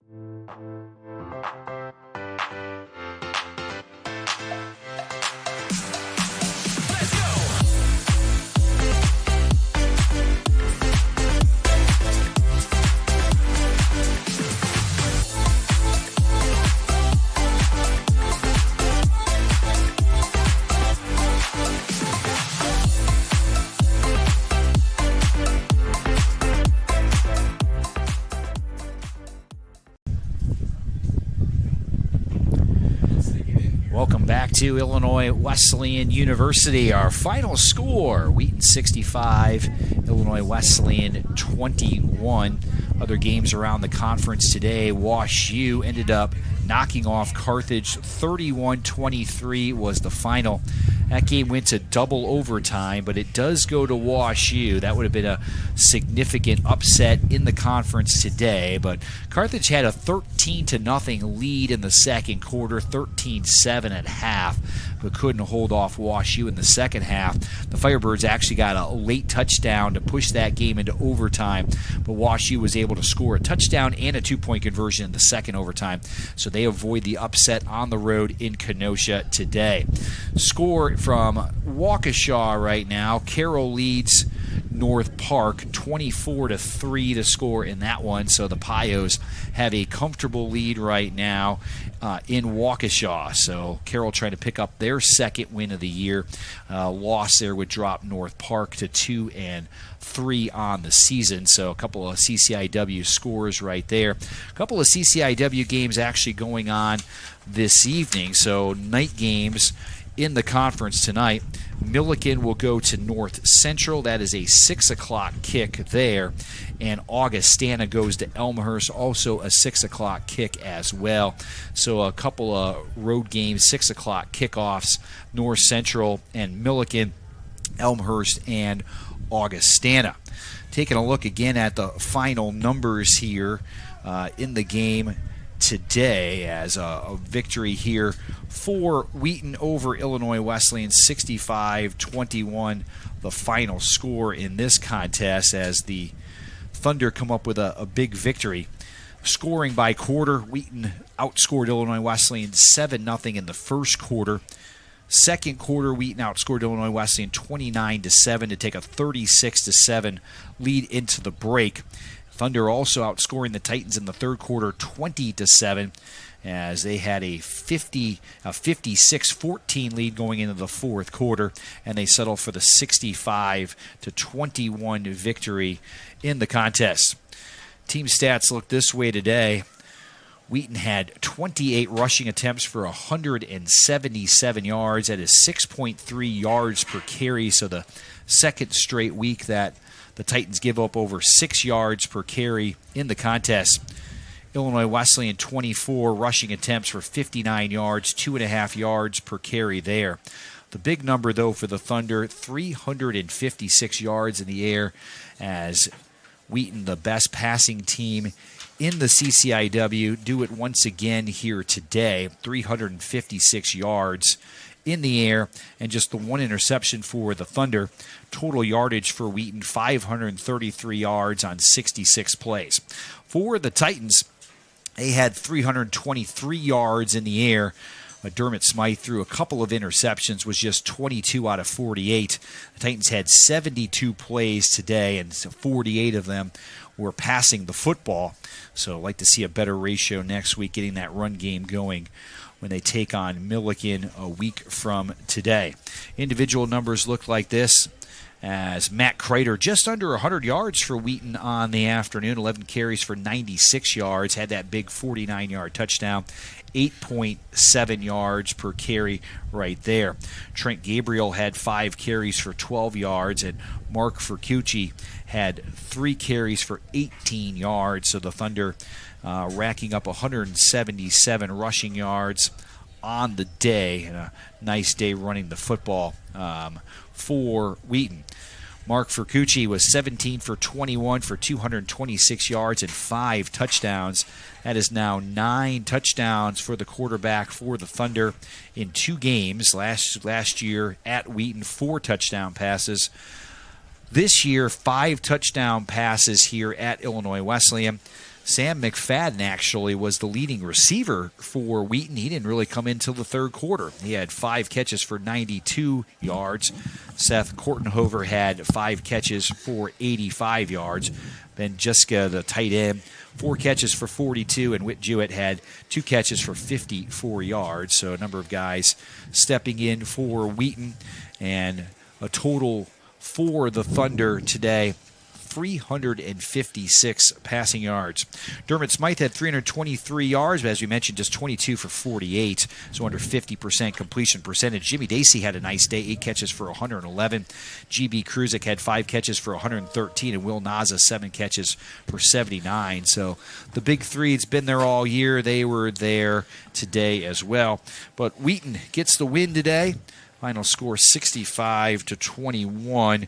Started early, as Whit Jewett had a 22-yard touchdown catch from Furcucci, made it 7-0, and Wheaton kind of pulled away from there. Final score 65-21, and Coach Williamson is here to join us now, and I'll turn things over to Eric. All right, thank you, Joel. So, Coach, a tough one today. It's going to be difficult when you're unable to really get much of a ground game going. Do you feel that kind of set the tone in a negative way today?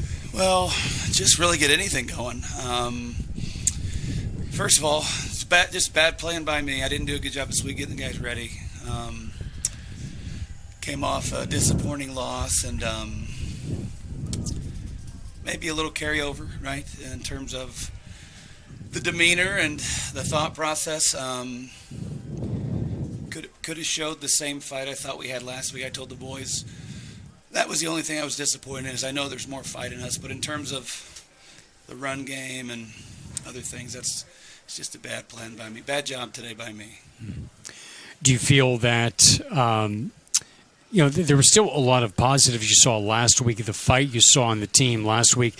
Could it be just a situation where you get off on the wrong foot, you feel like you're not at full strength, a couple things don't go your way, then things can kind of unravel on you? I thought when we lost the momentum was the kick for a score.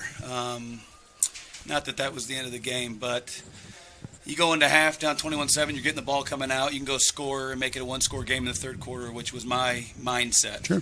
And so when that took, you could probably feel it up here out of the stadium, the juice. That really took the wind out of the sails. And again, we just, you got to be critical on film of, how you're doing things and what you're doing, and back to the drawing board and recapture that fight I know we have, because they're outstanding young men, and better job by me this week and better plan, and we'll get back on the right track. Hey, Coach, talk about the health of your backfield and kind of how you have to plan around that at this point. For sure.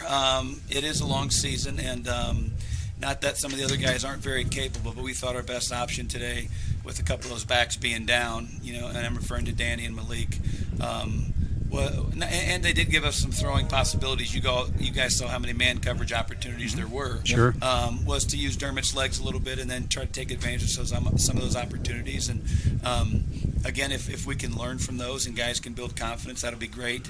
But at the end of the day, just didn't do enough, especially on first down, to have a successful day offensively. Talk about the receiving core. I know Jimmy's now coming back into the fold here, but Will obviously stepping up, GB, and maybe the excitement around that particular group as you're really got a trifecta that's going to be pretty good. Yeah, if we can keep them healthy, and then Michael Barnes is part of that. Yes, really absolutely. The receiver, the H's, a young man, Luke Vetter's doing so much as a freshman for us.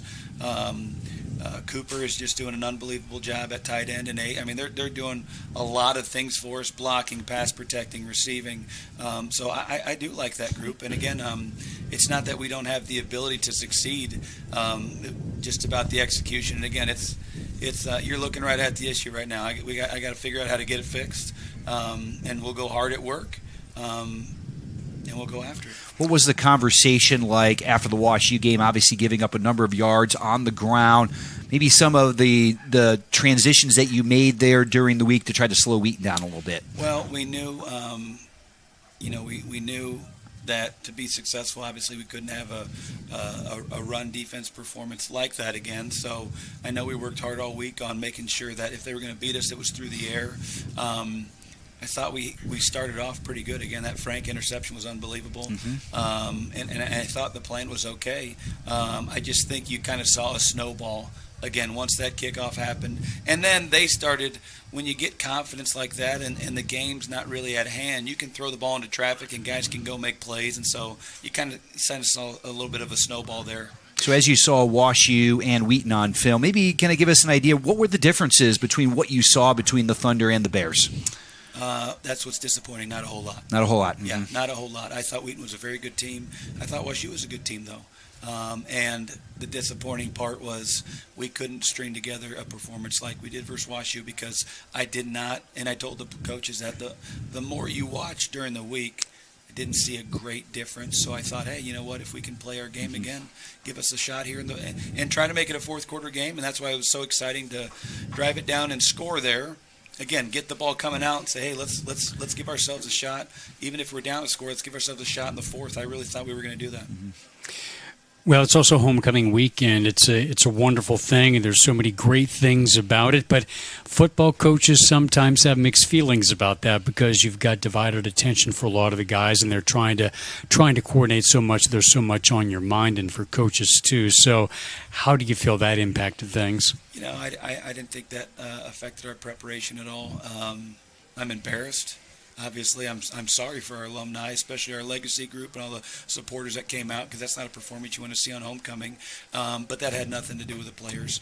Our players, I thought, were focused this week, and it wasn't like there was a dance, there was a king and queen, not some of the high school stuff that maybe can distract you sometimes. I thought the guys were focused this week, and I don't think, outside of, again, wanting to have a better performance for the great support and the great people that showed up here. I mean, do you see the tailgating in the parking lot? It was unbelievable day here outside of what we put on that field. So that's why I'm disappointed and embarrassed, because I know so many people have given time, money, and effort to come here, and we just didn't put our best foot forward. Could you talk about the legacy group for just a moment? It was really the first time we had somebody come up that was really talking about it, and maybe the excitement that is built from that group. It's unbelievable. So obviously 2 coaches for that many years. There's 2 large alumni bases, and the goal was to try to bring those groups together. Yeah. And the Coach Larson alum, the Coach Esch alum, we had Brian Rooney and his son, or his dad, John Rooney, both from both eras, come talk to the team yesterday. Coach Savonar, Chris Basilian, and many of their teammates and friends have really put a lot of time and effort, and again, their hard-earned money into getting that group going. And their support has been unbelievable.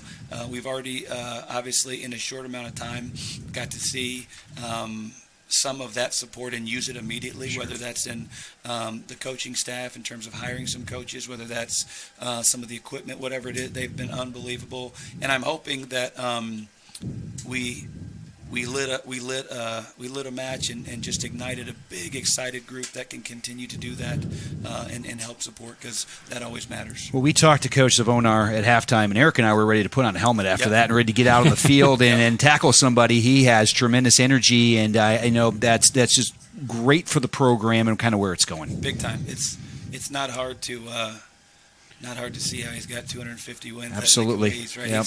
His passion, his emotion, his enthusiasm, very genuine man too, and that whole group again has been so supportive. So I'm hoping we can continue to build and work. We've had events with people attend them. Those people made Illinois Wesleyan what it is, and why people want to come back for homecoming, and we want to keep getting people together. And not always for working on a big project, just to get together because their stories are why our players are what our players need to hear and our recruits need to hear to say, I'd like to be part of that. So you flip the script now. You go from homecoming to the big rivalry game, an hour down south, and taking on the Big Blue a week from tonight. Yeah, we got to flip the script pretty quick. I can't mope. I can't feel sad for myself. I got to grab the iPad tonight. I have to write a bunch of notes and watch a bunch of film. And get after their film tomorrow. Anytime you play on the road in the CCIW, it's a challenge, and we got to be resilient. We got to bounce back. Mm-hmm. We appreciate the time and try to enjoy what part of homecoming week you can, given the outcome today. And good luck with preparations next week. We'll look forward to seeing you next week in Milliken. Yeah, thanks for everything you guys do. I appreciate Thanks, it. Coach. Have a good weekend. Yep, Thank you. You as well. Coach Jared Williamson, our post-game guest here today, as Illinois Wesleyan comes up short here on homecoming, 65-21. Yeah, and I think Coach hit the nail right on the head. That kick return was certainly a tough blow to the Titans right before half. And the hard thing, I think, for Illinois Wesleyan as well, not only did they give up that score, but they gave up another score after that. Now you go in down 36-7, and boy, it's awfully tough to come out in the second half. But as we mentioned, you got to flip the script. It's the 4 in a row right here that will define the season for Illinois Wesleyan, and they've got 4 very winnable games coming up, and all of them are going to be very competitive. North Park, Milliken, Carroll, Augustana, those are all games the Titans can win, but they're going to have to play good football to win those football games. It's going to start next week against Milliken. Looking forward to it under the lights. I'm not sure I've ever done a night game at Milliken, so it should be a lot of fun. We have not. First one. Yeah. Next Saturday at 6, our pregame begins at 5:30 from Frank Lindsay Field. We thank our homecoming crew here today, everyone who helped on the broadcast: Cody Busco, Lola Avila, Ellie Moore, Sam Byrne, Caleb Swanson, Matt Sossler, and Tyler Wilson. Caden Darby in our WESN studios here on the campus of Illinois Wesleyan. And thank you to Tyler Wilson, who had a ton of work in today. Oh, gosh, yes. Really tough homecoming day, so kudos to Tyler for putting this all together. For Joel Swanson, I'm Eric Stock saying so long from 2G Stadium. Again, our final score, Wheaton College 65, Illinois Wesleyan 21. This has been Illinois Wesleyan Titan Football on 88.1 FM, WESN, IWUsports.com, and the CCIW Network.